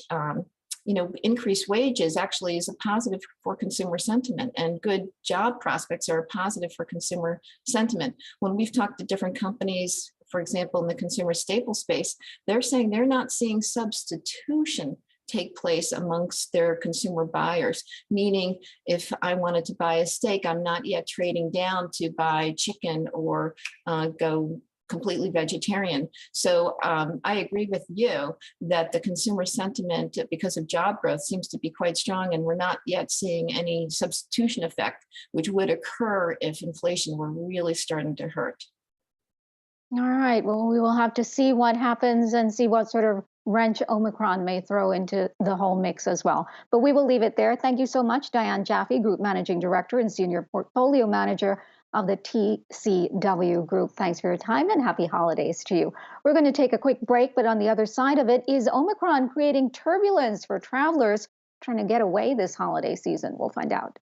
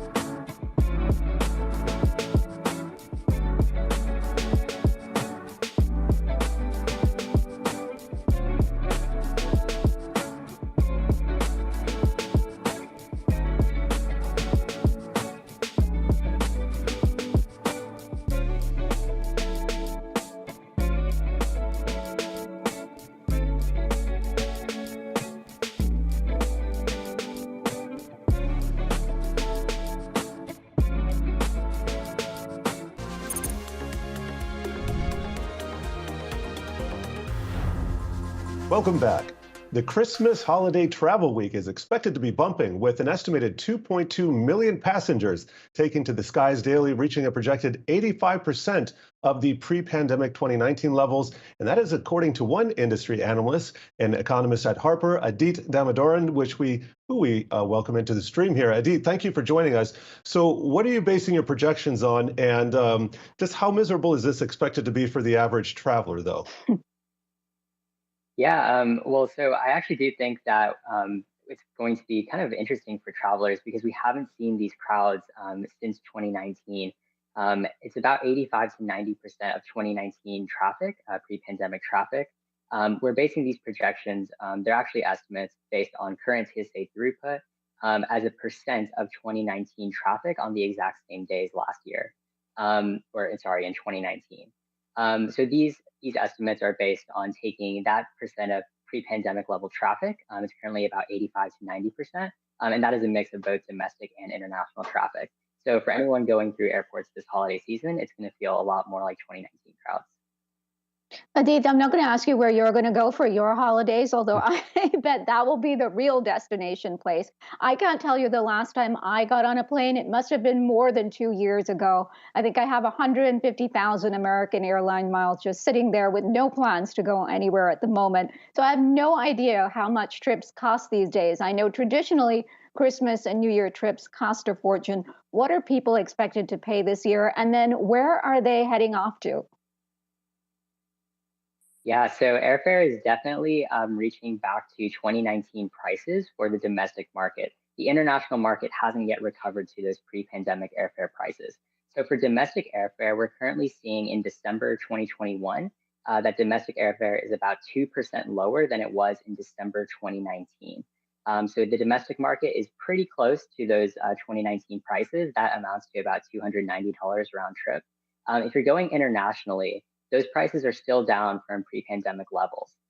So for the international airfare market, for outbound international flights from the US, those are down about 9% from 2019 prices.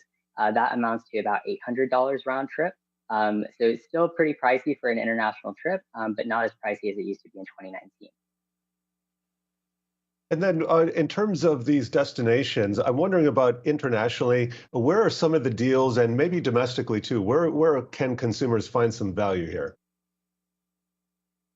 Sure. So domestically, I would say that most of the deals tend to be along just various routes to leisure destinations. If you're looking last minute, Florida tends to have some really good deals because there has been so much added leisure capacity to leisure destinations and beaches in places like Florida, like South Carolina and like California.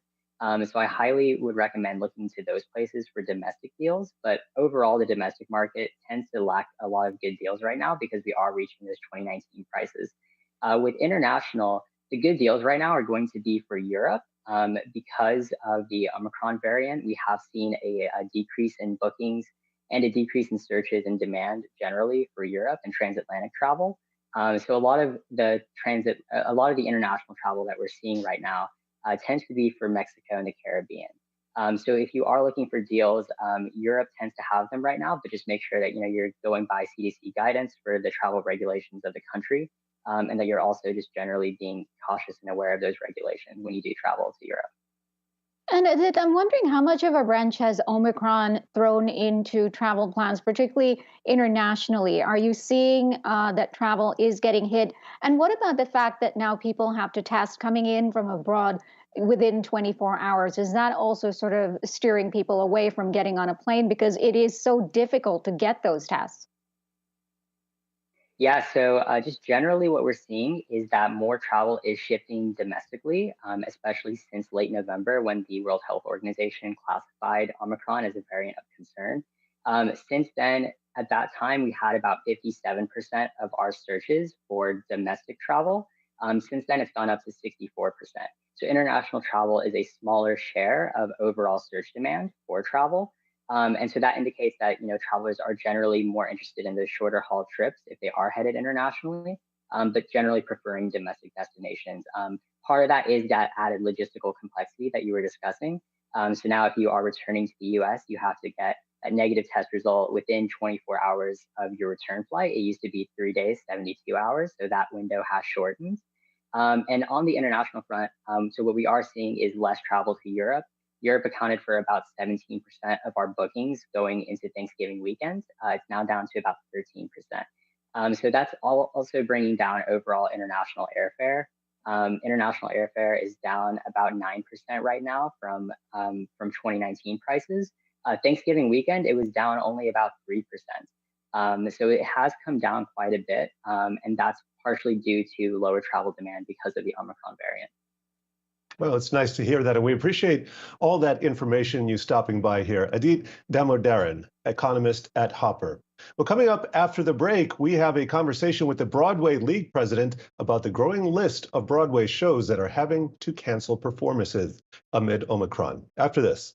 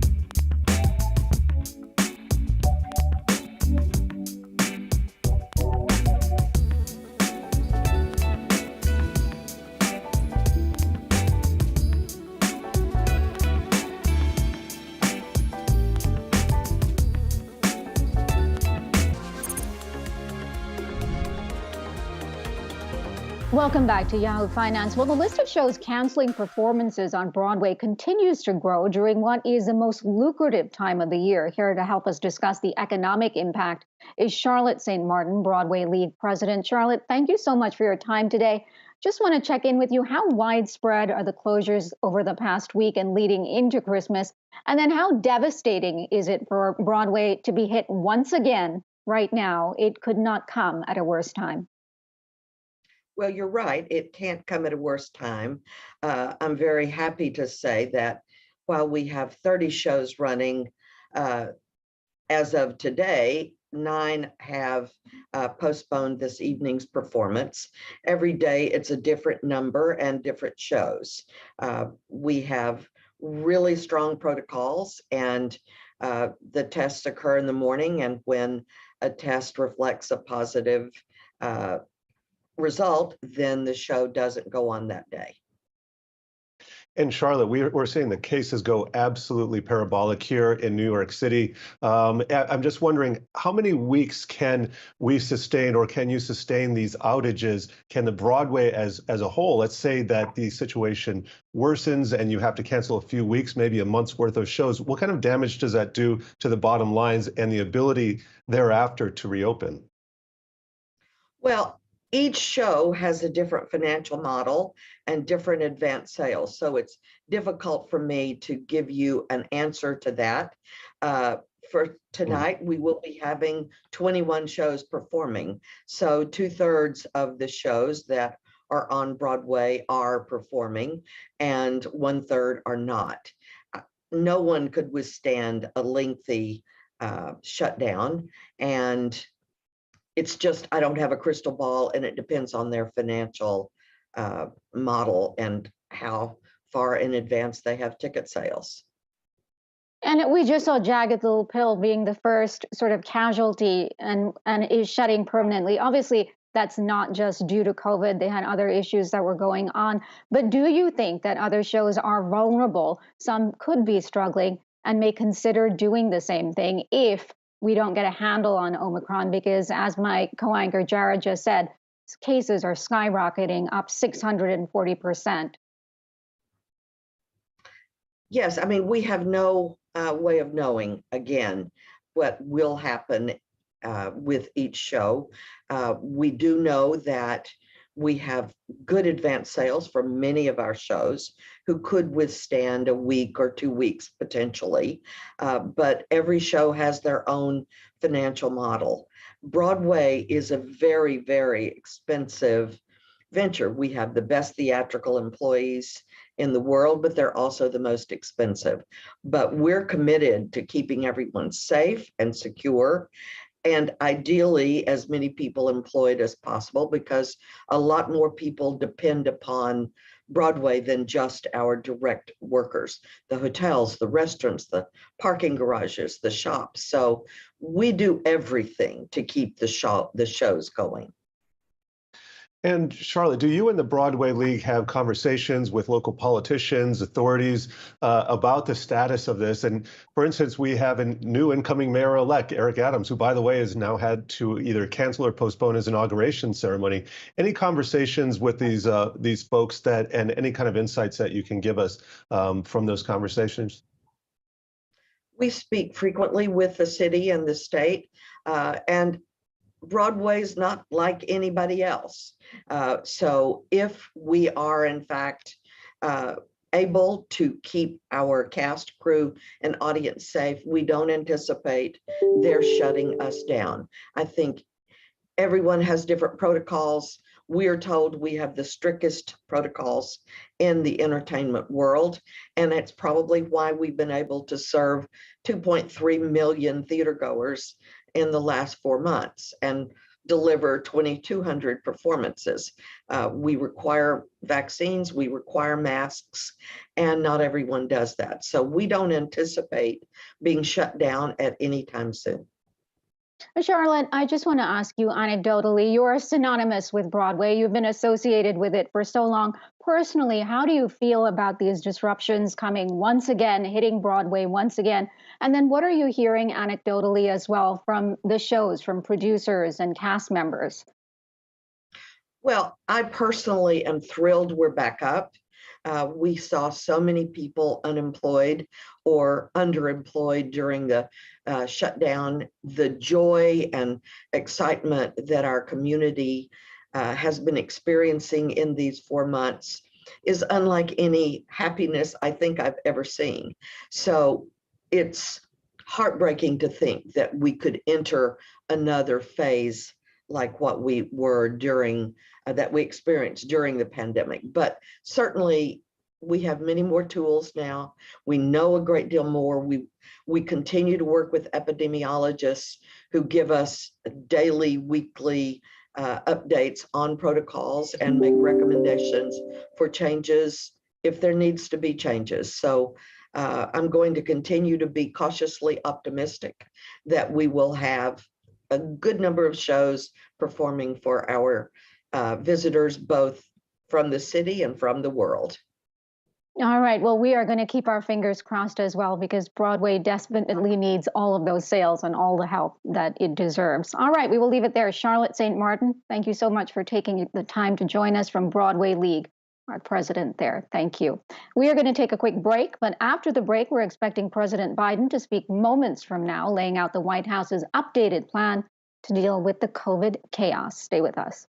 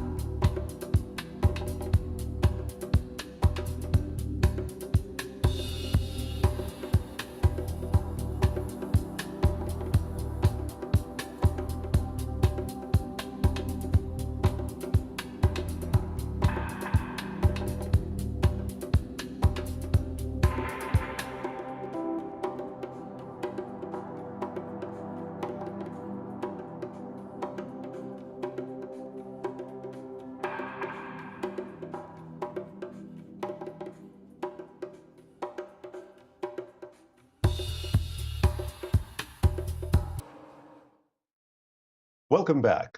Well, it's time now for a check of the energy markets, where WTI crude oil just settled at $71.12 per barrel. Energy sector is in part leading the way today, and we want to bring on Yahoo Finance's Ines Ferre for all the latest. What do you have your eye on here in the energy market, Ines? And Jared, WTI February futures, as you just said, rallying today, gaining back what it lost yesterday. Brent crude also higher today, up about 3.5%. You've still got the Omicron variant worries, but UK Prime Minister Boris Johnson saying that he wouldn't impose any restrictions before Christmas. So that seemed to be helping oil rally today. Also, surging gas and power prices in Europe. France is burning fuel oil and importing from other countries. Now, the OPEC Plus will be meeting next month, and they will, for now, be keeping that output hike that they had agreed upon earlier, though they could reverse that if things change. And recently, Goldman is saying that $100 per barrel for Brent was not impossible by the end of 2022. They see it at around $85 next year, but by the end of the year, next year, because of either higher costs, inflation, or because supply won't meet demand, Goldman is seeing that $100 is definitely possible. And Goldman also has said before that the recent sell-off that we've seen in oil, especially after the Omicron variant came out a couple weeks ago, that was just overdone. Jared, Karina? Thank you for that report, Yahoo Finance's Ines Ferre. Log4j.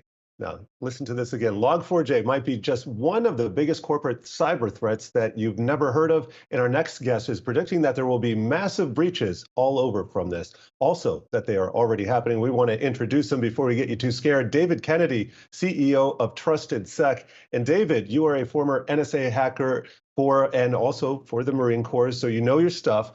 I personally had not heard of this until hours ago. So can you let us know what the danger lies in here? Yeah, I think the reason why people struggle with kind of understanding what this is or even hearing about it is because it's so complex. Think of this as code that's embedded in thousands, if not hundreds of thousands of pieces of devices, software, hardware, you name it. It's embedded in almost every aspect of the technology that we use. And there was a recent flaw that was discovered about 2 weeks ago that allows attackers to essentially open the doors to any of these products and fully hack it. We've already seen ransomware groups targeting organizations and holding them ransom because of this flaw.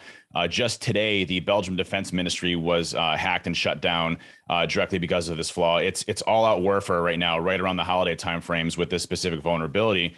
And it's extremely complex to fix. It's not a simple, hey, you update your phone, you update your computer. This is embedded in applications that are deep into the coding. It's unfortunately going to be one of the worst ones I think I've ever seen in my 25 years of being in the security industry. So David, exactly how vulnerable are we? And then are there particular, industries or sectors that are seeing more threats or that are more vulnerable? This is kind of the Wild West at the moment. We're seeing, pretty much every industry vertical targeted and hit. We're seeing attacks from nation states like China, Russia, North Korea, Iran. We're seeing ransomware groups weaponize this. Most recently, we saw what we call a worm or a self-replicating piece of code that has automation attached to it so that it can impact more and attack more faster than we typically see from normal, hands-on keyboard type of hackers. So right now it's kind of open season for this vulnerability, and companies and corporations all over the world, including the defense side of the house, DoD, the critical infrastructure security agency. Everybody's going around assessing what they can do to really try to fix this as fast as possible. But unfortunately, it's not going to be an easy fix, and this is going to be one that hits us probably for several years. When you say several years, I mean, it's hard to calculate the potential cost, but are we seeing the marshaling of resources that you think are necessary to attack this problem? And if not, how do we get there? I think the big corporations that have dedicated security teams that have large IT staffs are really spending the time to try to address this as quick as possible. The issue you start running into is hospitals, small to medium-sized businesses, organizations or governments that don't necessarily have the sophistication level to understand what this vulnerability is.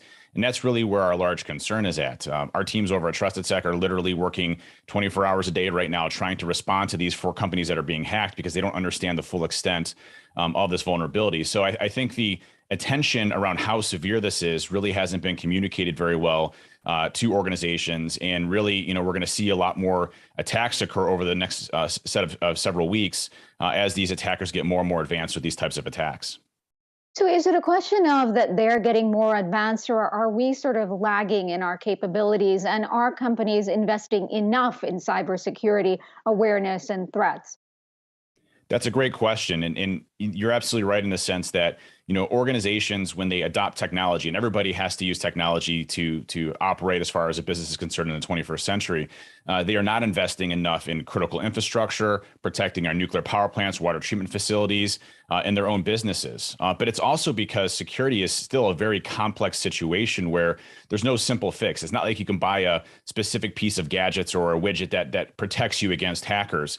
It requires investment in time and people and really understanding what the threats are out there to really protect yourself. And I think that's the biggest issue is the complexity that security has right now in the event with technology progressing so fast. These hackers are moving so fast. It's very difficult in a moving scale to try to compete with that.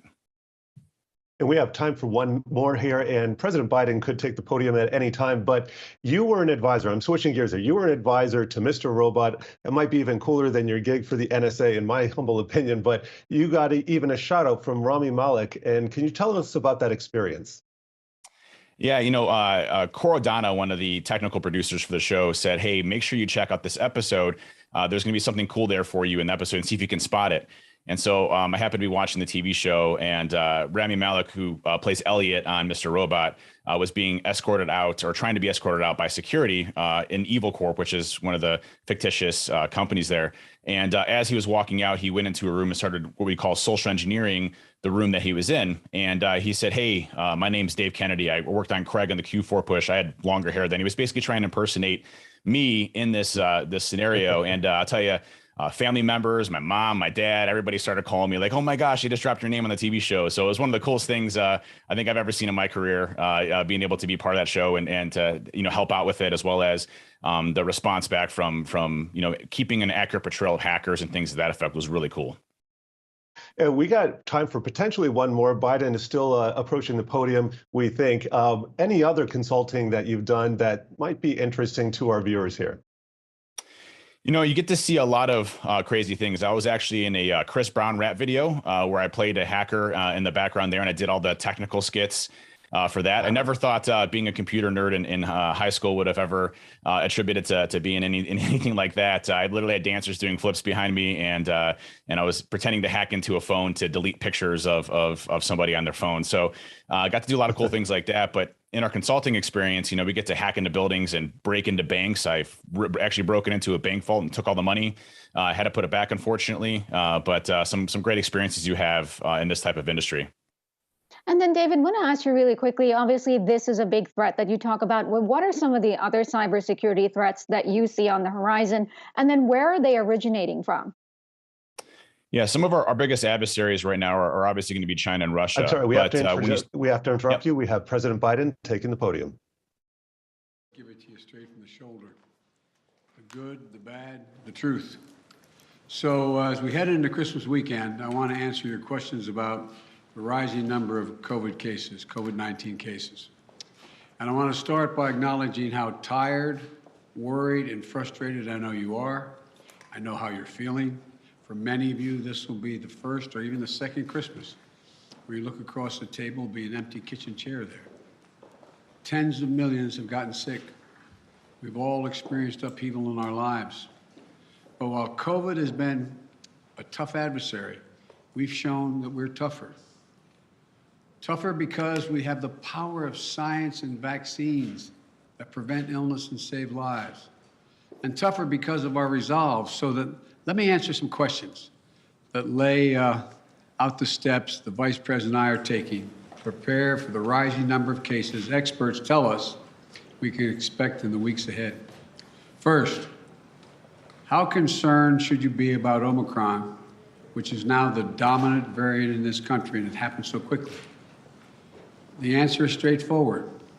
If you're not fully vaccinated, you have good reason to be concerned. You're at a high risk of getting sick. And if you get sick, you're likely to spread it to others, including friends and family. The unvaccinated have a significantly higher risk of ending up in a hospital or even dying. Almost everyone who has died from COVID-19 in the past many months has been unvaccinated. Unvaccinated. But if you're among the majority of Americans who are fully vaccinated, and especially if you've gotten the booster shot, that third shot, you have much less reason to worry. You have a high degree of protection against severe illness.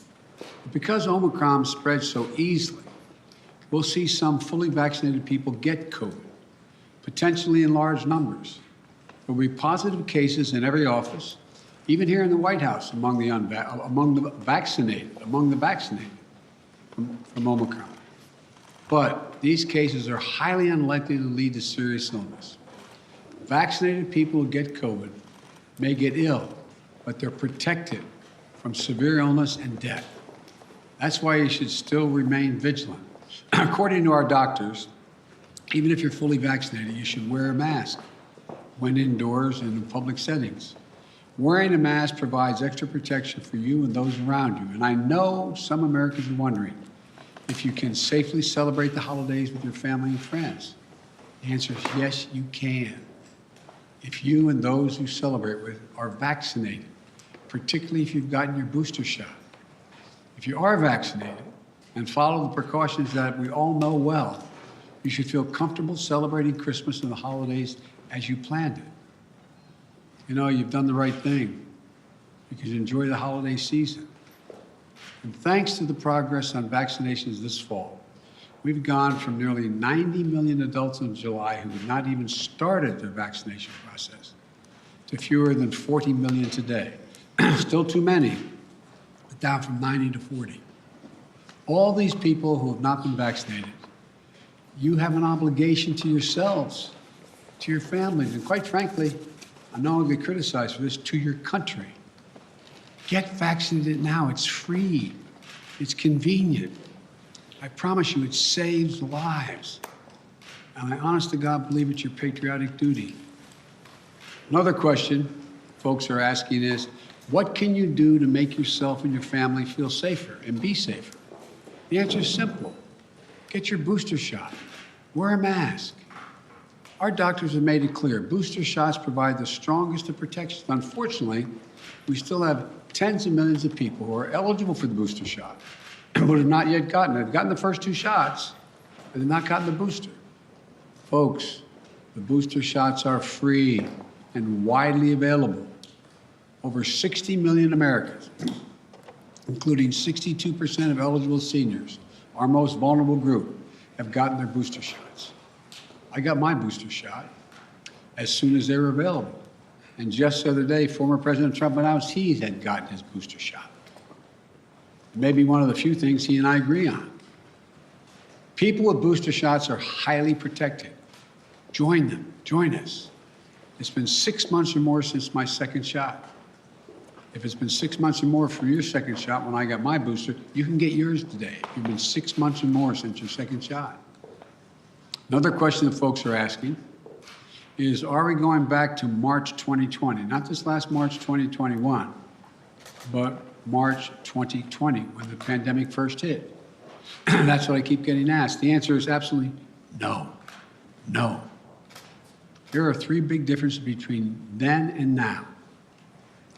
Number one, first one, more than 200 million Americans have been fully vaccinated.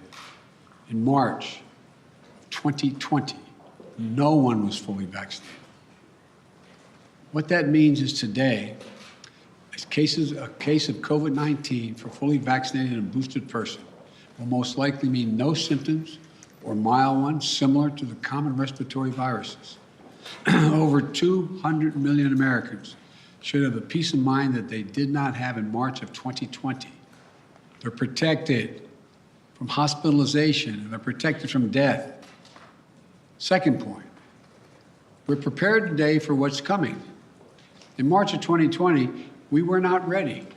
Today, we stockpiled enough gowns, masks, and ventilators to deal with the surge of hospitalizations among the unvaccinated. Today, we're ready. And as I'll explain in a few minutes, we're going to be reinforcing our hospitals, helping them. Number 3, we know a lot more today than we did back in March of 2020. For example, last year, we thought the only way to keep your children safe was to close our schools. Today, we know more and we have more resources to keep those schools open. You can get 5 to 11-year-olds vaccinated, a tool we didn't have until last month. Today, we don't have to shut down schools because of a case of COVID-19. Now, if a student tests positive, other students can take the test and stay in the classroom if they're not infected, rather than closing the whole school or having to quarantine. We can keep our K through 12 schools open. That's exactly what we should be doing. So folks, let me summarize. We should all be concerned about Omicron, but not panicked. If you're fully vaccinated, and especially if you got your booster shot, you are highly protected. And if you're unvaccinated, you're at a higher risk of getting severely ill from COVID-19, getting hospitalized, and even dying. So the best thing to do is get fully vaccinated and get your booster shot. And no, this is not March of 2020. 200 million people are fully vaccinated. We're prepared. We know more. We just have to stay focused. So that's where we stand. Now let me tell you about the additional steps I'm ordering today to take on what is coming. I know you've heard a lot of this in the news already this morning. 3 weeks ago, I laid out a COVID-19 action plan for this winter, that prepared us for this moment. Today, we're making the plan even stronger. First, we're setting up our vaccination and booster efforts. We're stepping it up significantly. In the past 2 weeks, we've seen the highest vaccination rates since last spring.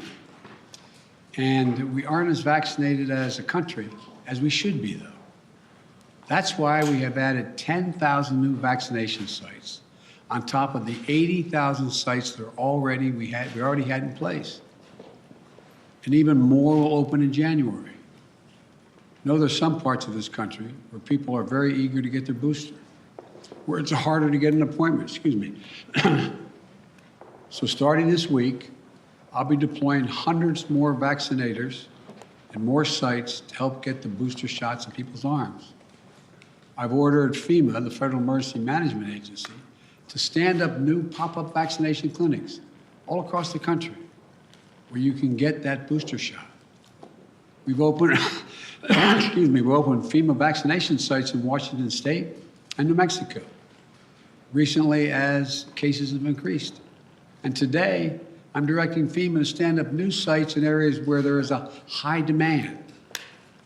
These steps are going to help us add more and more booster appointments and just over the next few weeks. I also want to say a word to parents. If your children are not vaccinated, please get them vaccinated. If you're a parent, understandably, who waited to see how the first shots went with other kids before getting your own kid vaccinated, you can stop waiting. 6 million children in our country, ages 5 to 11, are vaccinated. Get your children protected today, now. For those parents out there who have a child that's too young to be vaccinated, that is under the age of 5, I know this can still be a scary time. But one thing you can and must do while we await vaccines for children under 5, get yourself fully vaccinated and boosted, as well as those around you, your children, your caregivers, your siblings. It's critical to mask up in public indoor places. We know that our youngest children have only rarely been impacted by serious COVID-19 cases. But they can be further protected if they're surrounded by vaccinated people. And again, to folks who are not vaccinated, you might think you're putting only yourself at risk, but it's your choice. Your choice is not just a choice about you. It affects other people. You're putting other people at risk. Your loved ones, your friends, neighbors, strangers you run into. And your choice can be the difference between life or death. The longer the virus is around, the more likely variants form. It may be deadlier than the ones that have come before. Let me say again and again and again and again, please get vaccinated. It's the only responsible thing to do. Those who are not vaccinated are causing hospitals to become overrun again. I just spoke to the governor of New York. Every COVID-19 hospital means someone with a heart attack, cancer, or other serious illness may not get that bed and that life-saving care they need in the hospital. Look, let me give it to you straight again. Omicron is serious, potentially deadly business for unvaccinated people. Let me be clear. Thanks to the prior administration and our scientific community, America is one of the first countries to get the vaccine. Thanks to my administration and the hard work of Americans, we led a rollout that made America among the world leaders in getting shots in arms. But uptake slowed this summer as vaccine resistance among some hardened. Look, the unvaccinated are responsible for their own choices. But those choices have been fueled by dangerous misinformation on cable TV and social media.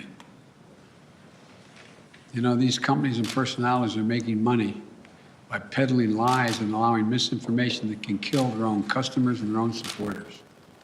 It's wrong. It's immoral. I call on the purveyors of these lies and misinformation to stop it. Stop it now. One of the other things that we know that has to be done is more testing.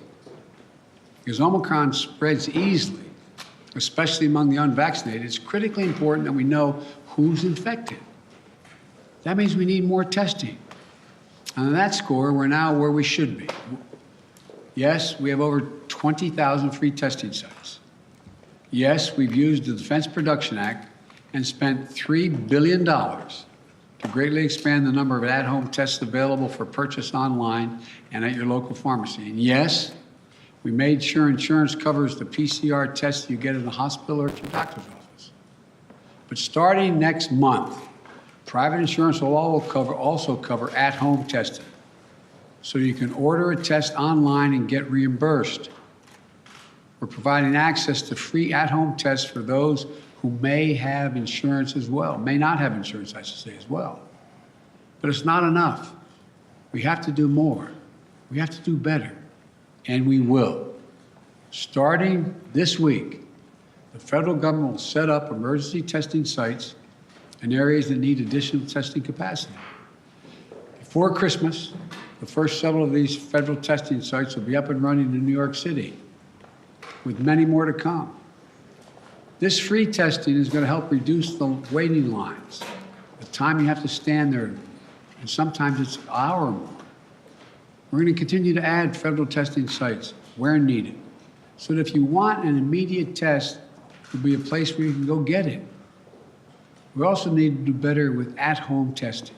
So I'm announcing today the federal government will purchase $1.5 billion, that's not million, billion with a B, additional at-home rapid tests with delivery starting in January. We'll be getting these tests to Americans for free. And we'll have websites where you can get them delivered to your home. We've arranged for it to be easier for you to find a free COVID testing site near you on Google. Just enter COVID test near me in the Google search bar, and you can find a number of different locations nearby where you can get tested. We're going to continue to use the Defense Production Act, as we did earlier this month, to make sure we're producing as many tests and as quickly as possible. The bottom line is it's a lot better than it was, but we're taking even more steps to make it easier to get tested and get tested for free. Next, we're preparing hospitals for what's coming.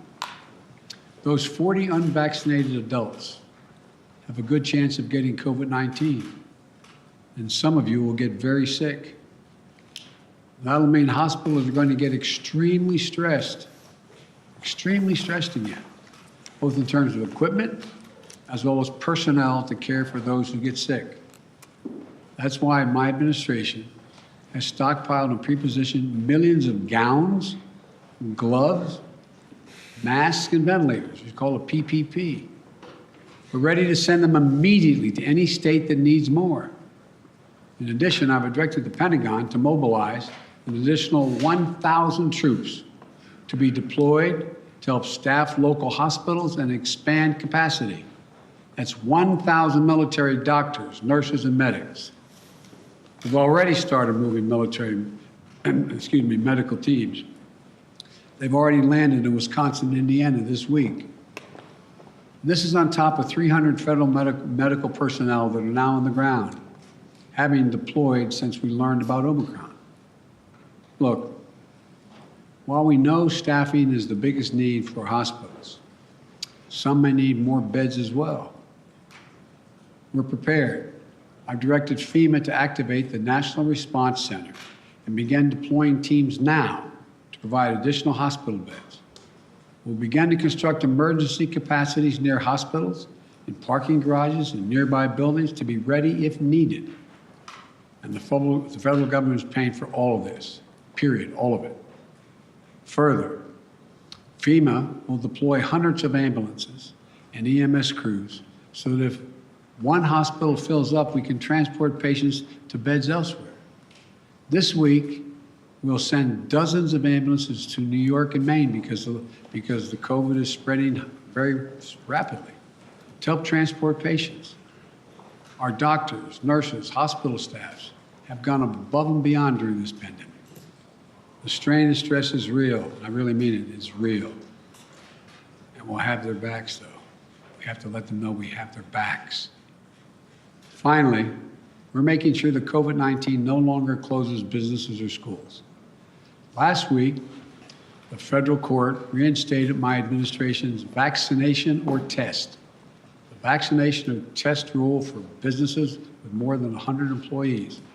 The rule requires employers with 100 or more employees to protect their workers who are on site and indoors with the requirement that they be vaccinated or tested each week or go home.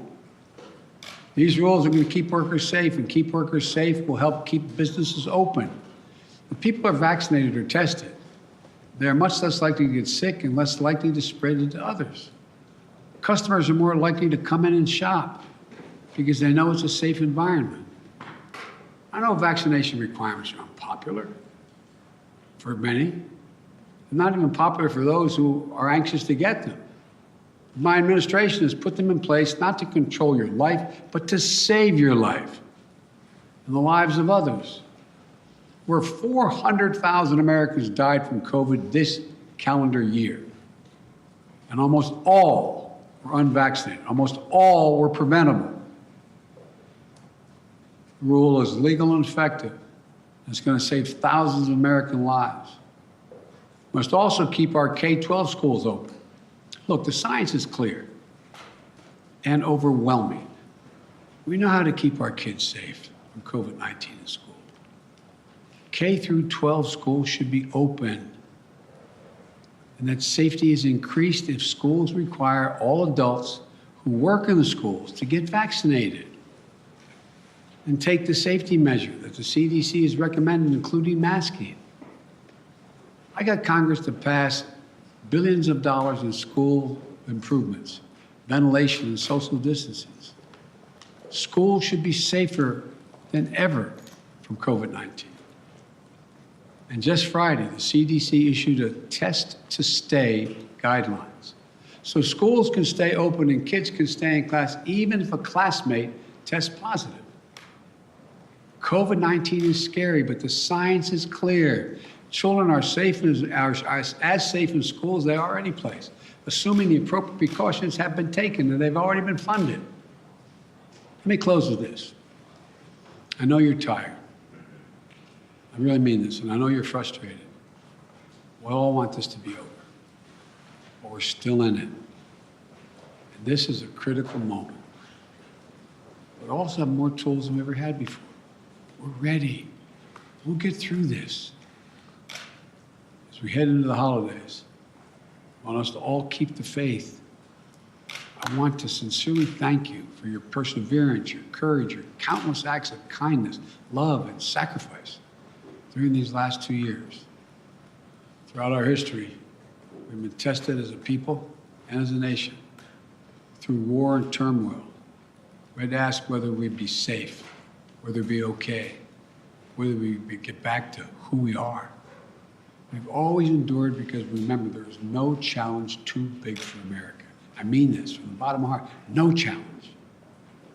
We've come through better and stronger because we stay together as the United States of America. That's what we have to keep doing today. We can do this together. I guarantee you. May God bless you all, and may God protect our troops. And happy holidays. God love you all. Thank you. Mr.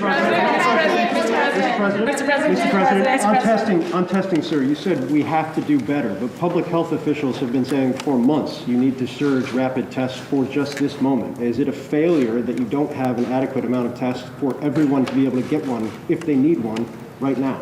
No, it's not, because COVID is spreading so rapidly. If you notice, it just happened almost overnight, just in the last month. What's your message? Mr. President. So, no, it's not a failure.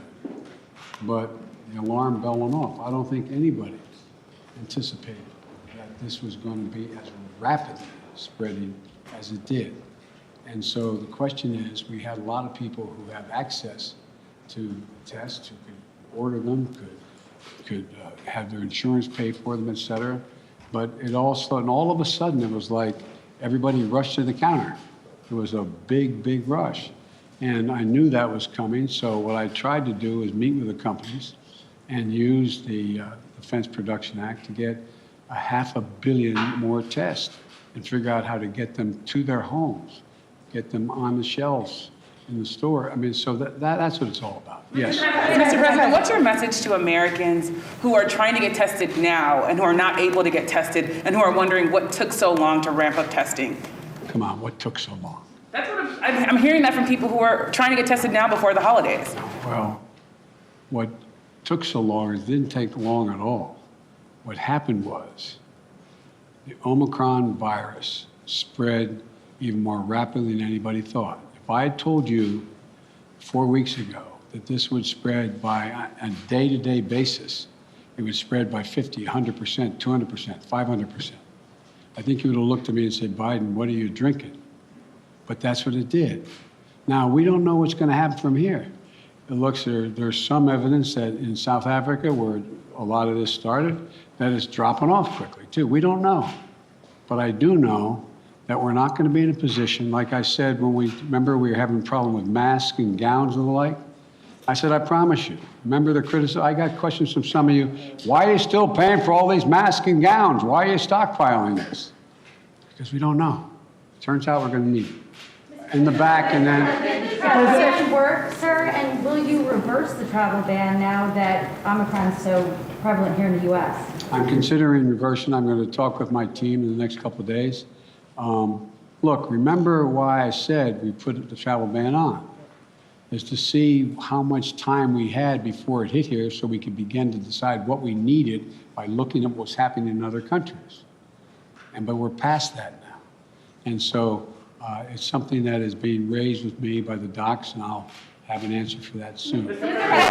President, you talk often about the importance of keeping your word of trust. Do you believe Senator Manchin kept his word to you? And how do you rebuild trust with progressives in your party to advance your legislation now? You know, I told you before, you've heard me say this before, some people think maybe I'm not Irish because I don't hold a grudge. Look, I want to get things done. I still think there's a possibility of getting Build Back Better done. And what I don't want to do is get into, and Joe went on TV today, and I don't know whether it's TV or not, I'm told he was speaking to the Liberal caucus in the House and said, Joe Biden didn't mislead you, I misled you. And so look, I'm not looking for, let me say something. You saw what happened yesterday. All the talk about how my Build Back Better plan was going to increase inflation, going to cause these debts and all the like. What happened?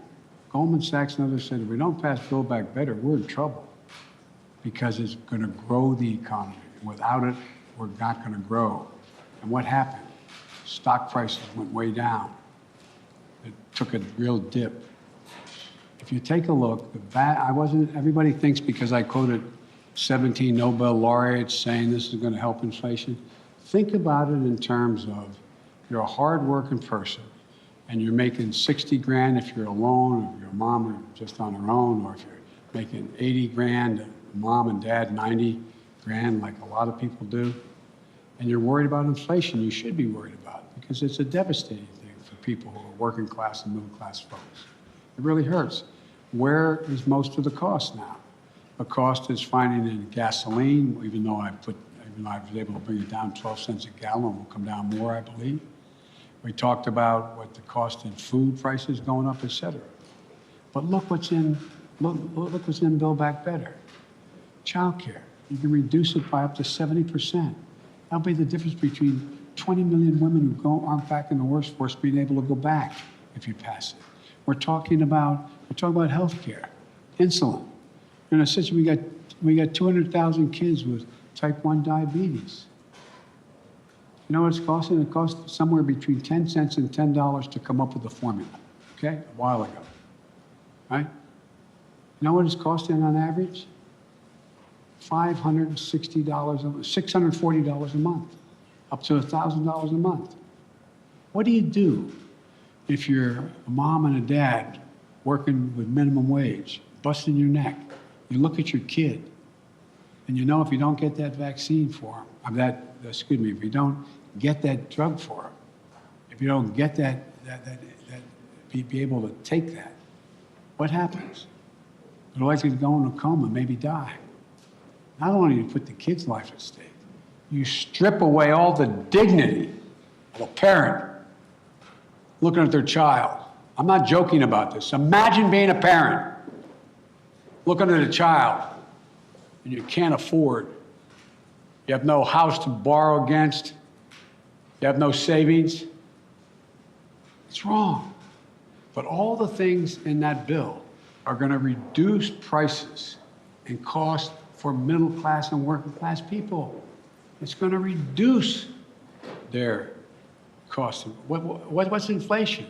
Having to pay more than the money you have because things have gone up. Well, bring down all those costs across the board from child care to a child care tax credit. But I'm not supposed to be having this press conference. Mr.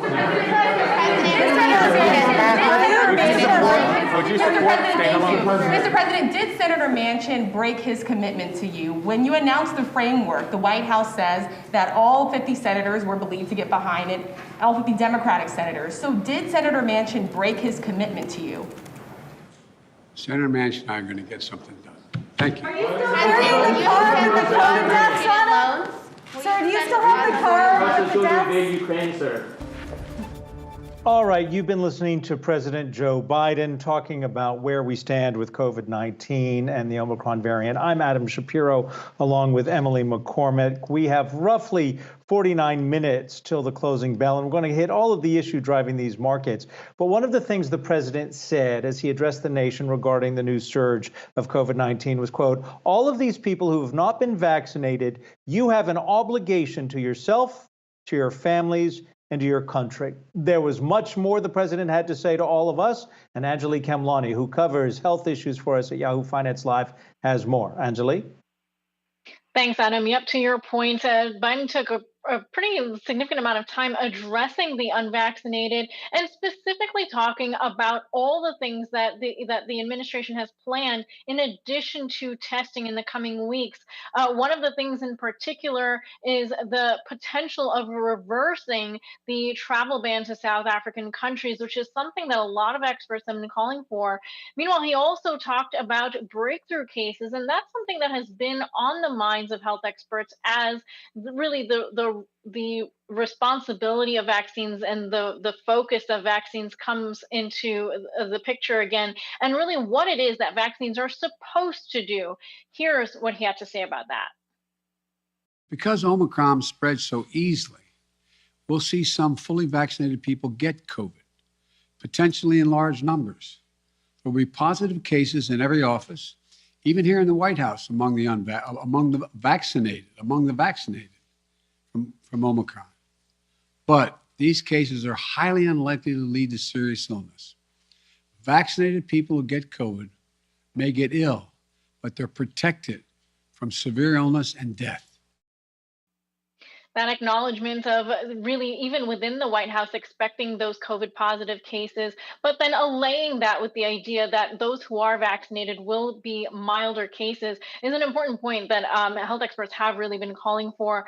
Meanwhile, he also talked about those who are unvaccinated and remain. So to your point, Adam, the idea that they are really driving some of these severe cases, hospitalizations, and even deaths, noting that most of those who have died in the past several months have been unvaccinated. He did lay the burden on them, saying that it is really their choice and the consequences as well. Here's what he had to say about that. The unvaccinated are responsible for their own choices. But those choices have been fueled by dangerous misinformation on cable TV and social media. You know, these companies and personalities are making money by peddling lies and allowing misinformation that can kill their own customers and their own supporters. It's wrong. It's immoral. I call on the purveyors of these lies and misinformation to stop it. Stop it now. Strong words from the president there, especially noting how much misinformation has driven the lack of vaccinations in the country, which has resulted in a lot of areas being stressed. And that really goes back to what the plan entails, which includes sending additional troops to COVID-burdened hospitals, 1,000 specifically, 6 states already getting some federal response. And specifically, New York and Maine were called out as getting additional ambulances to help transport individuals from hospitals that are overwhelmed.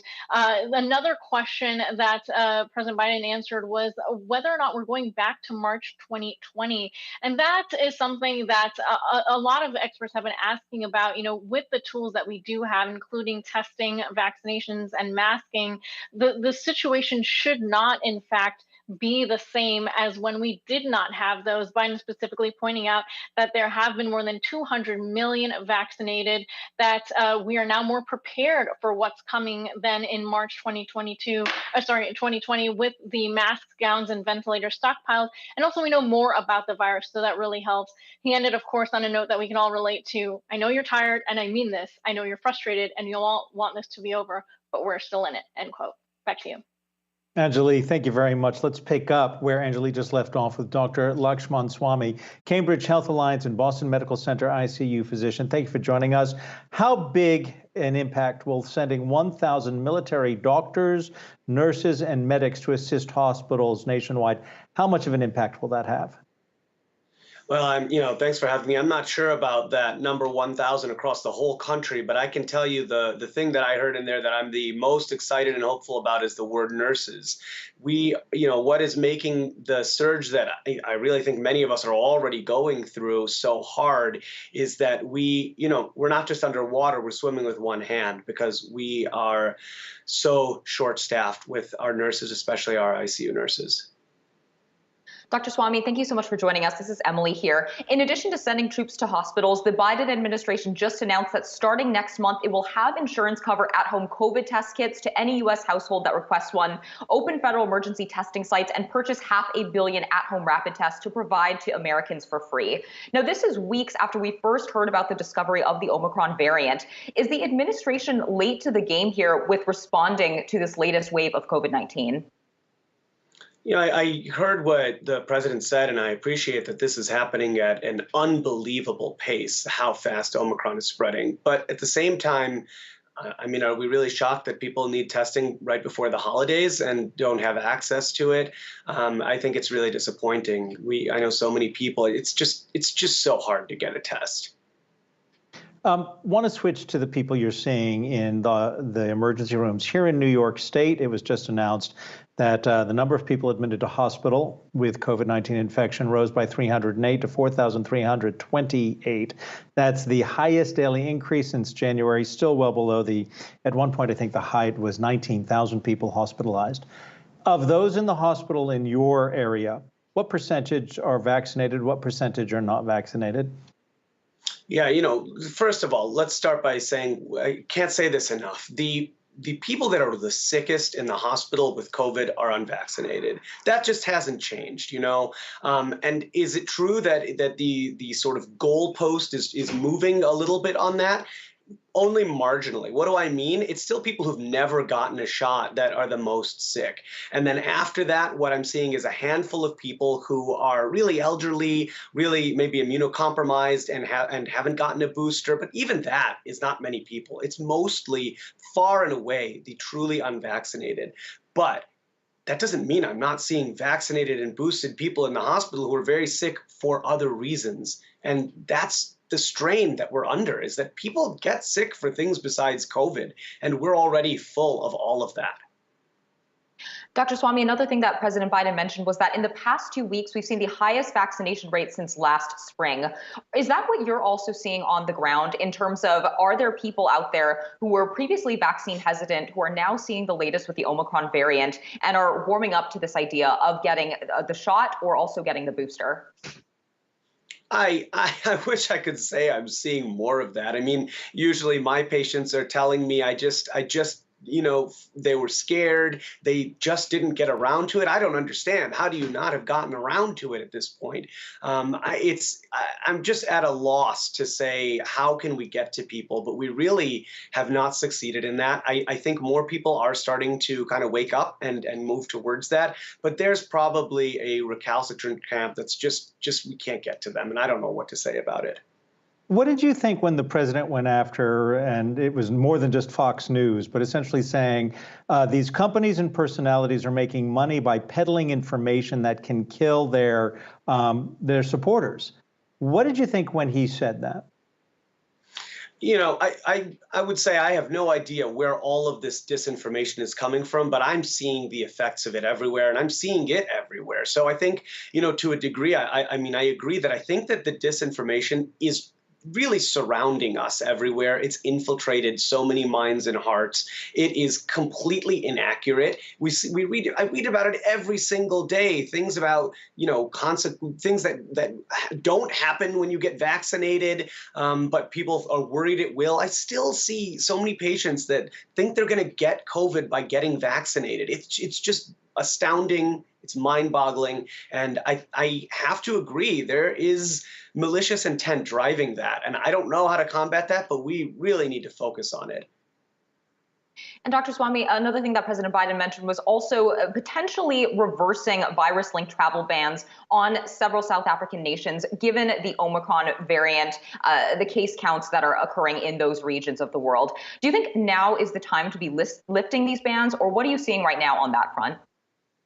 I don't think that these bans made a difference when we initiated them. Like I said before, it's like trying to use a picket fence to keep out mosquitoes. I mean, it's just when we've heard about the Omicron variant in South Africa, it had already spread. And how do you keep the entirety of this virus contained outside of our borders in America? I mean, you would need a true, complete travel ban of everyone in and out. And even that, I don't think would be effective. So, yeah, I think that lifting the ban is very reasonable. I think that the virus is already the dominant strain here. It clearly doesn't work, but we keep doing it.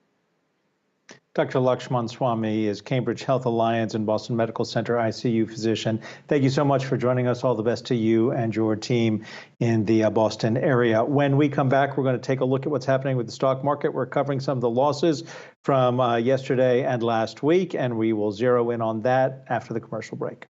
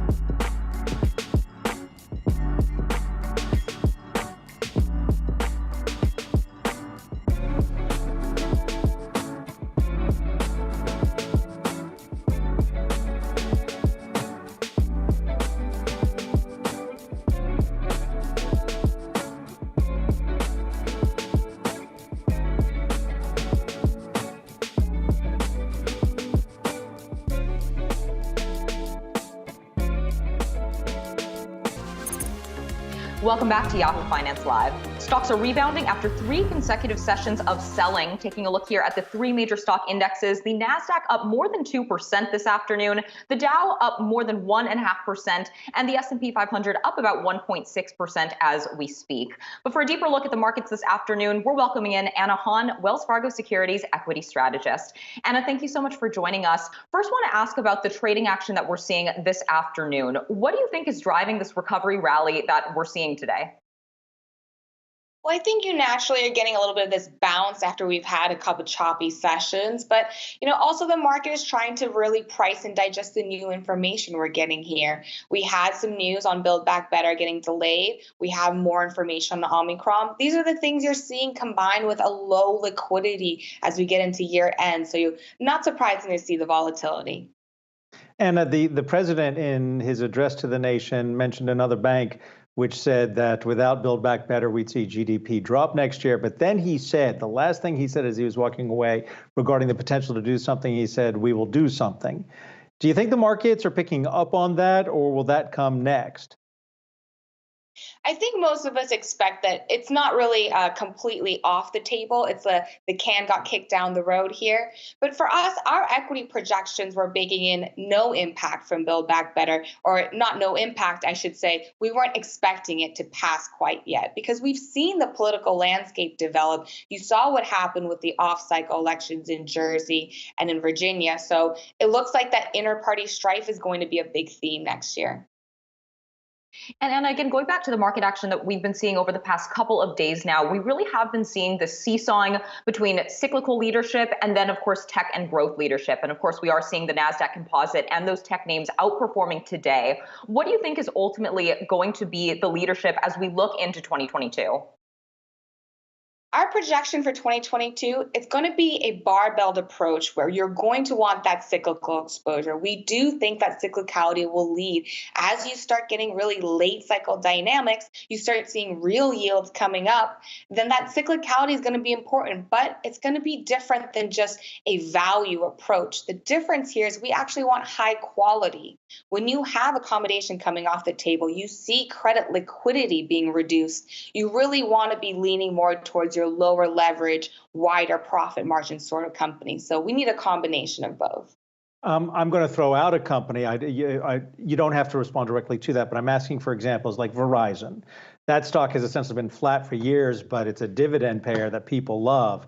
But where are their earnings really going to grow? So when you talk about cyclicality and then finding high value, where would you send me as an investor?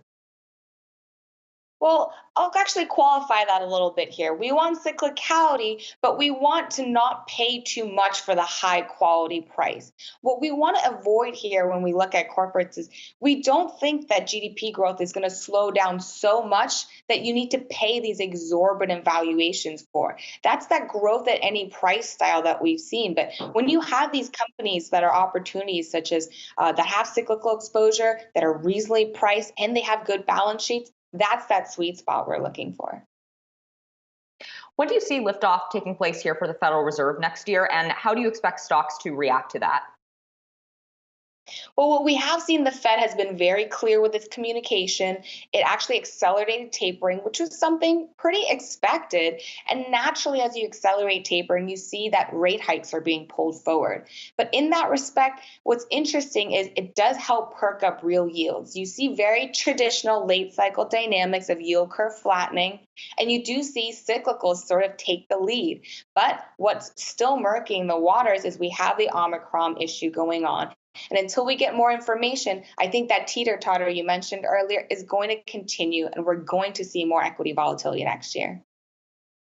All right, we'll leave it there for now. Anna Hahn, Wells Fargo Securities equity strategist. Always great having you on. The NFL this week updated its COVID-19 testing protocol, ending weekly tests for asymptomatic and vaccinated players. We'll have a conversation with the president of the San Francisco 49ers on the other side of this break.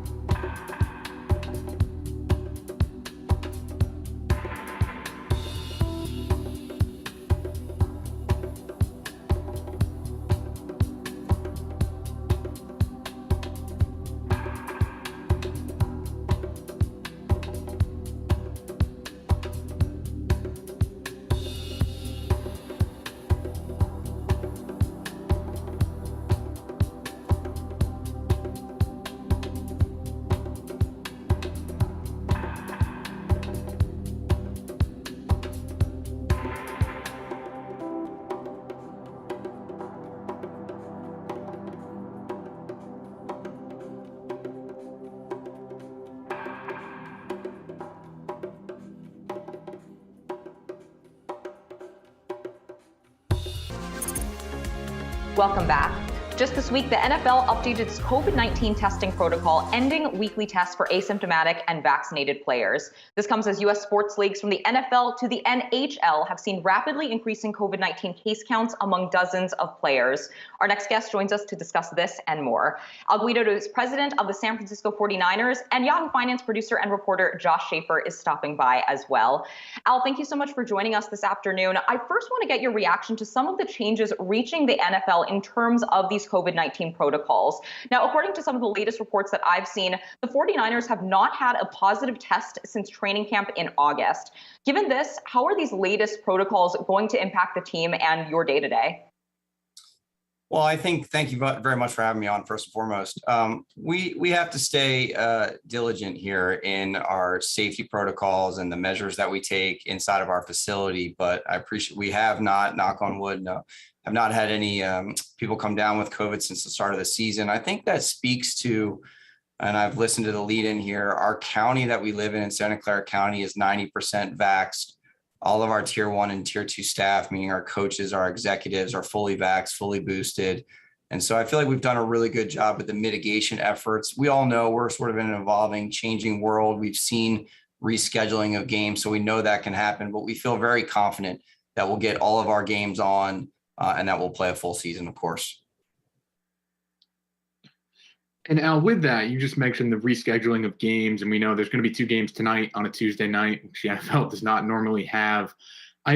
What's the message to fans when something like that happens? Because I think a lot of fans kind of have trouble when, maybe they plan travel or they kind of plan for a weekend game and then it gets thrown in the middle of the day. Is there any way that teams can sort of help fans in that scenario?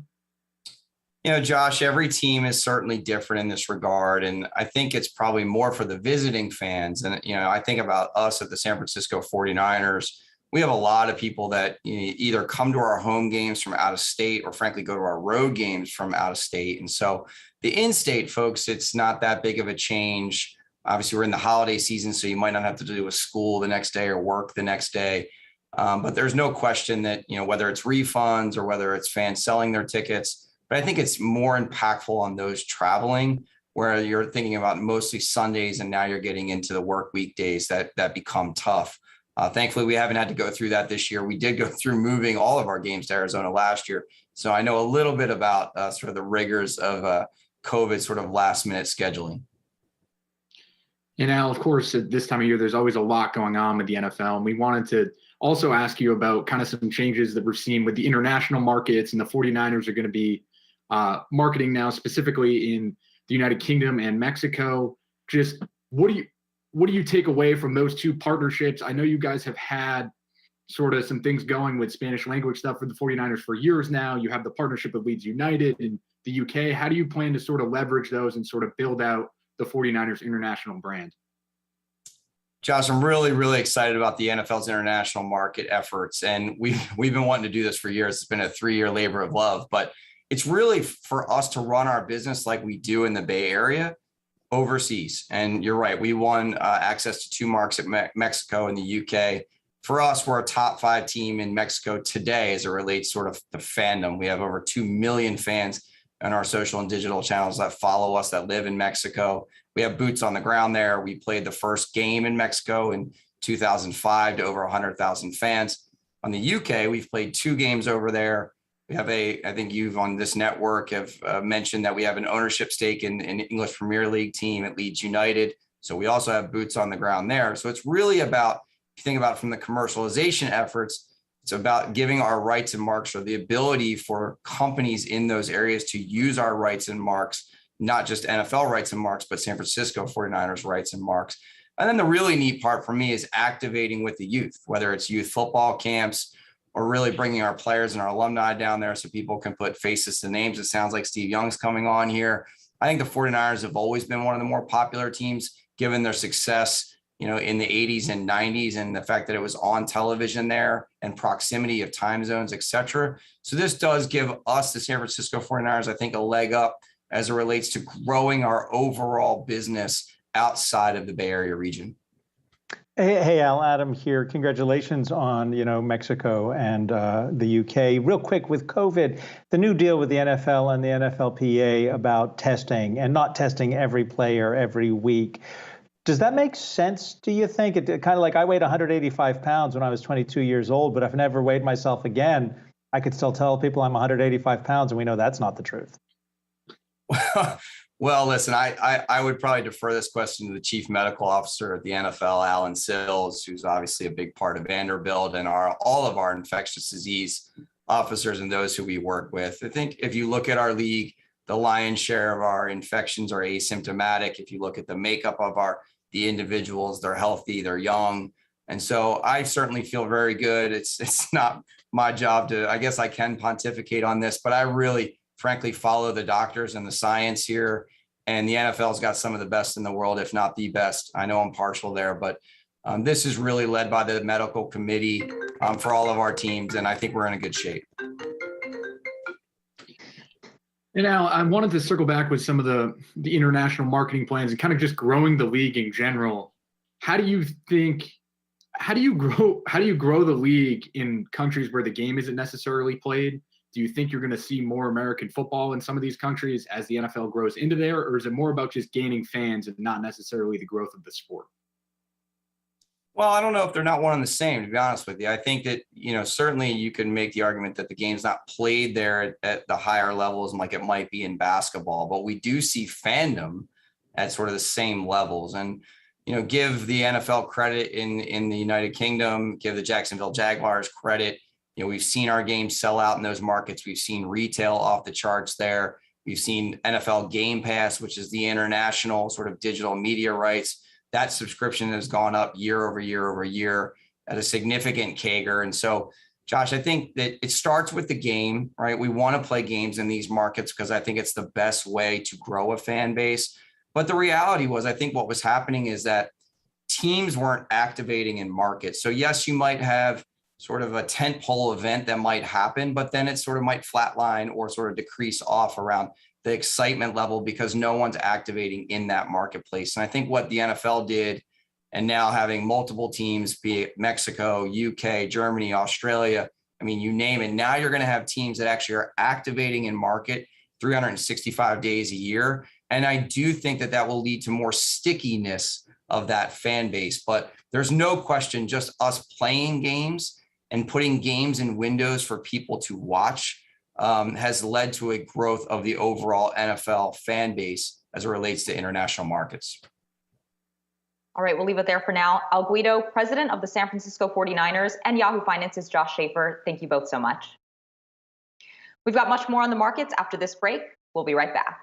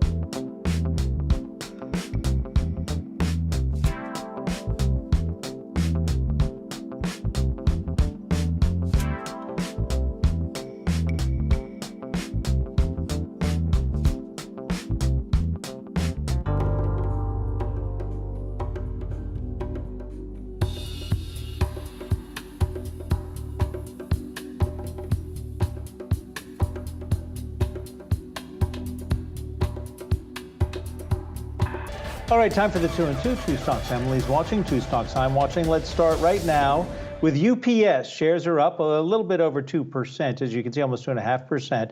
They released today news that they're going to buy 19 767 Boeing freighters.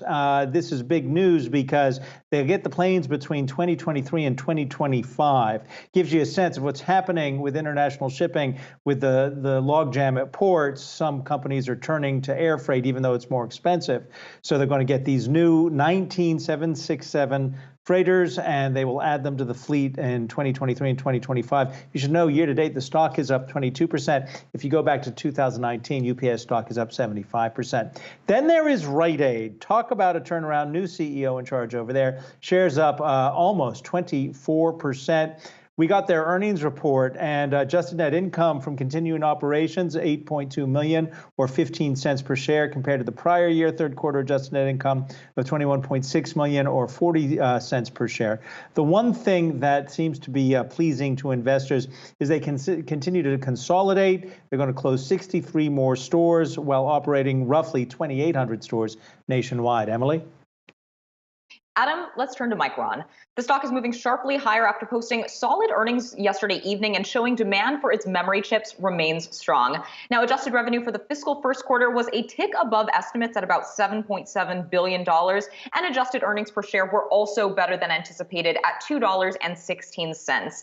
But it was really the current quarter forecast that Wall Street really cheered in these results. Now, the chipmaker sees revenue coming in at as much as $7.7 billion, or well above the $7.3 billion that consensus Wall Street analysts were looking for, and adjusted gross margin will likely come in at as much as 47%, or also ahead of estimates. Now, this outlook has also prompted a couple of Wall Street analysts to upgrade their recommendations on Micron shares. One came from Bank of America, which just upgraded its recommendation to buy from neutral with a price target to $100 from its previous target of $76 a share. Now, the analyst over at BofA wrote that Micron is a, quote, compelling growth at a reasonable price beneficiary of secular data center, 5G, metaverse, auto trends, and a catch-up candidate after underperforming the broader Philadelphia Semiconductor Index so far this year. Now, Micron shares, again, up about almost 11% this afternoon and by about 20% for the year to date. Now let's turn to shares of XPeng. Now, this has been a trending ticker on Yahoo Finance this afternoon, and XPeng's American depository receipts are currently up more than 10% as well, tracking the rebound broadly across Chinese big tech stocks after yesterday's drop. Now, we're also seeing shares of other Chinese-based companies trading higher during today's session, including Alibaba, Pinduoduo, and JD.com.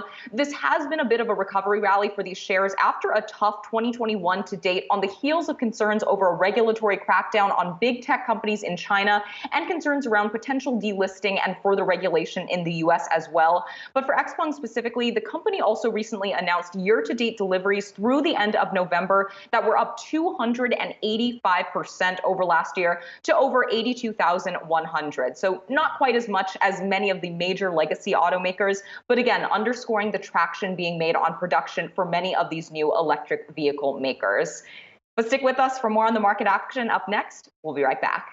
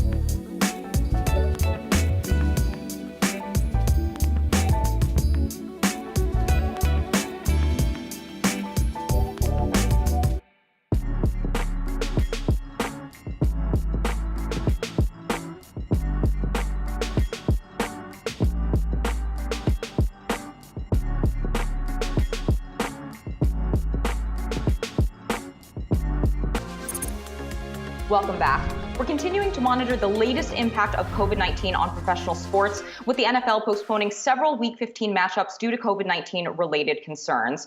Our next guest joins us now for more. Steve Young is Pro Football Hall of Famer and Chairman of Integrity Marketing Group, and Brian Adams is CEO of Integrity Marketing Group. Steve, thank you so much for joining us. I want to get to some news, of course, out from Integrity, but first I do want to get your reaction to some of the changes impacting the NFL right now, given the COVID-19 situation. Now, we had San Francisco 49ers president on earlier during our show discussing the league's updated COVID-19 testing protocol. And from your vantage point, how do you think the league has been handling this in terms of the rapidly changing virus situation? And how do you see this impact evolving for the league going forward? Emily, I wish I would have seen, I think it was probably Al Guido that was on for the 49ers. I would love to hear what he had to say, because it's very interesting. The NFL is, through the pandemic last fall, they played. Remember the Denver Broncos played without a quarterback. They played with running back, played quarterback. They didn't care. We're playing ball. And so with that kind of mentality, they see that the spike is happening and the number of players, asymptomatic players, are testing positive. And you hear from some of the executives who are like, it's so frustrating for the players who feel completely healthy and can't play. So this is their answer. And I think the pandemic is maturing, and it's left to a lot of people to kind of figure out the ways that work for their business. And the NFL is going to be the tip of the spear on that. They're going to try to figure out a way to make sure that the asymptomatic players can play. And this is their solution. And, people can argue and curse and do whatever they want about it. But the fact is, the NFL has been amazing in getting people on the field and playing football throughout the pandemic. And they intend to not have the playoffs disrupted with, an asymptomatic player that, let's say it's Tom Brady or Aaron Rodgers or some, they're not going to go in the playoffs and try not to take that risk, even though we're in the middle of a pandemic. Brian, it's not every day that we have a CEO take second seat, but when you got a Pro Football Hall of Famer, you got to ask, right? And I'm sure we're going to have some more questions for you about football, Steve, but let me get to the news with Integrity too. And let me throw this at Brian. You just returned $125 million, is that correct? Dollars distributed to all of your employees. How were you able to do that? Aren't you a data mining company? I mean, you trade in data. Well, Integrity Marketing Group is an insurance distribution company and really an insurtech company. And I partnered with Steve in 2016. We've had an incredible partnership. And so I'm happy to take a second seat to Steve anytime, as he's our chairman. But really I came to Steve 2 years ago with this idea that we really wanted to give back to our employees and to really engage our employees at the highest level and make them all employee owners and create an employee owned company. And at that time, we gave out shares to all of our employees. And then we retroactively paid out all of our employees 2 years ago, $50 million as part of the employee ownership plan. And then we gave them shares to continue to grow forward. And this week, we're now paying out $125 million, as you said, to all of our employees, and really just continue to look for ways we can better serve our customers in the future. And Steve, I also want to get your take here on Integrity's employee ownership plan, because we've been talking a lot about the Great Resignation here at Yahoo Finance Live. So I'm wondering, what does this mean in terms of the Integrity workforce and really being able to retain and attract talent for this team? Emily, we didn't want to come on TV and take a pat on the back for this. I encouraged Brian to do this, to come on TV. He encouraged me to do this 2 years ago with this employee program. But we want to come on because we think it's a model. We there's something to be done here where, I felt it when the 80s and 90s of NFL, there was a big disparity between ownership and players. They were not partners.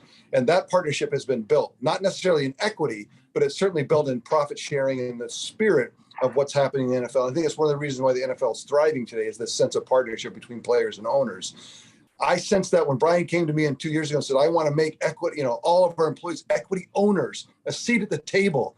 That changes the dynamic of the relationship with the employer. He's no longer just a paid employee. There's a seat, like I said, there's a seat at the table, and there's a sense of ownership. There's a sense of a belonging. And to me, we talk about what's happening in today's workforce.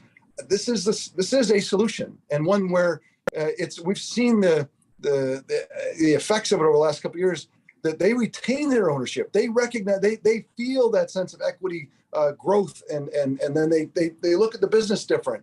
And I just feel like for us at Integrity, and I think thankful for Brian's leadership, I loved this story because it resonates in a way that you can't have in an enterprise, for-profit enterprise can really do. And so it's the best case scenario for, I don't want to get over my skis, but for capitalism, it's really the place to kind of look into for founders and entrepreneurs who love to say, look, I own 100% of my business. They have to be willing to say to themselves, look, I'm going to take 10, 15, 20% of my business, give it to my employees. And now I'm going to have other people and partners seated at the table. That's not an easy conversation to be had, but it's why we want to come on the TV today to talk to you guys. It's just to let people know that there's something out here that can model for the future for how to get equity into employees' hands. Hey, Brian, can you just help us when we talk about integrity? What is InsurTech? For those of us who are not in insurance or even tech-minded, what does that mean? Yeah, so integrity really helps create a lot of the products and a lot of the technology around the life, health, and wealth products and the services out in the market. We have 420,000 insurance agents that we partner with throughout the country. And we also have a contact center with 3,500 people on the phone. So our goal is to meet people wherever they want to be met, to make their insurance buying decisions, whether it's life insurance, health insurance, or other wealth planning products, whether that's in person, on the phone, or online. And so we've created one-of-a-kind technology and support that really helps our agents and agencies be more effective in meeting customers wherever they are, to make sure that we're getting them the right coverage at the right time. Steve, I want to go back again to the COVID-19 situation impacting the NFL, because we've been seeing fans really being impacted again by some of these NFL postponements here. So how do you think the league should be balancing this virus situation and the health concerns that have been really lingering for the past 2 years now, with, of course, being able to keep their commitment to their fans? It's a tough spot. I mean, the professional leagues are in a tough spot. They managed, I think the NFL did an amazing job to put games on last year. And I think with their North Star is the games are happening. You can feel that. I mentioned the Denver Broncos last year without a quarterback. The games are going to take place even on a Tuesday night like today. But if they have wholesale, COVID, like instead of 5 or 6 guys on a team, if it's 30 guys on a team, they're going to have to amend the schedule. But I think that they have the flexibility to do that as well. I think that the NFL is in a unique spot where they don't have to answer to really anybody. That's the most inelastic business in America, where the demand is constant and ever present. And no matter what happens, the demand will be there. And so in that inelasticity, the NFL has a tremendous amount of flexibility. They want to stay on schedule. They want to make sure that they put the games on. But if they are forced to, I'm sure they'll just amend the schedule and wait. And even if they have to I think they can even say like the Super Bowl. Everyone comes down with COVID. We got we're not going to not play it. We'll just have to delay it. And I think that's why the flexibility is in the system. They're showing that by moving the games around. And anyone who says, well, it's not fair. It's we want a competitive balance. Competitive balance. It's not fair to other teams. Like, look, it's the pandemic. I think you got to get over it and just figure they're going to do their best they can. Real quick, I want to ask you about Tom Brady. You were how old when you retired versus he's what, 45 and still going 38. Strong? Yeah. You were 38 and he's 45 and still going strong. Did you call it quits too soon? In the game they play today, where you can't hit the quarterback and no one's patrolling the middle of the field because they can't spear anymore and they can't cover the flats. And I talked to Tom Brady a little while ago. He says, "Look, it's nirvana for quarterbacks. So yes, you can play for a long time today because they just can't hit you. You can be. It's a little bit of an imperial nature when you're back there now because you're not going to take that vicious hit." And it gives you a lot of confidence. So look, there's a lot of quarterbacks like myself that played earlier that would love to play today, especially because I could run around. This is my era. Of all the eras that I could play, this is the one. But it's just, I think that all of us would love to play today because of the nature of the safety, the relative safety of playing football today at quarterback. Steve Young is chairman of Integrity Marketing Group and Pro Football Hall of Famer, and Brian Adams is CEO of Integrity Marketing Group. Thank you both so much for your time this afternoon. Coming up, we've got the countdown to the closing bell. Stick with us here on Yahoo Finance Live.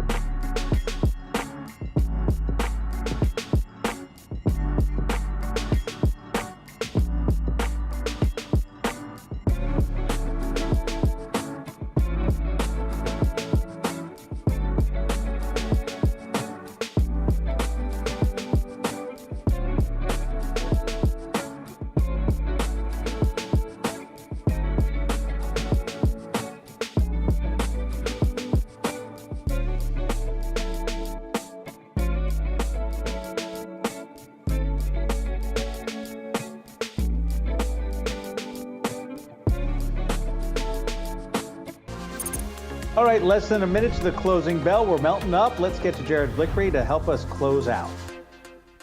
And let's get to the Wi-Fi Interactive, where we are sustaining a nice rally on the day. Dow's up over 1.5%, S&P 500 up 1.75%. The Nasdaq really outperforming. We can see it's up almost 2.5%. And how about some eye candy with respect to the Nasdaq 100? You can see a lot of green and dark green on the screen. The chip stocks sector is heating up here. We got AMD up 6%, Tesla up 4%. In just a few seconds to the closing bell.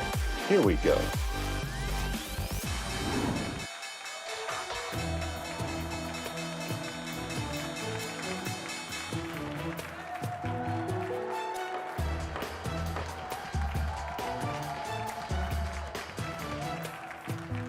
All right, and that is the closing bell this Tuesday, December 21st. Let's take a quick look at where markets are going to be settling. May take a couple of minutes here to get this final settlement here, but it does look like the Nasdaq is going to be up about 2.4%. The S&P 500 up about 1.8%, led by the energy, information technology, and consumer discretionary sectors during the session. The Dow is going to be up about 561 points, or 1.61%. But let's get right to our market panel now for a deeper dive of today's trading action. We have George C., Annandale Capital CEO, and Art Amador, Equibot co-founder and COO. Thank you guys both so much for being here. George, I want to turn this first question over to you. As we take a look at the market action today, we did have 3 days of pretty significant selling heading into today's session. Do you think this rebound can be sustained into the end of the year and potentially beyond? Well, one day certainly doesn't a market make, but it's a nice respite from the downdraft we've gotten with all the negative factors out there currently. And we're going into Santa Claus season, so I'm optimistic we will get some follow through on this, although I think it'll be disjointed. I'm not sure it's going to be every day straight up through the New Year's, but we're due for a little bit of a relief rally from all the concerns that have been out there that have been driving stocks down over the last week. Art, we just mentioned Santa Claus. What about the Grinch? I mean, are the AI formulas that you use over at Equibot giving you any insight that the rest of us would love to get hold of? Yeah, so absolutely. The data is really mixed. What we're seeing right now is obviously COVID, right? Omicron spreading very quickly, causing a lot of volatility in the marketplace. So actually over the next, 1 month, the asset class that we actually see kind of performing the best is long-term treasuries, which will be up about 2 to 2.5%. That said, investors, please stay invested still. We do see equities kind of grinding higher over the next 1 month here, maybe a 0.5 to 1.5%. George, as we look ahead to 2022, what is the next catalyst for the markets going to be? Because it looks like we're going to be getting another year of double-digit gains on the S&P 500. We have Fed interest rate hikes looming. It looks like the Build Back Better plan may be scuttled for now. Where's the additional upside going to come from for risk assets? I think it's going to come from interest rates. I think if interest rates stay really low, you get right back into there's no alternative to stocks and people will keep bidding stocks up. But if we get with all the Fed tapering and the 3 rate increases, if not 4, we're hearing about next year, if that pushes up long-term rates as well, there's going to be an alternative to stocks, and that could take the market down at some point in time. But as long as interest rates stay as low as they are right now, I think that the market has a hard time taking a deep fall. But if I'm an investor, I'm looking hard at sectors that are not as much in favor. Value stocks, small cap stocks, home builders are trading at mid-single digit multiples. Natural gas stocks are out of favor because they're so politically unpopular. I would be looking at things that have got a lot further to run on the upside next year and still have a lot of earnings momentum behind them. George, I'm not ignoring you. I hear what you say, but I want to throw it to Art because he gave me a short-term outlook. And Emily was talking about the potential for, double-digit increase on the S&P 500 in 2022. Art, what do you want to say? I mean, look out further for us than just a month when you tell people consider staying in equities. Yeah, for sure. So the two major drivers, right, will continue to be COVID. This is something we're going to live with through next year, both Omicron and existing and maybe even new variants. But the other thing is inflation, and so there's going to be interest rate increases, right? We're already seeing that. from global central banks. So with that, we will see some growth stocks get negatively impacted, and we will see kind of a tilt towards some value stocks as well. But getting back to that, I do think through 2020, through 2022, right, you should be overweight equities, global equities, because they do have the combination of kind of reasonable valuations, right, low real rates, and continued but slower, right, growth. Well, Art, you mentioned potentially some of these growth and tech stocks getting hit on the valuation perspective next year because of the rising rate environment or the Federal Reserve's rate hikes. But I'm wondering, is next year then, or investors who have a perhaps longer time horizon than just the next 12 months, is it really the time to potentially be turning away from some of these secular trends that we've been seeing and this move towards technology for investors overall? No, so what we're this year, obviously we saw some rotations between kind of growth and value occurring. What we're going to see with the interest rates kind of increasing is we're going to see value outperform right over the next 12 months. However, kind of getting back to the shorter term a little bit is you still can be select, and you shouldn't ignore technology, right? You should have a diversified portfolio because of the uncertainty of outcomes with inflation, central banks, policies, developments on Omicron. So you want to be select, right, within technology opportunities. And I think even longer than 12 months, we're going to continue to see things like chip demand. So we like AMD. Cybersecurity with Palo Alto Networks and Fortinet, as well as, cloud. These are going to be beyond 12 months. So companies like Nutanix. George, I want to pick up too on what you were saying about interest rates, because look, I'll bet you Art's registration on his car that we get the first rate increase sometime March. Right, they're going to end tapering, and they're hinting that's when we're going to get it. What's the impact going to be for those of us who want to stay in equities? Well, that's where I split Main Street from Wall Street. I think that as Americans, we need to be most concerned with our middle class and our lower middle class and all the folks in the country that are most susceptible to inflation. It really hurts pocketbooks and the ability to pay for the utilities and the groceries and everything else. And I don't see inflation coming off anytime soon. I think it's going to be a real malevolent force on America for the next couple of years. But on Wall Street, interest rates have remained stubbornly low on the long end of the curve, despite the inflationary pressures we clearly see. We haven't seen negative real interest rates like this in a very long time. And as long as those longer term interest rates stay low, equities can keep going up, even in an inflationary environment. That's the riddle. What's bad for Main Street may not necessarily be bad for Wall Street as long as interest rates stay low. It's a real bifurcated decision tree in terms of how you prognosticate going forward. People on TV prognosticate? Guilty.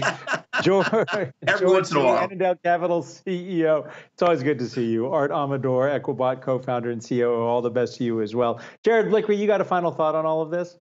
I got a little prognostication of my own here. Let's go to the Wi-Fi Interactive, where I'm taking a look at our leaders. And these are a lot of the sentiment markets, a lot of them ETFs, some indices that I follow. You can see a lot of green. And at the very top left, we have the Chinese Internet ETF, KWEB. Following that is TAN, that's a solar energy ETF, IPO, that's self-explanatory, gambling, ARK, cannabis, you got it, and chip stocks, they round out the top row. I was looking for this kind of action after the Fed announcement, that decision coming last Wednesday. We got it a little bit Thursday, but it faded. Friday, Monday, and finally, we're on the right track here. You can take a look at what happened over the last 4 days. Still a lot of red there, but making some progress. This looked a lot different on the open. So I just want to take a look at the ARK Innovation Fund components here. This is over the last 4 days too, and a lot more green than red. So there's kind of been a stealth rally in a lot of these beaten down names. And if we take a look at what's happened today, a lot more outperformance. Even Zoom, that stalwart work from home trade, which started out the day in the red, and finally finishing in the green for today. And that is the intraday price action right there. So looking good for setting up the so-called Santa Claus rally. But as we've been saying, that doesn't really begin officially until next week. All right.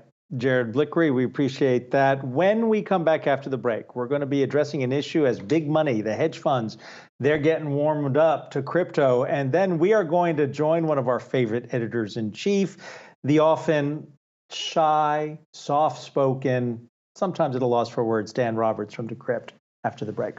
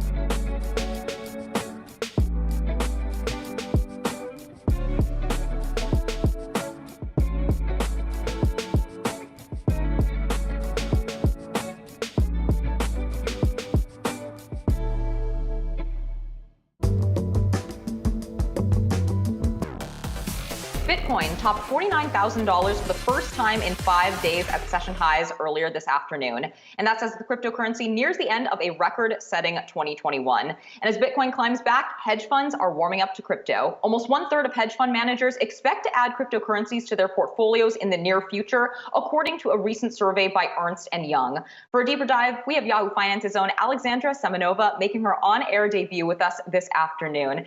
And Alexandra, why are these hedge funds and other alternative investment management firms looking at crypto opportunities now?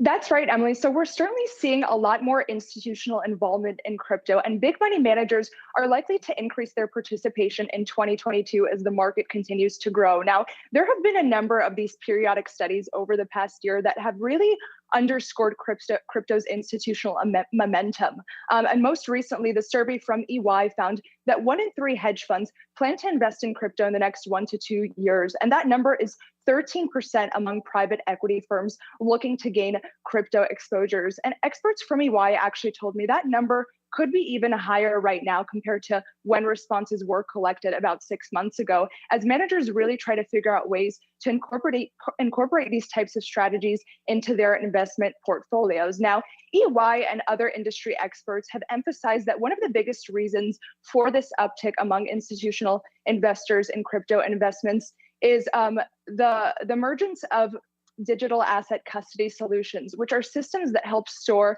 and safeguard crypto assets like with traditional financial products. So a lot more security here that is making Wall Street comfortable with investing in crypto. So while crypto's massive growth, reaching a $3 trillion market is certainly a reason for the wealth management sector's attention on the space, it's really the emergence of more of these custodians that are making them more comfortable with these types of investments. So a lot more third-party involvement, to help protect these assets and weigh investment risks. Welcome to the team, Alexandra. Quick question for you. Aren't the hedge funds a little late to the game? They are certainly. It's funny because many of the managers who shrugged off crypto and thought that it was a fad are now looking to get in on the space. But the reason this is happening right now is we're seeing Washington kind of inch towards some sort of regulatory framework. Now, the lack of regulation is really one of the biggest reasons that sophisticated investors have shied away from these types of assets. And ironically, some of the firms that would typically gawk at the idea of more regulation are actually welcoming clearer mandates here to establish a sort of framework for investing in the space and capitalizing on the opportunities. So now, to add to the irony, part of crypto's appeal is that it's decentralized and that there, isn't very much regulation, but these big firms are really looking for key regulatory rules that are likely to come in the new year. All right, Yahoo Finance's Alexandra Semenova, thank you so much for that report. We're sticking with this topic with our next guest. Dan Roberts, Decrypt editor-in-chief and friend of the show, joins us now. Dan, always great having you on. I want to pick up with what Alexandra was discussing in terms of hedge funds increasingly at least signaling their intention to get into crypto. And one of the things that EY found in its report was that regulatory clarity will likely be the major milestone for investment managers warming up even more to this space going forward. Now, we talk a lot about regulation in broad strokes, but what specifically do you think traditional asset management firms would want to see in terms of regulation to be more comfortable with these investments? Well, first of all, Emily, when you say that EY says that regulatory clarity will bring more groups in, I mean, that's if we get regulatory clarity.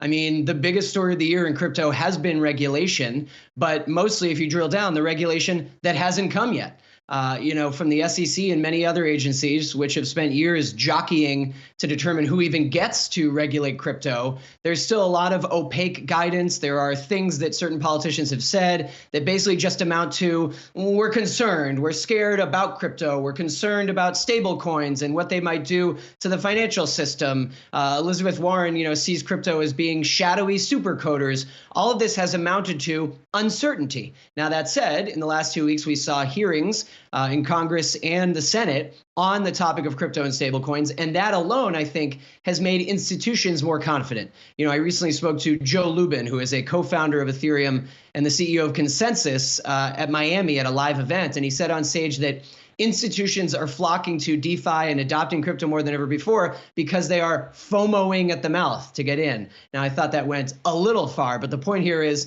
big banks and hedge funds, as you guys were just discussing, have been sitting on the sidelines for years. Now they're getting in because at least the fact that we're talking about regulation and the fact that we think more regulation is coming is encouraging to them. They want to see guardrails and safeguards and, more signposts that will allow them to feel like they can trade crypto on behalf of customers safely. Dan, I'm going to let you pick. I think it's great that you've got Gary Gensler as Decrypt's Person of the Year. But when you have Jack Dorsey and Elon Musk going after Andreessen Horowitz and Web3, that's like Godzilla versus King Kong and Gamera. So you pick, because personally, the Jack Dorsey fight with Andreessen Horowitz that's really wonderful. Well, quickly, Adam, I'll give the Gensler pick just one or two sentences. We did announce our Decrypt Person of the Year today.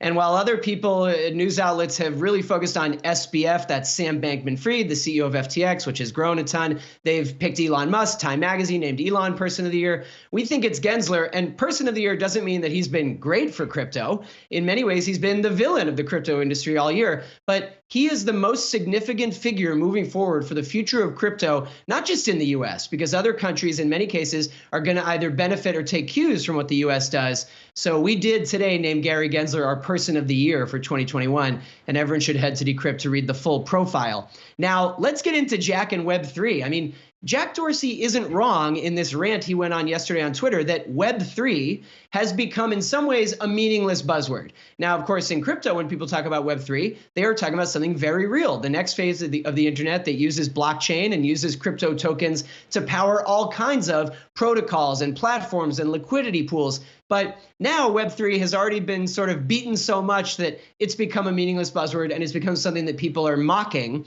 Now, keep in mind here, the most important thing viewers should understand, Dorsey is a Bitcoin maximalist. That means he likes Bitcoin and nothing else. To him, there is only one God in crypto, and that God is Bitcoin. That means all the things that come from Ethereum, that's DeFi, decentralized finance, the NFT boom, and lots of other tools and protocols, he's not interested in those. So when he talks about making fun of Web3, that's because Web3 is really something that uses ETH as its kind of underpinning. And when he talks about VCs controlling it, he's talking about one firm in particular, Andreessen Horowitz, A16Z. So Elon Musk joined in with Dorsey's take, and quickly these A16Z and other VCs rushed to defend themselves. Hey, Dan, you quoted him because Dorsey actually said Bitcoin will replace the dollar, not crypto, Bitcoin. Exactly. I mean, it's still remarkable to me, Adam. I've covered Bitcoin since 2011. there's still so much that is tribal. And I think that that's so, surprising. I mean, at this point, how can you be either or? How can you think only one part of this is interesting? We think it's all interesting. Bitcoin, Ethereum, meme coins, DeFi projects, NFTs. It's all fascinating. A lot of it is here to stay, maybe not all of it. But Dorsey is just one example. There's so many people who think, I'm only interested in Bitcoin, nothing else. There are also ETH maxis who think Ethereum is so much better. It's got so many more use cases. We've moved beyond Bitcoin. Bitcoin at this point is just an investment that you buy and hold. So still a lot of tribalism in this industry, and I love covering it. Well, Dan, real quick, you talked about NFTs and things here to stay. And I also want to get to one other story that's been top of mind right now. Ubisoft continuing its video game NFT initiative, even though they've been getting some pushback here from fans. Why is Ubisoft moving forward with this? And what specifically are fans pushing back on here? Well, so guys, Ubisoft is only the most recent example of a company or project that suddenly finds itself stepping into this clash between gamers and NFTs. And there's an irony here, as it has emerged that hardcore gamers, not all of them, but many, do not like crypto or NFTs. They think NFTs are stupid. They think it's a cash grab. They've heard vaguely that NFTs are bad for the environment. And the irony is that there are many interesting NFT projects where gaming is the whole point. Metaverse games where the NFT is your ticket or your game piece. So NFTs and gaming are converging more than ever before, but a lot of traditional gamers do not like it. Discord saw this when Discord, the popular chat app, teased an integration with MetaMask, the Ethereum wallet. Then people got so angry and threatened to cancel their Discord Nitro subscriptions. Discord said, never mind. And then Stalker 2, an upcoming video game, also had to walk back its NFT plans. Ubisoft has said it's going to implement in-game NFTs in the next Ghost Recon game, and a lot of people are angry, but Ubisoft is not walking it back. In a new interview, their head of blockchain basically told Decrypt, we hear the encouragement and we hear the critics, and we're taking this very seriously and we're being careful, but they're moving forward with doing in-game NFTs. So this clash is not going to go away. It's really interesting, and we'll see if gamers eventually warm to in-game NFTs or not. All right, Dan Roberts, Decrypt Editor-in-Chief, thank you so much as always. Coming up, we'll get an update on the trial of Elizabeth Holmes, founder of the failed blood testing startup Theranos. That's on the other side of this break.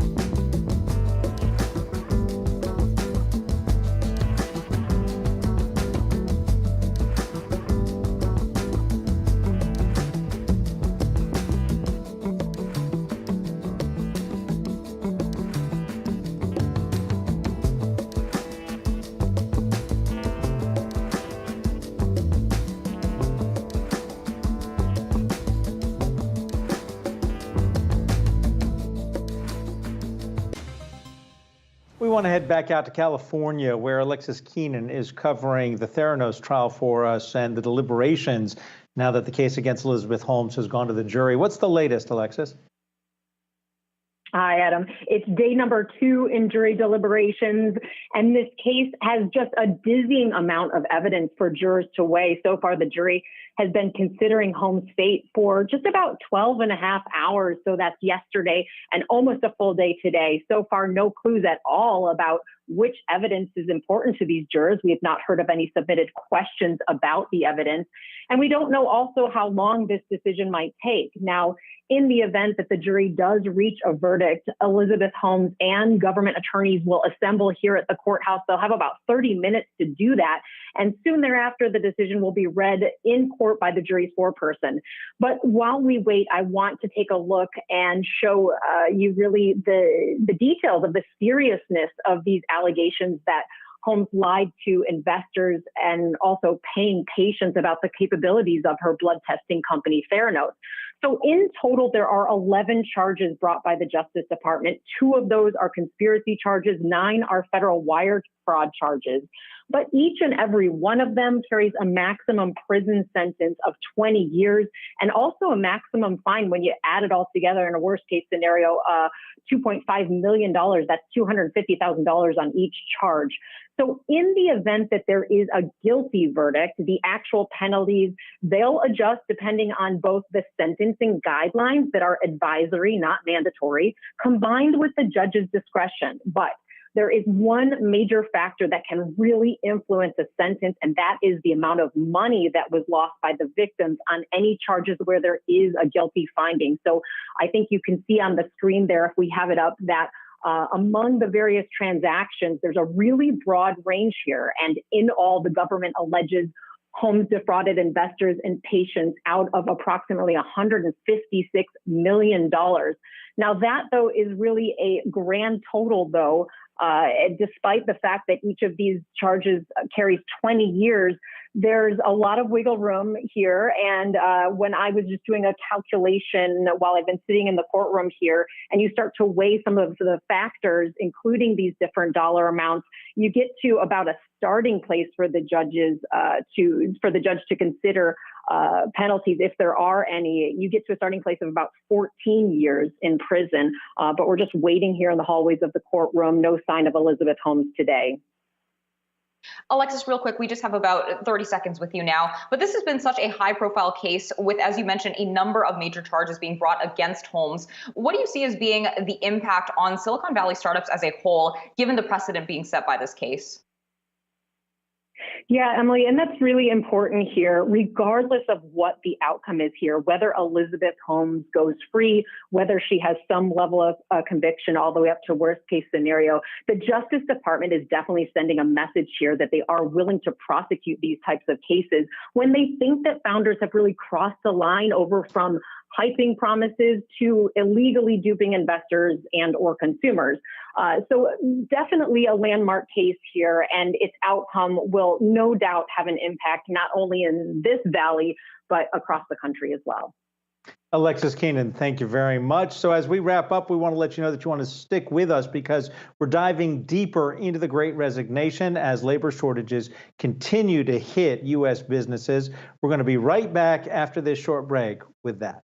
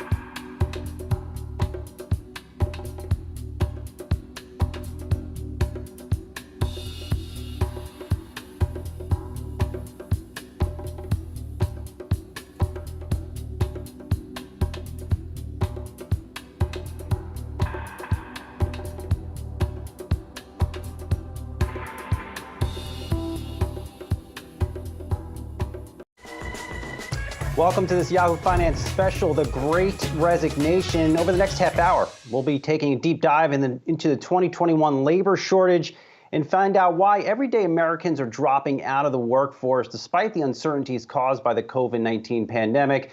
Throughout the past year, we've seen U.S. workers take power away from their employers, demanding higher wages and additional benefits, some simply walking away from their job altogether. So what's the driving force behind this economic trend, and what's in store for the job market in 2022? Well, let's get right into it. Yahoo Finance's Emily McCormick has been crunching the numbers on the job market this year. And Emily, one thing that has stood out to me is really this plunge in the unemployment rate from the start of the year.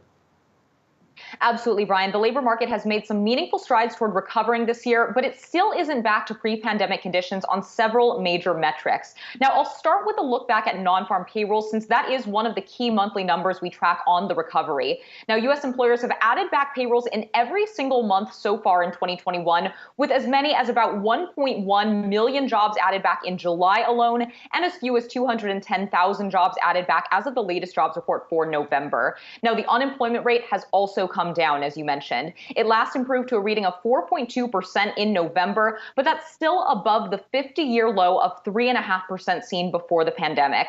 And the same magnitude of improvements hasn't been seen for all Americans. Both the Black or African American and Hispanic or Latino unemployment rates were still above the national average as of November, albeit while both improving compared to the prior month. And even with the steady overall payroll gains throughout the year, employment is still below levels from February 2020, before the pandemic meaningfully impacted the job market. And recall that more than 22 million jobs were lost between March and April 2020 alone, so the economy is still making up for that deficit. Now, this has been especially clear in the size of the civilian labor force, which is still much smaller than it was before the virus. As of November, the civilian labor force was down by 2.4 million workers compared to February 2020, and the labor force participation rate was last at 61.8%, or short of February 2020's 63.3%. And while more Americans are on the sidelines of the labor force than before the pandemic, job vacancies have soared, especially in the second half of this year. Now, as vaccinations began ramping up in the U.S. in the spring and summer, demand for goods and services and going back out again began to surge, but hiring didn't keep pace with that demand. Now, it's especially been true for the service economy, which had already been hit hard during the pandemic with stay-in-place orders and layoffs, and was struggling to bring back enough workers to keep pace with the pickup in dining out, traveling on airplanes, and shopping in stores. And in July, we should note that job openings hit a record high of nearly 11.1 million in the U.S. As the latest data for October, those vacancies were still above the 11 million mark, and that labor supply has been the economy's biggest challenge, has also shown up in weekly jobless claims, which hit the lowest level since 1969 in early December at 184,000. So with all of these things in mind, the labor market as it stands now has been described by many economists as exceptionally tight, and with participation still yet to return to its pre-virus levels, getting enough workers to meet demand rather, is one of the key factors that does need to be resolved in order to further this economic recovery. Brian. All right, Emily, hang out there. We're going to talk more jobs here. Let's bring in Betsy Stevenson, a professor of public policy and economics at the University of Michigan. She also served as a member of the Council of Economic Advisor under President Barack Obama. Betsy, always nice to see you. So as we look back on the labor market this year, what has surprised you? Well, I think a lot of things have surprised me. But, you know, in one sense, what surprised me is how quickly we really have recovered.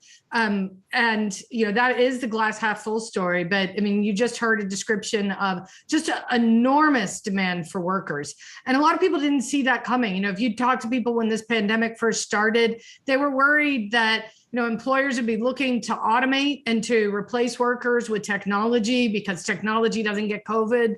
And in fact, what we've seen is just record job openings. If we filled every single job opening that's out there right now, we'd have employment that was not just well above where we were pre-pandemic, but well above what anyone predicted pre-pandemic. So that recovery and employers wanting to hire workers is there. The challenge is that we still have just like a lot of uncertainty going on in the labor market.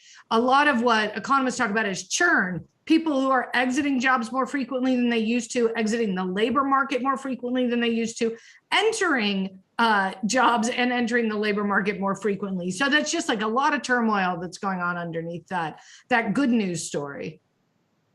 Betsy, this is Emily here. You talked about the near record number of vacancies we're seeing across the economy right now. Why aren't workers coming back faster? Well, I think it's not really about workers not coming back faster. If you look underneath the data, one of the things is that we still have an elevated rate at which people are leaving the labor market. So every single month, millions of people enter the labor market and millions of people exit the labor market. Now, if things just aren't going right in their family, or the job, they lost their job and they didn't see another one, so they left the labor market. We're still seeing elevated exits among some people, particularly lower educated workers. So workers without a college degree are still exiting at very high rates. And I think one of the things we want to do is slow the exit rate down, not just speed up the entrance rate. Like you were focused on the entrance rate. Now, where should we be focused on the entrance rate? Well, it turns out that's one of the big problems we have with older workers. So some researchers have shown that we didn't actually see a big increase in the number of older workers retiring. What we've seen is a big decrease in unretirement. In a normal economy, people retire and then they change their mind and they take on some other kind of job. What we've seen with COVID is older workers are not re-entering the labor market. They're not coming back. And I think that is because of the risk of the virus is keeping some workers, particularly older workers, from wanting to come back into the labor market. I think one of the reasons we're seeing that still that high rate of exits is not just about workers not wanting to work, but the rate at which they're actually losing their jobs. Anytime somebody loses their job, they're at a high risk of leaving the labor market. And we are still seeing that high rate of jobs letting workers go because of all the turmoil underneath the economy due to COVID. So restaurants just figuring out they can't make it, or hotels not getting the customers that they need, or retail stores realizing that they were doing better online. They end up letting a lot of workers go, and those workers are at a higher risk of exiting. And Betsy, isn't the other problem here, we have not addressed the core issue of childcare. And I'll use a family member as example. She had to leave the workforce and care to her 3 young kids during the pandemic. And now because of that, and just the fact she's no longer working, her path to the workforce is not exactly clear right now. How does this get solved? Yeah, well, there is a little bit of a chicken and the egg problem here because we don't have all of the childcare workers back. In fact, we're still missing roughly 1 in 10 childcare workers. We're also actually missing a lot of nursing home workers. So it's not just childcare, it's also care for adults who need care or elder care. And what we have is people who are providing this care at home. And because they're providing the care at home, they're at an increased risk of not being able to take on another job or do paid labor. And so, we got to hire people to be able to do those kinds of jobs if we want people to go back to other kinds of jobs, but we are having a hard time attracting workers into caregiving settings because caregiving jobs became riskier. They do come with a much higher risk of COVID now. And those have been our jobs that are lowest paying, and the lowest paying jobs are where we're seeing the biggest wage gains right now. So if you look at who is winning in the battle between increasing wages and inflation, lower wage workers are winning in that battle because that's who are getting the biggest wage gains. That can be a problem though for families who are paying for childcare and they just don't have what it takes to be able to pay for that more expensive childcare that comes with paying a childcare worker, say $15, $16, $17 an hour instead of $12 an hour. So you got to pay the childcare workers more, but how do you pay the childcare workers more without charging the families more? You charge the families more, and then it can be hard to go back to work because you literally can't afford to work because of that high cost of childcare. And I think that's why you need a policy solution to the rising cost of care. Betsy, speaking of wage gains you were mentioning earlier, we last saw average hourly earnings up 4.8% on a year-over-year basis in November. Is this pace going higher? And do you see wage increases feeding into continued inflation as we look ahead to next year? Well, I don't think that, so some people are worried that a shortage of workers is pushing up wages, which ultimately ends up pushing up prices. That's not really the wage price spiral, though. I think one of the things people really worry about is everybody goes to their boss and everybody says, look, prices are up. I want a 4% raise. Otherwise, you're giving me a real pay cut, which is true. So I understand why they're making that request. And then if everybody gets that wage increase from their boss, you can start to see that pushing through more normalized, higher inflation than, say, 2%. But that's not what we're seeing in the data right now. What we're seeing is some workers are getting a raise and others are not. And the ones who are getting a raise tend to be the lowest wage workers, so those in the bottom 40% of the income distribution. And we're also seeing it coming from people who are changing jobs. So we're seeing the people who are moving to new jobs, to better jobs, are seeing the big wage gains. And we're seeing people particularly, in the middle and in closer to the top, who are just sticking at their old job, are not getting as big of a pay increase. So there's a little bit of redistribution going on there.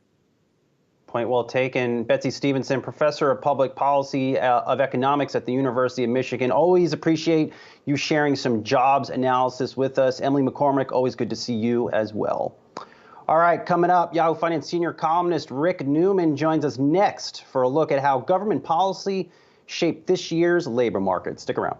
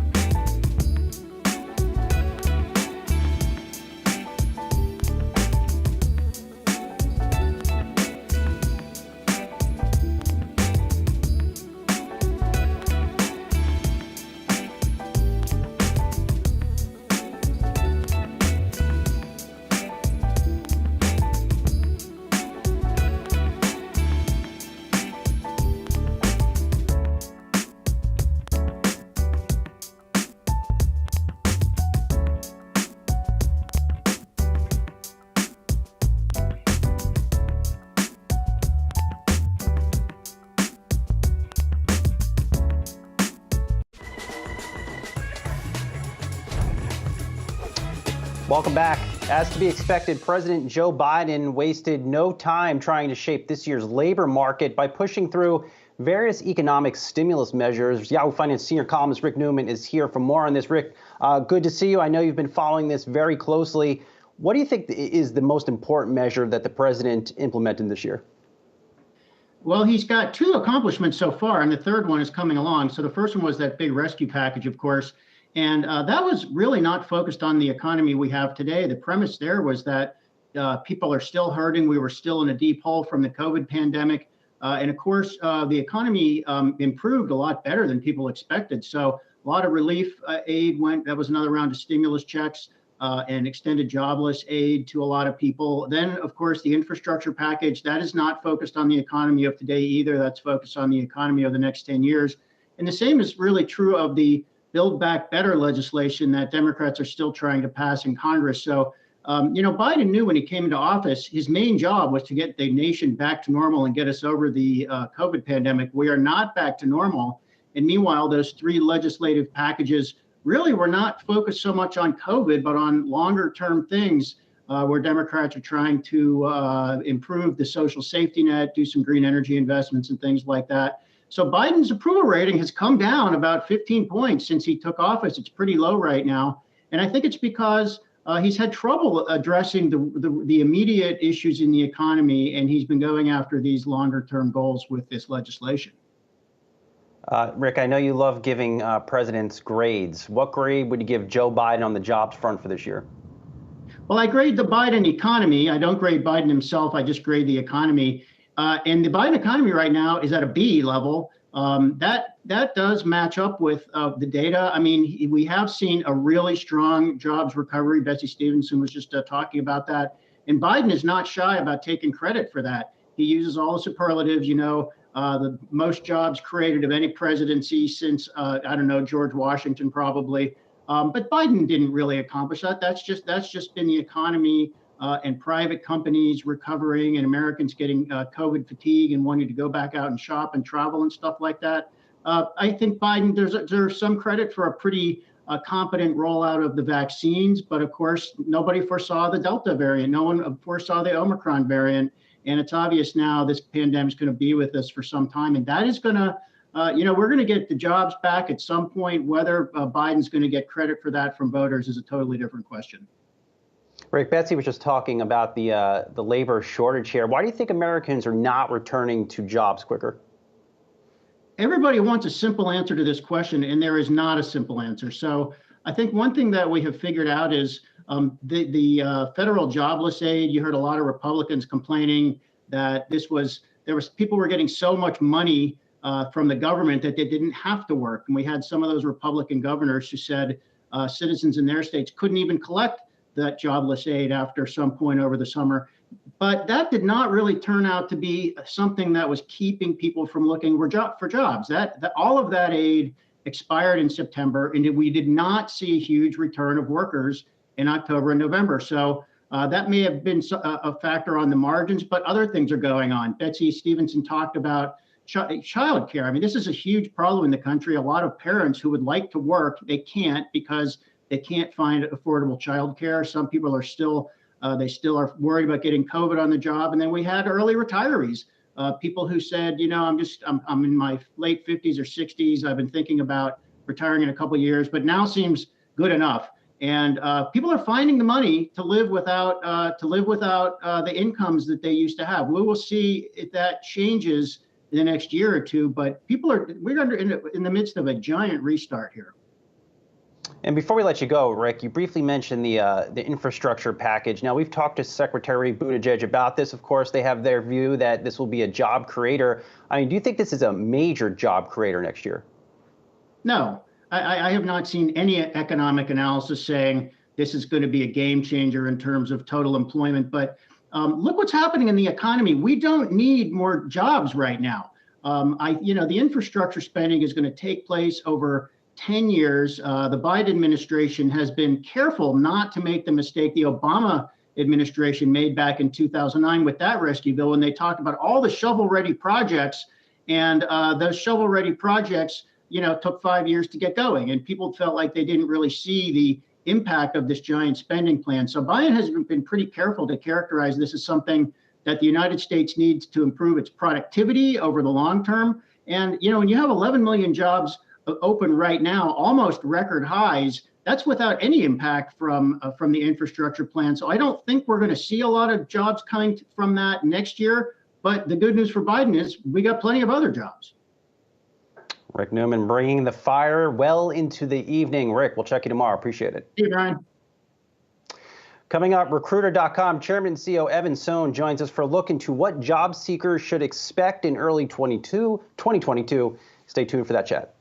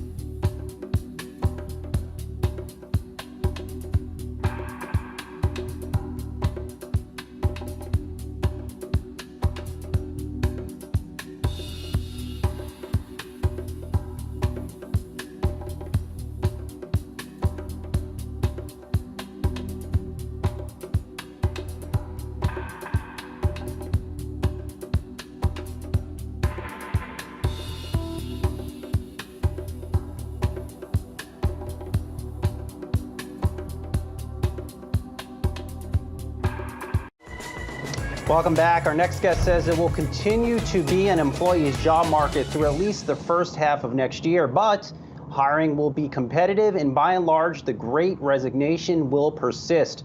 Recruiter.com Chairman and CEO Evan Sohn joins us now. Evan, nice to see you here in the evening here. Why do you think the Great Resignation will continue? So, look, I think, as Rick just said, there's been this built up resignations that's been happening in the U.S. economy, right? So there's always churn. There's been historic 20 to 22% voluntary churn in the U.S. So there's always been this churn. Every single month there's churn, and so people sort of stayed put, if you will, during the pandemic. They moved, they didn't move, et cetera. And now all of a sudden, we called it at the beginning of October, the Great Resignation is upon us.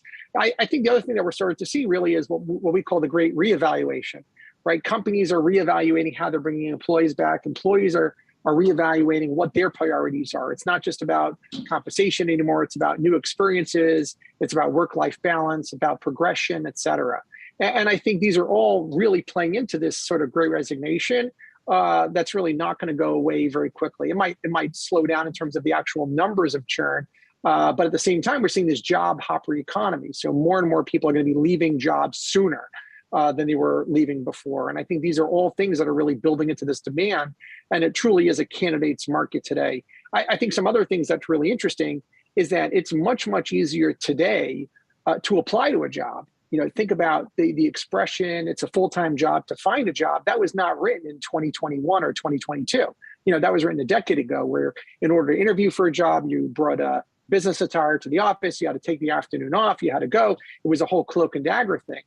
Today, it's really about, gee, we're going to interview over some sort of video interviewing platform. It's much, much easier to interview. And if I could work from anywhere, certainly I could also hire from anywhere. So it just gives a lot of more flexibility to people in terms of the ability to take a job. You know, think about all the jobs that one didn't look at because they were geographically undesirable. Certainly for the knowledge workers, that's not really happening. So you see here now on this chart now with our partnership with Revilio Labs, looking at the sectors with the highest job numbers, pretty exciting for us as Recruiter.com, that recruiting is really in the top two, not job demand. And we reported the other day that I think there were more open jobs on one platform for recruiters than there were actually for software engineers. Clearly, the hospital and the healthcare sector, a lot of job demands. We're also seeing a lot of movement in that area, retail as well. So we're certainly seeing lots of demand. As you mentioned before in the other segment, there's plenty of jobs that are actually going on in the U.S. now, 11 million record highs, et cetera, in terms of open jobs. It's actually filling those jobs that are getting more complicated. We're seeing a lot bigger demand for a bigger funnel. Used to be that let's just let's generalize for a second. If you need to look at 50 resumes to hire one person, you might need to be looking at 300 resumes to hire that same one person, or now 400 resumes to hire two people because one's going to leave before the other one actually starts. Evan, let me toss you this hot potato. Isn't the part of the problem here with this labor shortage that management still is disconnected from the employees? Those employees that are burnt out, they don't understand. Those higher-ups don't understand what's happening in the average lives of their workers here. How big a problem is that? Yeah. So again, I prefer to use the word, and both, right? There are companies that do and there are companies that don't. I think when we started tracking candidate sentiment as reported by the recruiters, we saw compensation this last month hit 24%, 25%, really a low as we started tracking this in the Recruiter.com Recruiter Index. And what it really says is that 75% of priorities were not compensation related. So paying someone extra money is not actually going to do it. In fact, we saw a survey that said that people would take 25% of people reported would take less of a salary to have remote work or work-life balance, et cetera. So I think employers need to really change the way that they talk about the actual job itself. Again, if we think about we're entering this sort of job hopper economy, how do you get people coming out of college to take a call center job or a job that's less, less thrilling, if you will? You have to turn it into an experience. Hey, come get your first experience. Here's how you're going to get your first experience. And you got to really change that. And I think for companies to think that it's just about compensation, that's certainly part of this great reevaluation. Is it's not just about compensation. It's about culture. It's about training. It's about experience, and it's about progression. And Evan, what's your best advice before I let you go here? What's your best advice to someone who wants to quit their job today and try to find a better job? What should they be doing? So make sure your social media profiles are updated. LinkedIn is a great source to find someone at the company itself. I think the statistic is 70% of all jobs are through a warm introduction, which include a recruiter. So you want to make sure that that's going. It also says that, if you're applying for a job online with no sort of third party in between, you probably have a 30% chance of actually getting through. But the other is, really figure out what's going to excite you for the next 24 to 36 months. You're not looking at something that's going to be 5-10 year long. Look at what's your next experience going to look like, and how do you go get that experience? And I think those are really the interesting things that we could start looking at as both from the company side and from the candidate side, is looking at what the next experience look like, et cetera. Good advice indeed. Recruiter.com Chairman and CEO Evan Sohn, good to see you. Thanks for hopping on this evening. We'll talk to you soon.